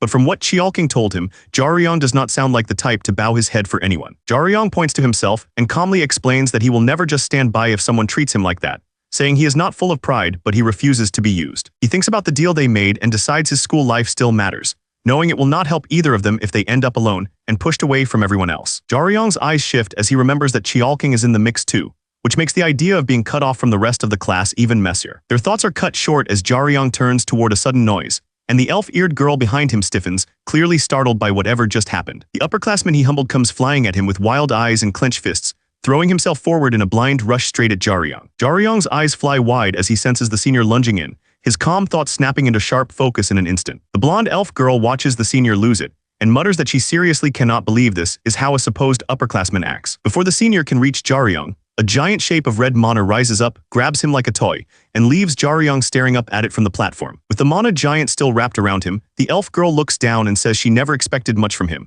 but at the very least she thought an upperclassman would know how to keep it together, adding that his tantrum is dragging her down too. Even standing far away, the red-haired elf can barely breathe in the pressure and thinks that the blonde elf has not changed at all, still throwing out ridiculous amounts of mana without caring how pointless the waste is. Jaryong stands there bathed in red light, staring at his own hand as mana flickers around him, and his classmate calls out his name, asking what is wrong when he does not answer right away. The student slices open a box from Hanseong Medical Center, already guessing this package has something important inside. Jaryong peers into the box and lets out a quiet breath, more impressed than he expected to be. Jaryong looks over the simple clothes and gear, then frowns at the fancy pendant they call Enkill's blood, thinking it already feels useless after what happened.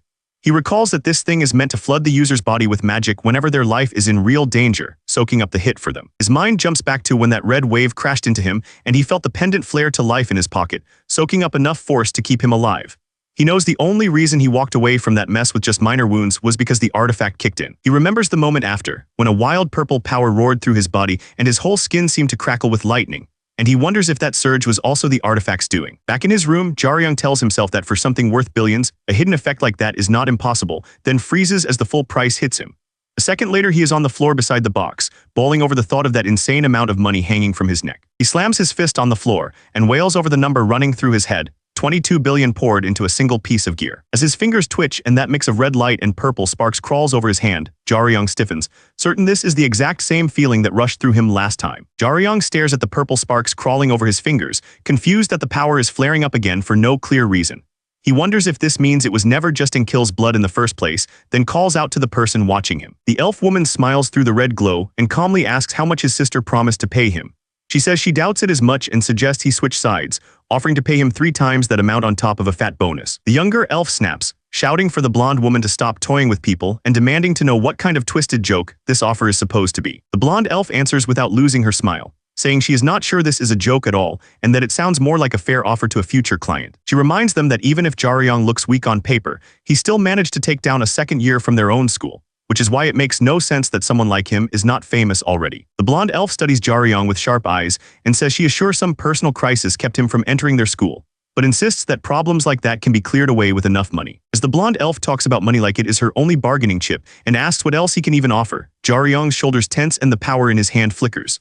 The younger elf stands behind him, clearly worried about how far this talk is going. While she coolly lists things like talent, connections, and reputation as if she is checking off a shopping list, Jaryong's hand curls into a tight fist, his whole arm shaking with anger he is barely holding back. Blonde elf calmly says that, beyond money and talent, the only thing he is really trading away is Jin Saram's patience. Jaryong answers by lifting a glowing middle finger, his smirk making it clear exactly how much her deal and her talk about patience mean to him. The younger elf's eyes go wide behind her mask as she clenches her fist, red power bursting out like she is ready to swing at someone. Jaryong keeps that easy smile and asks Jin Saram's sister what she really knows about the strange person who keeps messing up Saram's school career. A blinding wave of red power tears across the space and slams someone into the far wall, wiping away any chance of calmly talking this out. Back in the training room, Jaryong stares at his hand with a nervous look, trying to process how far that strange power just went. The instructor rushes over, nervously saying they will cancel this week's meeting, while the blonde elf stands in front of her, unreadable. The instructor frowns and admits she barely cares about the kids here, but she is bothered that they already dragged outside guests into this disaster. The student lay curled up on the floor, shaking so hard he could barely move,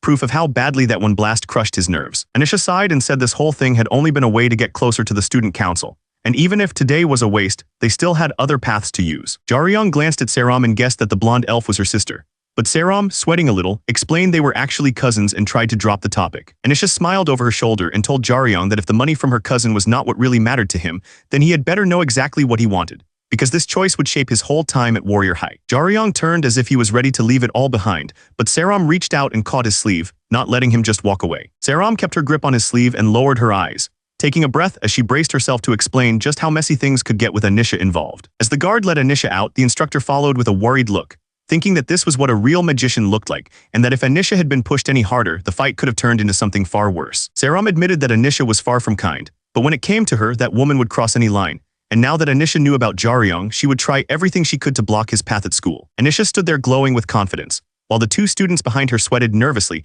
and Saram knew that sharing rumors about Jaryong would only be the first move if that woman decided to go after him. Jaryong stared at his own hand, flexing his fingers, and realized with a chill that the wild strength from earlier was completely gone. His mind jumped back to when the red blast from the magic giant crushed him against the wall, and he noticed that the strange force inside him had stopped the instant Anisha cancelled her monster, as if it only woke up when it felt magic. Saram glanced over with a worried look and asked if Jaryong was alright, since he seemed strangely distant even though he said he was fine. Jaryong clenched his fist and despite the sweat on his face felt sure of one thing now. He had to learn magic if he wanted to understand and control that strange power. Over by the training beds, a masked upperclassman stepped up to the trembling boy on the floor and called out to him, his calm voice cutting through the boy's fear. In his head, the nervous kid pictured himself jumping in shock while his friend waved wildly, shouting that Jaryong's scary roommate was awake. The student stared, sweat running down his cheek, as he realized this was Seok Cheolking, the first year who had taken down the three-horned horror, and he felt both scared and oddly relieved that the guy seemed perfectly fine. The upperclassman scratched his head and gave a stiff apology, admitting he had only wanted to prove a point, and joking that the mess was still mostly the kid's fault. The rookie let out a weak smile and said he knew it was on him, since he had been the one frozen and useless anyway. He thought about how he had acted tough against the so-called hero of the Gwanak-gu tragedy without even knowing who he was, and he was just glad things had not ended much worse. The upperclassman said he was not sure the result had been that clear, and admitted it had never felt like a fight he was certain to win. The rookie blinked in shock when the upperclassman added that, in raw strength and speed, there had not been much difference between them. In his mind, the upperclassman replayed the fight and pointed out that the rookie could not control his emotions, so his wild, glowing swings were too simple, and his habits were easy to. Back in the training room, the upperclassman tapped through the fight footage on his device, while the rookie sat tensely on the bench, trying to understand what these so-called habits even were. The upperclassman raised a finger and explained that the clearest thing was the rookie's weight distribution.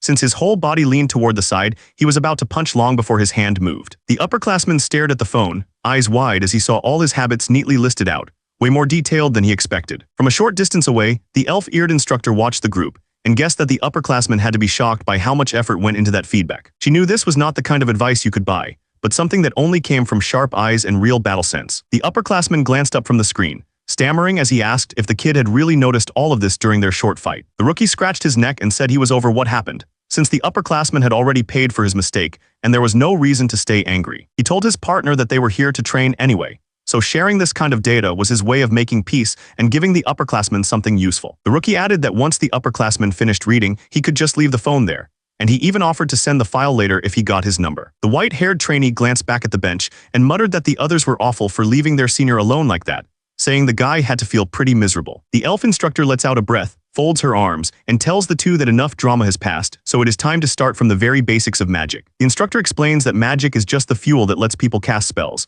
and that the magic stat shows how good that fuel is, pointing out that her own magic sits at rank C. The two trainees stare at their own floating ranks, D and E, as they try to wrap their heads around the fact that magic is more about quality than raw amount. The instructor compares weak magic to a pile of old newspapers and strong magic to solid coal, saying that no matter how much of the weak stuff you stack, it will never burn as well as the real thing. In their heads, the three of them float in a starry space beside little fireballs, as she explains that the amount of magic they hold decides how large and flashy their spells can ever become. The instructor taps her chest and says that with a C rank, she just clears the bar for real magicians, enough to throw out attack spells that matter and buffs that are actually useful in a fight. Then she points straight at the two close combat trainees and adds that even if they never plan to be full magicians, they should still learn at least one spell that powers up their own bodies, just in case things go wrong. The rookie's eyes light up as he thinks their self-buff could copy the boost he got from Enkill's blood, and with a nervous smile he wonders if they can really cram that kind of spell into just one weekend. The elf instructor lets out a weary sigh, saying that only a crazy beginner would try to learn magic in just 3 days when it normally takes months to even get used to it. She adds that all the buffs she knows are meant for allies far away, but she still offers to help him figure something out, making Jaryong turn toward her in surprise. Then Jang Sangyong walks over, the second-year close-range damage dealer whose whole thing is hand-to-hand fighting, and calmly says that if Jaryong is okay learning from him, he is the best person in their grade for self-buffs. Night falls over the academy, the full moon hanging high while a few windows still glow with late practice. Frank stares at the small flame floating near his chest as the system calmly explains that flare is just a F-rank spell, a simple fire good for things like camping and first aid. Frank leans in, wide-eyed and sweating a little, amazed that he actually made real fire, while the instructor just watches with a calm look, saying there is no reason to be that surprised. The instructor explains that it would actually be strange if Frank could not pull off a flare, since anyone with even a bit of talent should manage that spell. Hearing that, Frank relaxes, happy to know he at least has some talent, and he starts wondering if he should make the flame bigger or even try a different element next. The instructor stops his daydreaming and tells Frank to keep that flare going, then points at him and orders him to turn his attention inside himself instead. He remembers how teachers used to sit in fancy poses and tell students to simply feel their power,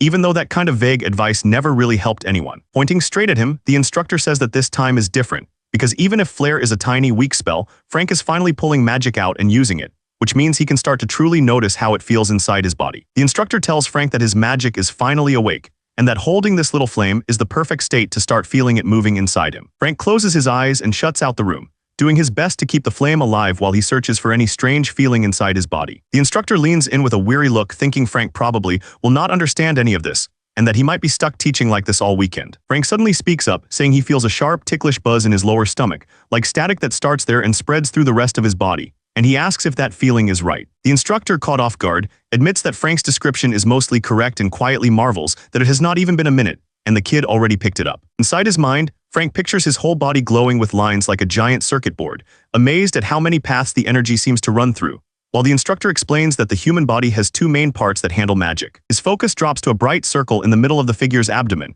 as he learns that this core is the place where his magic is actually created. From that core, countless glowing lines stretch out like tiny roads, and the instructor explains that these circuits carry the magic through his body and that there are exactly 127 of them. The elf instructor studies him for a moment and asks if he has ever learned to play any kind of instrument, clearly trying to link magic to something that already makes sense to him. The trainee rubs his neck and admits he learned piano until he was about 10, but shrugs it off like he was never any good at it. Hearing that, the elf instructor brightens and says that actually makes things easier, explaining that casting a spell is a lot like playing a piece on the piano. To show what she means, the instructor calls up a crackling blue orb in her hand, a D-rank spell called Thunder Sphere that shoots forward at crazy speed and, while not deadly, is perfect for locking down groups of enemies. She holds the buzzing sphere right in front of him and asks if he noticed any long chants or fancy moves, and he can only stare, stunned at how easily it seemed to appear. In his mind, magic still looks like some robed wizard waving over a huge glowing circle, even as the instructor explains that most spells actually form inside the body without any of that showy movement. He remembers his fingers moving over piano keys, as the instructor explains that, just like a song needs the right keys in the right order and timing, a spell is built by hitting the right parts of the body in a set pattern. The elf instructor cradles the crackling orb and tells him to think of the 127 circuits in his body as piano keys, and the magic flowing through them as the song he is trying to play. His mind, the inside of his body, turns into a vast glowing board, hundreds of bright lines weaving like endless piano keys under a starry sky. The rookie studies that image and quietly wonders what happens if he hits the wrong keys, if bad timing or order can mess up his body. The elf instructor explains that simple spells will still come out as long as the mistakes are small, though the result will be weak, and she quietly notes how sharp his face looks when he is this focused. She lifts the crackling thunder sphere and tells him that the harder the spell, the easier it is for the whole thing to fall apart. The orb explodes into a towering bolt of lightning that tears upward, and the rookie finally feels how scary that power would be if it went wrong inside his own body. As the echo of the blast fades, a faint warmth gathers in his chest, and he stares down, suddenly very aware that the same kind of force is now waking up inside him. The instructor lets small sparks dance over her hand and explains that even this D-rank thunder sphere can leave the caster frozen and unable to move for hours, while one mistake on stronger spells can cost a life. In her example, a tiny mage stands behind a shielded warrior facing a dark monster, as she points out that casters need someone holding the front so they can focus on their spells without getting torn apart. The white-haired trainee watched them and quietly admitted to himself that the two of them worked way better together than he had first thought. The rookie glanced over at the instructor and the white-haired trainee, then turned back, thinking about how he had been practicing feeling the magic moving inside him even if the tiny paths were still a blur. Feeling pretty sure he had the basics down, the rookie walked off with an easy smile, already thinking there was no point in repeating the same drill. The rookie strolled away, patting the dust from his pants, and the older trainee called after him, first asking if he was just going for a break, and then scolding him that he should keep training until sensing his own magic felt natural. The older trainee stared at him, shocked when the rookie calmly said he could already feel all the magic paths in his body, and he blurted out that there was no way anyone could sense each tiny circuit like that. The rookie lifted his hands, feeling along the flow inside his right arm, and calmly counted the circuits he felt there, while the older trainee watched him with growing unease. He explained that 2 circuits ended in his right hand, 1 stopped at his wrist, and 3 more ran to his elbow, adding up to 6 lines of magic in that arm alone. Then the rookie stretched out his left arm and said it held even more, counting 8 circuits there, and with the one running through his shoulder, 10 in total on that side. The elf instructor turned, surprised to see the older trainee calmly holding a tiny flame between his hands, proof that he had at least nailed the basics. The older trainee lit up and started arguing with the rookie in the middle of the hall, and the white-haired trainee watched from the side, thinking this had to be another one of those crazy Yu Jaryong moments. The rookie just smiled, told him they could pretend he was lying if that helped, and asked the older trainee to hurry up and show the next step, even calling him bro like they were already close. The older trainee froze at being called bro, then forced himself to focus and explain that, even with small differences, most human-like races shared nearly the same layout of magic circuits. In his mind, he laid out the three main races side by side and pointed out how their inner lines matched, saying that was why every circuit in the body was given a fixed number from 1 to 127. The older trainee snapped into a simple punch, explaining that this was his fist with no magic at all and telling the rookie to remember how plain it looked. He drew in a sharp breath and narrowed his eyes, locking his mind onto the numbered lines he wanted to light up. Blue light burst around him as he pushed power through circuits 2, 4, 21, 45, and 62, bringing up the E-rank spell muscle stimulation that sharpened his reflexes at the cost of burning through more stamina. The rookie trainee stiffened as the air around him warped, finally feeling just how heavy that boosted punch really was. The older trainee shot forward in a blur, his blue-lit fist cutting through the air and stopping a hair's breadth from the rookie's nose. The rookie trainee could feel the wind off that fist and knew the speed and strength had jumped so much that, if it had landed, he would have lost far more than just his nose. The older trainee forced a small smile, thinking how the instructor had shrugged this off, even though just last year he had been stuck at the very bottom of his grade. He remembered those long hours in the gym, body already strong but movements clumsy, knowing he had decent basic stats yet no real sense for using them right. He told the rookie that, instead of wasting time hunting for talent he did not have, he focused on buffs, using them as a way to patch the gaps in his fighting. Back then he had spent nights buried in books and notes, digging into magic theory the moment he realized he had at least a bit of talent for it. Over time, buffs had started to feel like puzzle pieces in his hands, and by fitting the right ones together, he learned how to pull the very best out of his own body. The rookie watched that boosted punch tear through the air and did the math in his head, thinking how wild it would be if several buffs like that stacked and fed into each other instead of just one. The older trainee said this was just one path, and that the really gifted kids never bother chasing self-buffs, maybe learning a couple at most while he spent years digging through dozens of them. He flexed his fingers and admitted that all that work only pushed him into the middle ranks and let him lead a small team, while the real stars still sneered at him for relying on what they called cheap tricks. His eyes softened as he admitted that might be why he got so worked up when one of the most talked about first years asked him to join this event before anyone else. He remembered walking into what everyone treated as just a light social meet, still feeling stupidly happy because he thought if he showed his progress to these sharp juniors, they might finally see him as worth something. Standing nose to nose with Jaryong, he confessed that he had puffed himself up and pushed too hard because he was drunk on finally feeling noticed, and a flash of his own past fall reminded him he had been the one getting stepped on before he ever played the tough guy. The older trainee bent at the waist, saying he knew it was late but he still wanted to apologize properly. Jaryong reached out and rested a hand on his shoulder, telling him to drop the long apology and making it clear he was ready to move on. Jaryong's eyes lit up an eerie blue as he tightened his grip on the older trainee's shoulder, leaning in with a sharp grin that made the guy freeze.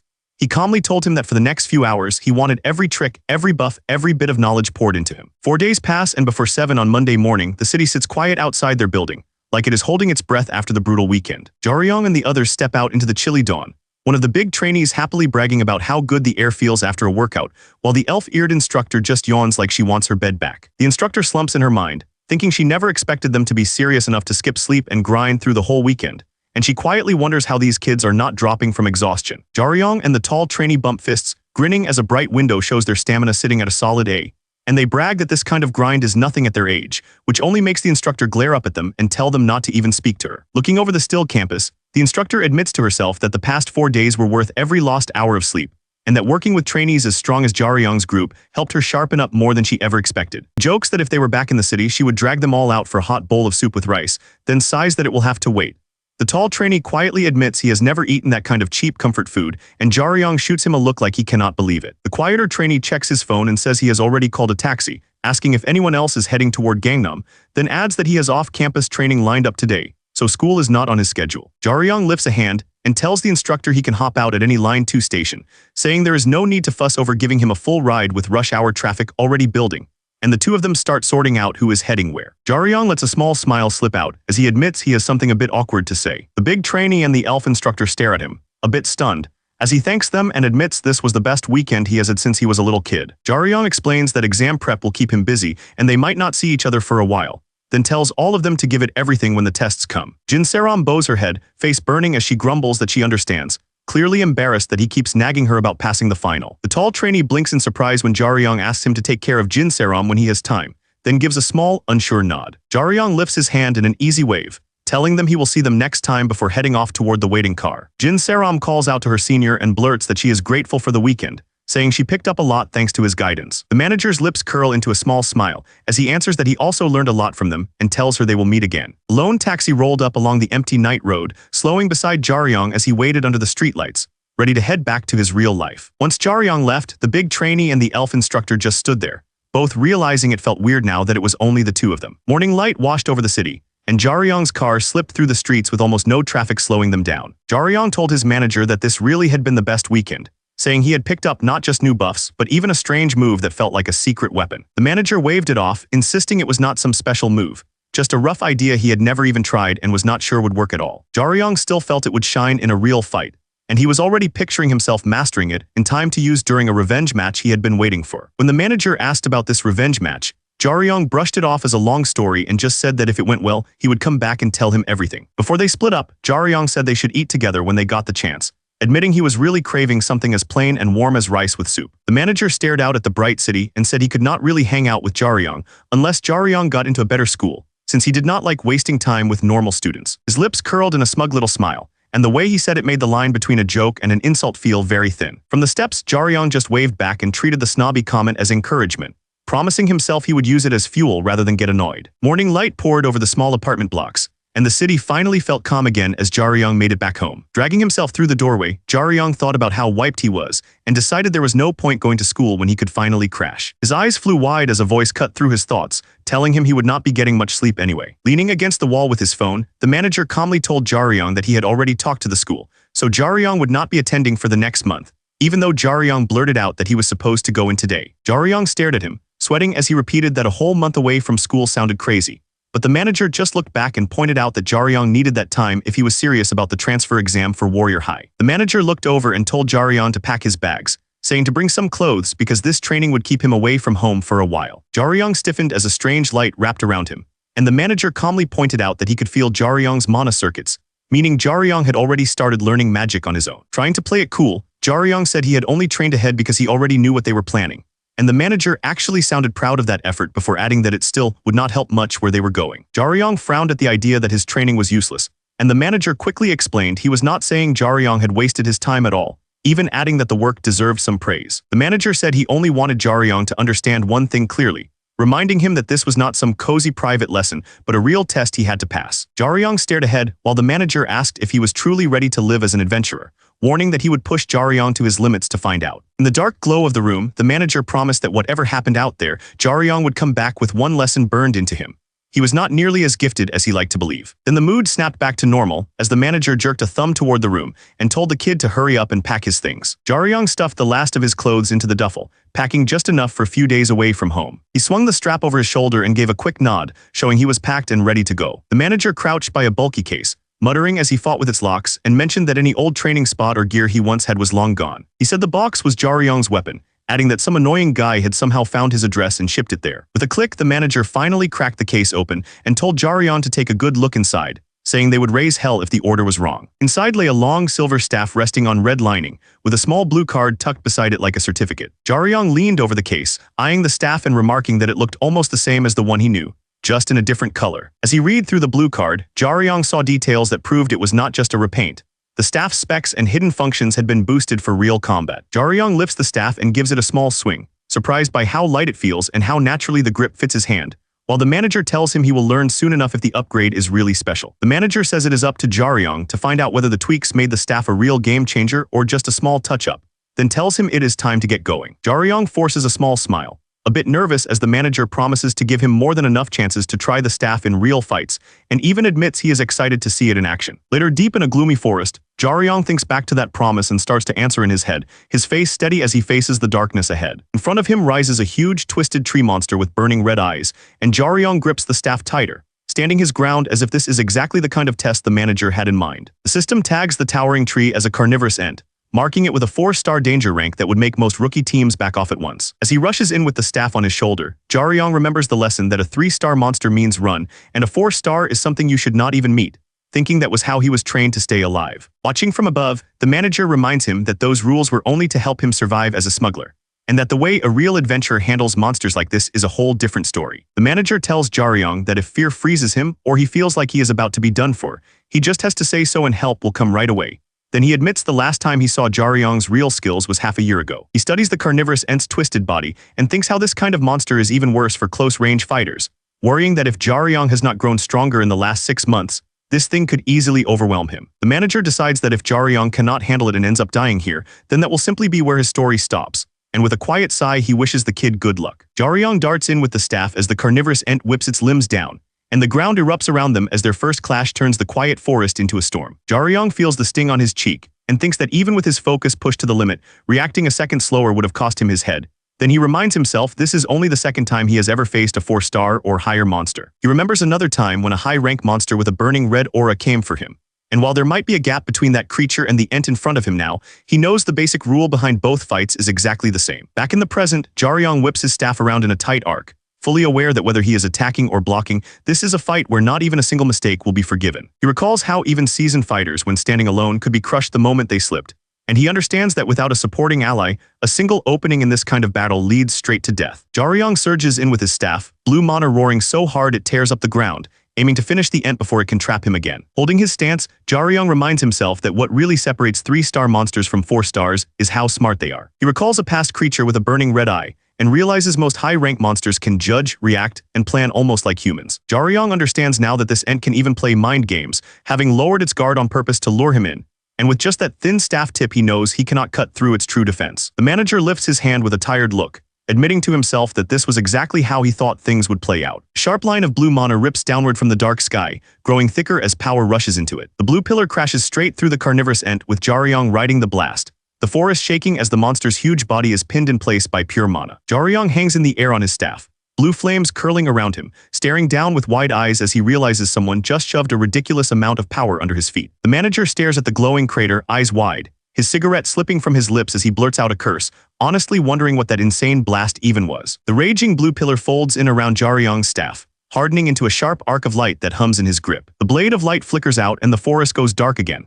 Jaryong lowers the staff, staring at the empty space where the ent had been, stunned that the monster just disappeared. The manager hunches forward, breathing hard, and asks Jaryong how he even turned that thing on, since a move like that should not be possible by accident. Jaryong forces a small smile and thinks about it, trying to see if his limbs feel heavy or if moving around feels strangely draining. Jaryong admits he is only a little out of breath, more from shock than real fatigue, which makes the manager frown as he decides this tool must be a blade formed purely from stamina instead of mana. As Jaryong studies the now ordinary staff, the manager explains that the mechanism itself is nothing special, just an old kind of skill that most people stopped using long ago. In his mind, the manager compares a fighter with a normal sword to one wrapped in that blue light, pointing out that every second the manifested blade exists, it eats away at the user's stamina, which is why people now prefer solid steel. He pictures Jaryong driving that blue column straight through the ent and wonders how someone can unleash that kind of force yet feel only slightly tired, finally deciding that whatever this kid is, this result is very good news. Jaryong lets out a weak breath and rubs his neck, admitting that without the staff's power he would have just been taught a hard lesson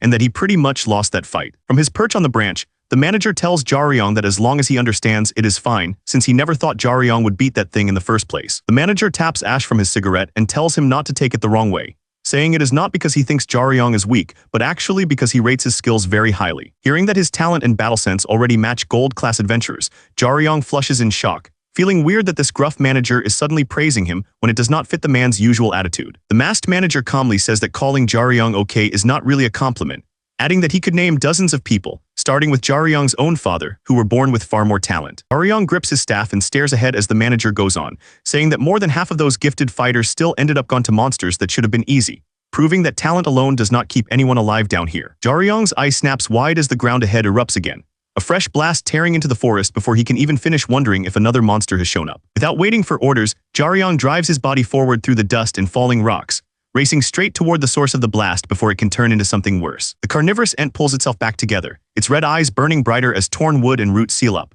A blue window explains that this thing has a super regeneration ability, letting it repair any damage almost right away. Jaryong swings the staff with everything he has, sending a blue wave that tears straight through the ent's thick arm. Even knowing it will heal, he keeps charging, trying to push the fight before the dungeon throws something worse at him. Chunks of the ent's arm spin through the air, the huge body staggering back under the impact. For a second, it looks less like an unbeatable dungeon boss and more like a target Jaryong can actually break. The staff stretches and swells with light, shaping itself into a giant blue hammer around his grip. Jaryong realizes the weapon is changing mid-swing, matching the power he tried to put behind that strike. The manager takes a slow drag from his cigarette and admits to himself that the trick finally makes sense. That shifting hammer tells him the kid's gear is not random at all. Leaning over the fallen trunk, the manager explains that the weapon copies the user's stance and reads the fight, then shows up in the perfect shape for that moment. In his eyes, that kind of auto-adjusting power is insanely efficient for a close-range fighter like Jaryong. With his hands stuffed in his pockets, the manager admits that even if the weapon looks random, it might actually be the perfect skill for that kid. In a dungeon where one wrong move means you are gone, having a weapon that thinks with you is priceless. Jaryong stares ahead, a bead of sweat sliding down as he takes in everything the manager just said. For the first time, he wonders if this weird shifting weapon might actually be the thing that lets him survive dungeons way above his pay grade. The carnivorous ent whips a massive branch through the air, sweeping for anything in reach. It is not giving Jaryong a break to think, let alone plan. From the edge of the clearing, the manager watches the tiny human facing that giant trunk of a body. In his mind, he admits that no matter how smart the weapon is, Jaryong is done if he cannot crack the monster's pattern. Leaves drift off the branch and tumble down. A quiet reminder that every second Jaryong spends guessing is one step closer to failing the time limit. One leaf hangs in the air for a heartbeat, as if the whole dungeon is holding its breath, waiting to see what Jaryong decides. The manager's cigarette lies crushed among the fallen leaves, a small sign that even he is too tense to keep pretending this is just another job. Jaryong gasps for air, sweat running down his chin, but his eyes stay sharp.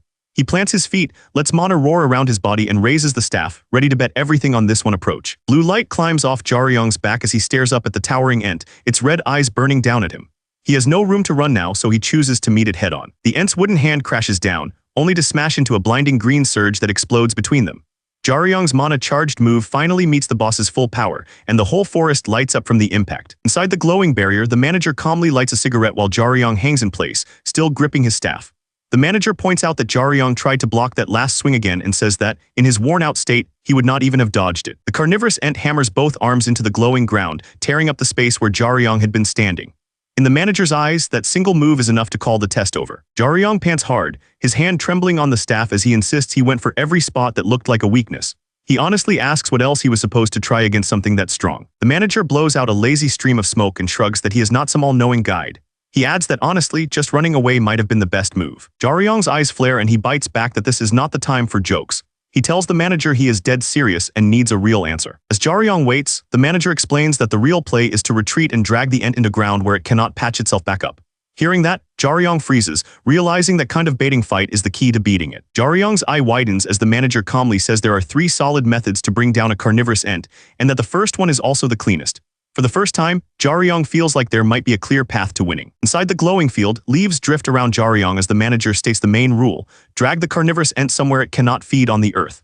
Jaryong stares up at the barrier, replaying the fight in his head with that single condition changing everything. The manager explains that as long as the ent's roots touch ground it can feed from, it will just keep patching itself up forever. He says that if Jaryong had dragged it into a dead, rocky place like this or deep inside a collapse mine, he could have beaten it again and again. The manager asks if that kind of plan even crossed Jaryong's mind, pointing out that Jaryong only ever tries to spot a weak point and smash straight through it. Jaryong swallows hard and carefully cuts him off, trying to point out that something is wrong. Cracks race across the glowing cage around the ent, and the manager looks up in surprise as the huge body forces its way free. He calmly notes that the barrier is already broken, and jokes that he clearly has no knack for protection type skills. He moves on to the next option, saying the second way to bring down a carnivorous ent is to hit it with at least a C-rank flame spell and burn the whole thing. In his mind, a wall of fire swallows the towering tree monster, the blast so strong it even hurls Jaryong's body through the burning air. Jaryong stares into the wall of fire, sweat running down his face as he imagines how simple this fight would be for someone built to use flames. In his mind, the carnivorous ent is swallowed by a raging blaze, its body shredding apart as if fire was made just to erase it. The manager stands calmly in the burning light and points out that before anyone figures out that weakness, this thing is a close-range fighter's worst matchup. He explains that regular flames would barely singe it, and in most raids you would need something like a military-grade incendiary device just to copy that kind of burn. The carnivorous ent looms in the dark, its twisted body marked by bright wounds, as the manager talks about how the first generation bled to figure out tricks like this. Beside the cooling heap, the manager tells Jaryong that most of those gifted adventurers never made it home, taken out by monsters that would be simple today with just a bit of planning. The manager studies him with dull, heavy eyes and asks how it feels, having finally been beaten by a monster. Jaryong lowers his head, his face twisting as he admits to himself that it feels terrible. The manager lets his cigarette fall and tells Jaryong that losing to a monster is nothing like losing a duel to another person. He says it just leaves frustration and emptiness because you do not gain much from it, only regret and a sense of loss. The manager says that every adventurer goes through this at some point and that there is always a price. Sometimes it is just a light wound, sometimes it ends a career, and in the worst cases someone else does not make it back. Jaryong listens as the manager says that knowing you only lived because someone else stepped in will make you feel awful. The thought makes Jaryong's eyes widen because he knows that feeling could easily become his reality. The manager says he does not want Jaryong to ever carry that kind of guilt. He adds that paying a price does not always give some deep lesson, and that if all you lose is your pride, that can actually be the best deal you get. The manager ends the lesson and tells Jaryong they are done for the day, asking if he can still run for a few hours. As they start moving, he explains that the dungeons inside has been twisted far beyond the original space that was here before it fused with reality. In his explanation, the manager says that when you look at a dungeon from the outside, it seems small and easy to grasp, like a tiny fort you could circle in no time. He goes on to say that once you are actually inside, the place can feel many times bigger than you first guessed, like the space has been stretched in ways that make no sense from the outside. To drive it home, he explains that this dungeon was formed by 4 whole regions, including Uedo, being pulled together into the Igor jungle.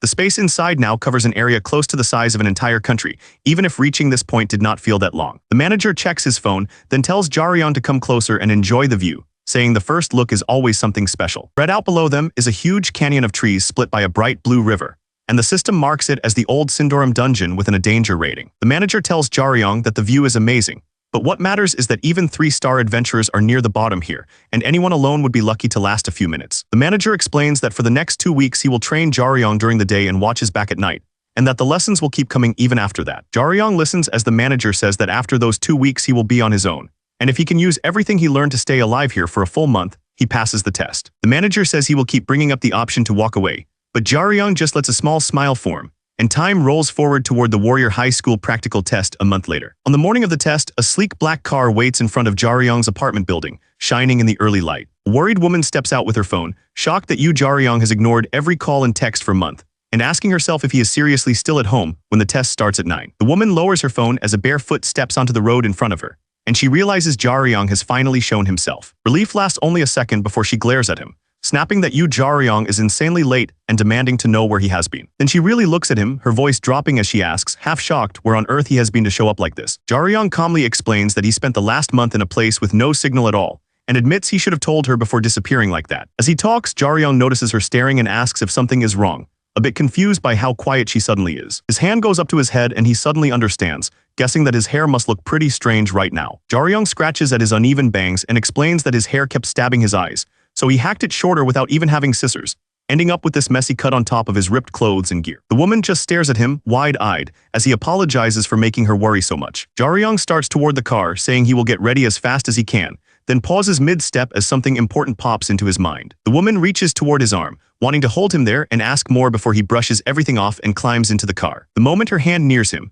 her eyes widen as a crushing chill washes over her, and Jaryong slowly turns his head, wrapped in a dark blue aura with eyes blazing like a hunter who has not yet left the battlefield. Jaryong blinks, the hunter glare fading as he realizes he just treated her like an enemy. He tells her that anything coming up behind him makes his body move on its own now, and admits he really needs to fix that. Saram forces herself to say it is fine, trying to act like his reaction did not just scare her half to death. Jaryong's eyes land on the neatly folded clothes on the trunk, and he suddenly remembers she had gone out of her way to get them for him. He admits he forgot about the outfit because he spent the whole month putting his new weapon through its paces, and he grins, saying that gear was great and he is just as excited to try this too. As Jaryong walks off like nothing happened, Saram stands frozen, realizing this was the first time she had ever felt that kind of killing intent coming from a human. Watching his back, Saram understands why it shook her so badly. That heavy bloodlust rolling off Jaryong felt strangely familiar, like something she had lived with for a long time. Standing there, Saram admits to herself that what she felt from him was no different from the killing intent of the monster she had fought, and that thought will not let her relax. As the luxury car glides through the city, Saram checks if the new outfit fits him.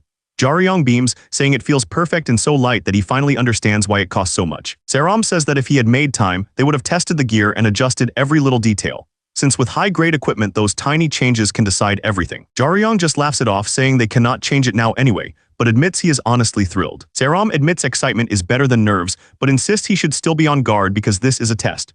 Jaryong answers that of course the test makes him nervous, but the thing he is really excited about is something else entirely. Saram blinks, catching on that he is not talking about the exam at all but about finally going to Warrior High. Jaryong says the entire exam happens inside Warrior High, and that since last September it has been Warrior High this and Warrior High that, yet he has never once visited the place in person. The view shifts to Namsan, a modest 270-meter hill that once held a simple park before the adhesion twisted the land. Above the city now rises Mountain Drawig, a jagged peak nearly 9,000 meters high that once held in a rank danger tag, turning the old park into the highest and most threatening point on the whole peninsula. Mountain Drawig sat pressed up against the huge Igor jungle, but counted as its own dungeon, a strange little island of danger right beside Seoul's biggest gate. High-ranking official explained how the country and the Adventurer Association joined forces, pouring everything they had into a plan to wipe out Mountain Drowig's dungeon for good. Every big-name adventurer in the country showed up, and not one of them walked away from the mission.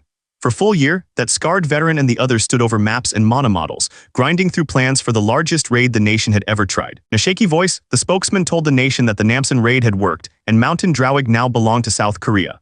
The streets exploded with cheers as people raised their fists, treating the cleared dungeon like a hard-won trophy. Inside the dungeon beyond the cliffs, there were huge open plains just sitting there, waiting for purpose.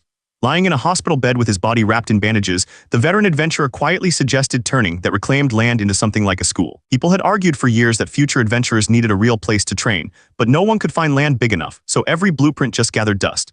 Since Drowig Dungeon counted as ownerless, the state finally handed the whole area to the raiders who had risked everything to win it back, letting them shape it into the training ground the world needed. One veteran gave up his share of the reclaimed dungeon land, the same man people praised as the key to clearing Mountain Drowig.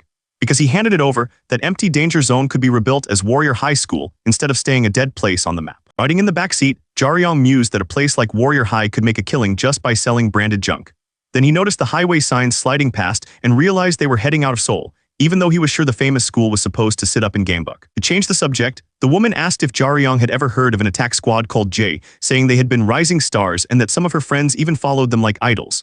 Jaryong turned toward her, caught off guard by the sudden mention of a team he barely knew. She told him that every single member of J was gone now, their whole squad wiped out in one incident that turned their bright future into a horror story overnight. He explained that the lock on Jay's public hideout had been broken, letting high-level monsters slip inside and tear through the place.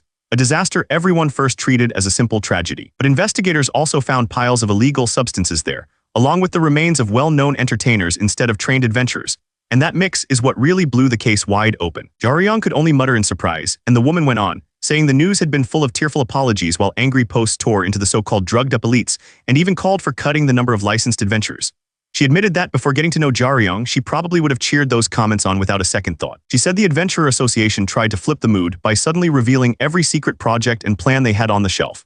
And because of that big move, the practical test area for Warrior High ended up being changed at the last minute. The woman fell quiet for a moment, eyes narrowing as she decided how much more to tell him. She explains that the Pangyo Labyrinth was not just any dungeon, but the lair of the feared dragon Vasuka, a place where even veterans used to tremble. Deep below the Jinseong Group Research Center, a blazing tower of metal and mana roared like a caged volcano, the heart of their hidden smithy. An elf researcher strolled through the heat of the smithy, grumbling that he had brought special drinks as a favor, and that his host had somehow emptied every last bottle in one night. The one-eyed smith lounged against a barrel, cigar in one hand and a heavy mug in the other, scoffing that after going so long without real booze, there was no way he could stretch a tiny stash of 25-year dwarven honey wine. After mocking both elves and humans for their awful drinks, the smith narrowed his eye and asked why the elf had really come, pressing him for any word about that kid he clearly cared about. The elf researcher said it was not completely unrelated, bringing up Vasuka's labyrinth and reminding the smith that the Adventurer Association had once begged for his help there 2 decades earlier. The smith said he remembered. The association had wanted to turn that place into an advanced training zone to filter adventurers,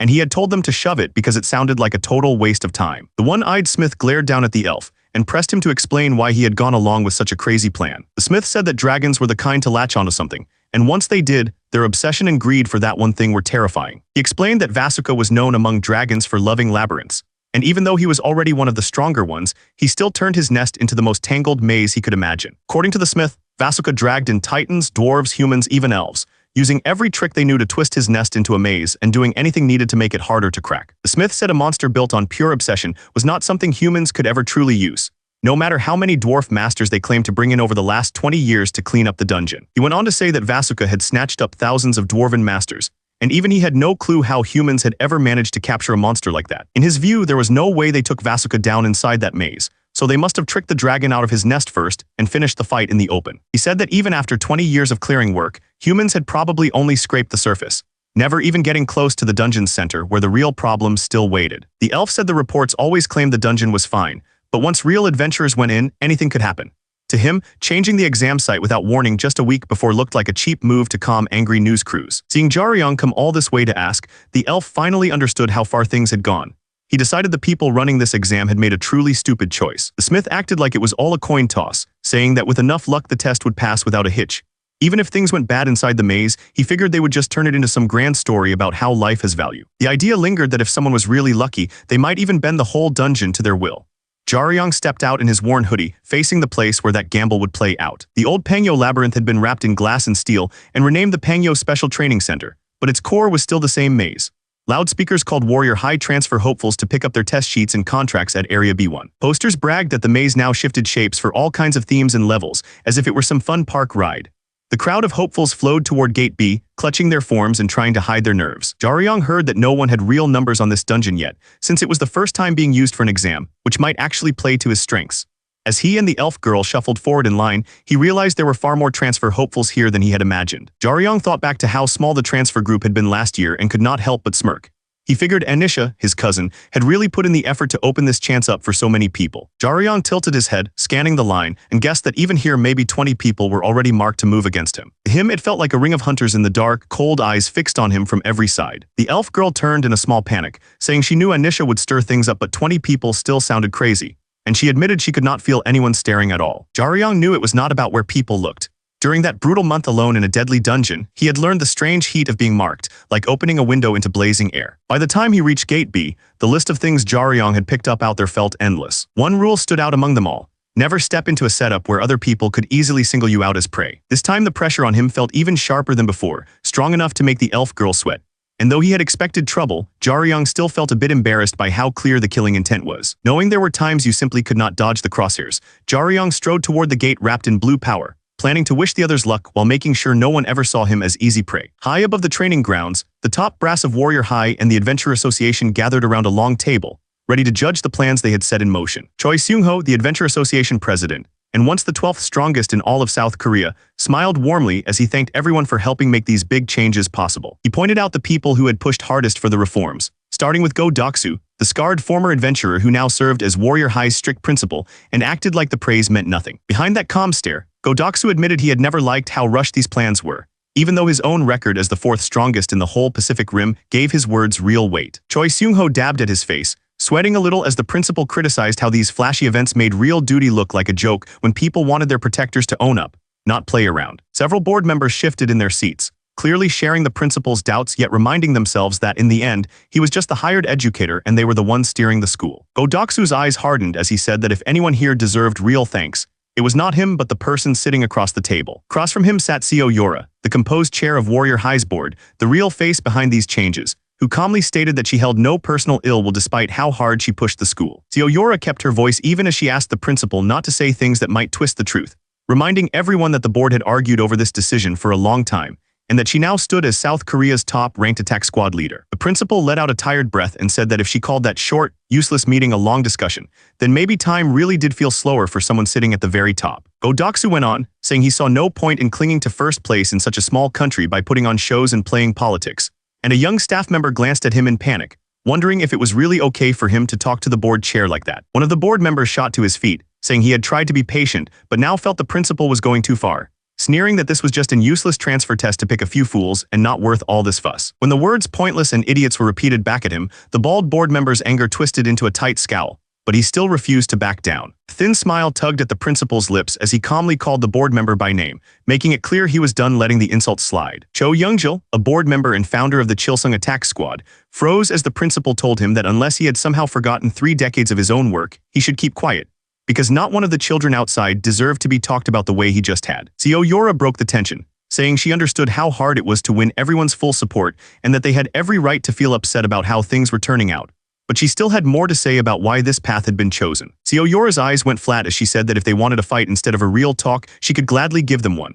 She even pointed out that the director and the principal had never gotten along, hinting that this could turn ugly fast. With tempers peaking, every person in that room braced for the worst, like this might turn into a full-on clash between giants at any second. Then something so out of place reached their ears that both Seo Yora and Principal Go Doksu stopped mid-glare, their anger cooling into sharp attention. Out on the floor, a student who had nothing to do with the power struggle was busy giving his own kind of introduction, his presence flaring so strongly that every other kid around him could only stare. Back in the meeting room, a sweating staff member forced a smile and gently asked the 2 powerhouses to please calm down. Principal Go Doksu kept his eyes on the view outside and admitted he knew they all wanted to vent about how things had turned out. He went on to say that if someone had to be blamed, it should be him, not the people these kids looked up to, and that there was no reason for Warrior High's role models to be clawing at each other. Out in the bright hallway, talk turned to Cho Si, who had already gone ahead to brief the students, leaving the higher-ups to sort out their own mess. As they walked the hall, Principal Go Doksu thought back on his own words about taking the blame and almost snorted. In his mind, he cursed the association president as nothing more than CO Yora's pet, stunned that anyone expected him to swallow that without complaint. The man in the tracksuit admitted that the principal's words had sounded a bit too sharp, trying to phrase it gently. Doksu cut him off right there, acting like that mild criticism was full support for his attitude. The principal said he understood why CO Yora squeezed every drop out of the power and authority she held. But in his eyes, she had long since stepped over a line that should never have been touched. He thought about the fresh graduates she snapped up, claiming that real talent deserved special care and dragging them into her attack squad. Even for kids from Warrior High, the pay and perks she threw at them were unreal. Those youngsters drowned themselves in the gifts CO Yora handed out, swimming in money and honor they hadn't really earned. Their lives were built on her name and their place in her circle, not on sweat and danger. He said that with each passing year, that easy life ate away at their talent. The bright kids they had been faded, replaced by adults who were happy with what they already had and ready to do anything if it meant keeping their own benefit. In his mind, those adventurers were just fish in a tiny well, fed by the same hand that kept them penned in. How could they ever dream of going against the one who filled their bowl when all they knew was that small, safe water around them? Doksu was sure that getting this training ground approved was just her opening move. He believed only a tiny circle inside the association knew the tricks to clear that dungeon, and that most of them just happened to be parents or relatives of the kids taking today's test. The instructor with the scar froze for a second, then asked if anyone could really say Doksu was going too far after hearing all that. Principal Go Doksu said CO Yora was no longer just chasing graduates. She was now reaching into his own school, acting like Warrior High and everyone in it were beneath her. The instructor tightened his fist and said he would never let her take over, since this exam could not be cheated just by knowing the dungeon. And his only real worry was sending kids into a place no one fully understood. Doksu thought CO Yora would never lose sleep over that kind of danger, saying he would rather be ready to move the moment something went wrong, and added that there was one more thing on his mind. He went back to that first surge of killing intent at the gate, saying that even the most useless staff members must have felt it when that one student stepped through the blue light. As they walked, Doksu chuckled and admitted that calling the bloodlust childish and poorly timed was not completely wrong. Doksu said he only agreed with half of that, because to him the owner of that aura was not dull at all, but was dragging it through the air on purpose. He added that the instructor already had a name for being harsh on talented students, and said that, even though he was not supposed to care about any transfer personally, this one kid was starting to feel special. The principal finally said what he had been holding back, admitting he was really hoping that one strange kid would pass this test. For someone who was supposed to stay above it all, it had been a long time since he had actually wanted to teach a student with his own hands. The test layout came up as a huge maze, and right in the middle sat a single shining chest that everyone would be chasing. Half an hour before they were sent in, the official at Pangyo Special Training Center stood under the glowing maze and laid it out. Grab the treasure inside the dungeon and make it back out in one piece, and you passed. The official explained that every trap and monster inside was tuned to stop them from moving rather than wipe them out, which made the rules sound almost too simple. The student in the hoodie frowned, having expected some tricky point system instead of this straight pass or fail setup. They were handed a thick disclaimer, spelling out that broken bones and cuts were expected and that worse things could still happen if luck turned bad. Each hopeful adventurer had to sign on the line, taking full responsibility for walking into the dungeon. The official moved on to the clear condition, saying that every participant needed to bring out a treasure of their own. She warned them that this rule would shape how they moved and who they chose to team up with inside. She added that the dungeon held more than enough chests for everyone, so there was no limit on how many could clear the exam. The student's eyes widened as he realized, at least on paper, no one had to fail. The room buzzed as the crowd did the math, realizing that even if only a quarter of them cleared it, that would still be over 100 new students. People traded uneasy looks, wondering if the academy would really keep its word, while the official moved on to explain the standard gear they would all receive. The kid in the hoodie frowned, realizing even Saram had never told him about this format. And from the chatter around him, it sounded like a brand new rule for this year. The official wrapped up the briefing and announced that they would enter in order of their admission numbers, then called for Group A to head through the exits to the locker room. The hoodie kid moved with the crowd toward the lockers, knowing his gear would be waiting under his ticket number, and with his phone taken away, that he would have to handle everything without help. A sharp shout cut through the locker room noise, and the hoodie kid turned his head toward the commotion. Near the benches, two tall students glared down at a boy with a brace on his leg, one of them snapping at him to watch where he was going even though the kid already looked shaken. The injured student lowered his head and pointed out that they were the ones who had run into him, wondering why he was the one being scolded. He admitted he could not walk fast with his bad leg, and that in a packed hallway getting bumped was normal, then asked them not to take their anger out on him. The two healthy students stepped in closer, mocking how much he talked for someone who could barely walk and challenging him like they had just found an easy target to push around. The kid in the hoodie raised the fallen book and told the jerks he did not care about their drama, just that they should stop blocking the hallway if they could help it. The two bullies spun around, swearing at the hoodie kid and telling him to get lost, then sneering as they asked what he thought he could do if they refused. The hoodie kid replied in a flat voice that even though they were still minors, there were laws, and with an important exam coming up, he would not go too far if things got messy. Then the hoodie kid's eye lit with cold light as he added that if he ran into them on the testing grounds, He might give them some real bad feelings by pushing things a bit too far. The blonde bully froze, sweat running down his face as he finally sensed that this quiet guy might actually be dangerous. The two bullies hurried down the hall, muttering about how weird the hoodie kid was, and one of them asked if the others really did not know who that guy was. The hoodie kid grumbled an insult at the retreating bullies and casually held the book out to the injured boy. The injured student accepted the book with both hands and thanked him, admitting that thanks to that small favor, he did not have to keep putting up with those two. The kid in the hoodie decided the guy's attitude was fine, especially since they were the same age, but he still worried about that hurt leg as he waved. He told the boy to do his best on the test and then headed out. On his way out, he remembered the SAT book and wondered if adventurers really had to cram for normal tests like that, or if the kid just thought he would fail. He pushed the thought away, deciding everyone had their own reasons and he did not need to worry about them. Soon a crowd of students was flowing down the hall together, everyone heading toward the place where the real exam would start. One of the examinees, Pyo Dojin, stood there clutching his book, his breath coming out in a small puff. The board under him showed he was an 18-year-old second year at Warrior High who had placed second overall last year. The group arrived at the Pangyo Special Training Center's labyrinth entrance floor, a vast hall packed with strange capsule pods. A calm voice told them the practical exam would start in a few minutes and ordered each participant to enter their assigned entrance and follow the guide's directions. The smuggler-turned student stared at it all and let out a shaky breath, quietly cursing under his breath. Standing among armored and robed students, he looked up at the maze of metal and lights, thinking it felt like he had stepped into a sci-fi movie. The sheer size of the place hit him hard, and he reminded himself that this time it all counted. Guides explained that each glowing capsule was actually an elevator that would drop a single participant into a random spot inside the labyrinth, and the one marked a 001 waited with its doors sealed. The smuggler stood before his own capsule, eyes wide at the cold blue lights around him. The guide's voice told him to step inside and wait for the test to begin, and it finally hit him that this was no school drill. Door marked a 079 slid shut, sealing him in as the capsule powered up. The system explained that during the last minutes, it would move each student to their own testing area deep inside the labyrinth. The capsule hummed as it moved, but inside it just felt like a plain elevator. The voice said the doors would open right on the hour and that would be the start of the exam, so he forced himself to breathe and wait. He glanced down at the tactical band strapped to his wrist, watching the countdown tick towards 0. The system explained that it would track his condition and location, and that using its rescue signal would mean failing on the spot. The numbers on the band dropped to a single second, the glow reflected in his eyes. He braced himself, knowing that in the next heartbeat he would be dropped into Pangyo Labyrinth, the place veterans once called Vasuka's Abyss. The floor lurched and the lights warped into streaks, yanking his body sideways. He grabbed for balance as the capsule shot down, and he finally understood why people had argued this place was too dangerous to use for training. The doors slid open onto a dark passage, a faint glow outlining his back as he stepped out with his staff. People had trained here for years, but when it came to what lurked inside this labyrinth, even they had never really guessed the truth. He lay in the narrow glowing shaft for a breath, the silence pressing in from all sides, and realized he was completely alone in a maze no one really understood. Jaryong remembered the rumor that this maze could think for itself and used people like toys. A drop of sweat slid down his cheek as he wondered if the test had already turned into the real thing. Outside, the control room exploded into chaos as they realized every participant had vanished from their trackers. A Code B warning rang out, ordering all adventurers to clear the building, but every entrance to the labyrinth had already slammed shut. The staff could only stare at the warped layout on their screens, knowing the dungeon now had fresh prey trapped inside. Jaryong stepped out of the capsule and into the foggy passage, walking straight into the belly of a dungeon that only saw humans as food. Somewhere inside all this, there would be people who got swallowed whole by the maze and never made it back. Blue light roared around Jaryong as his eyes lit up, no longer hiding what he really was. The ownerless labyrinth might have trapped its prey, but it had no idea that its worst natural enemy was already moving through its insides, ready to tear it apart from the inside.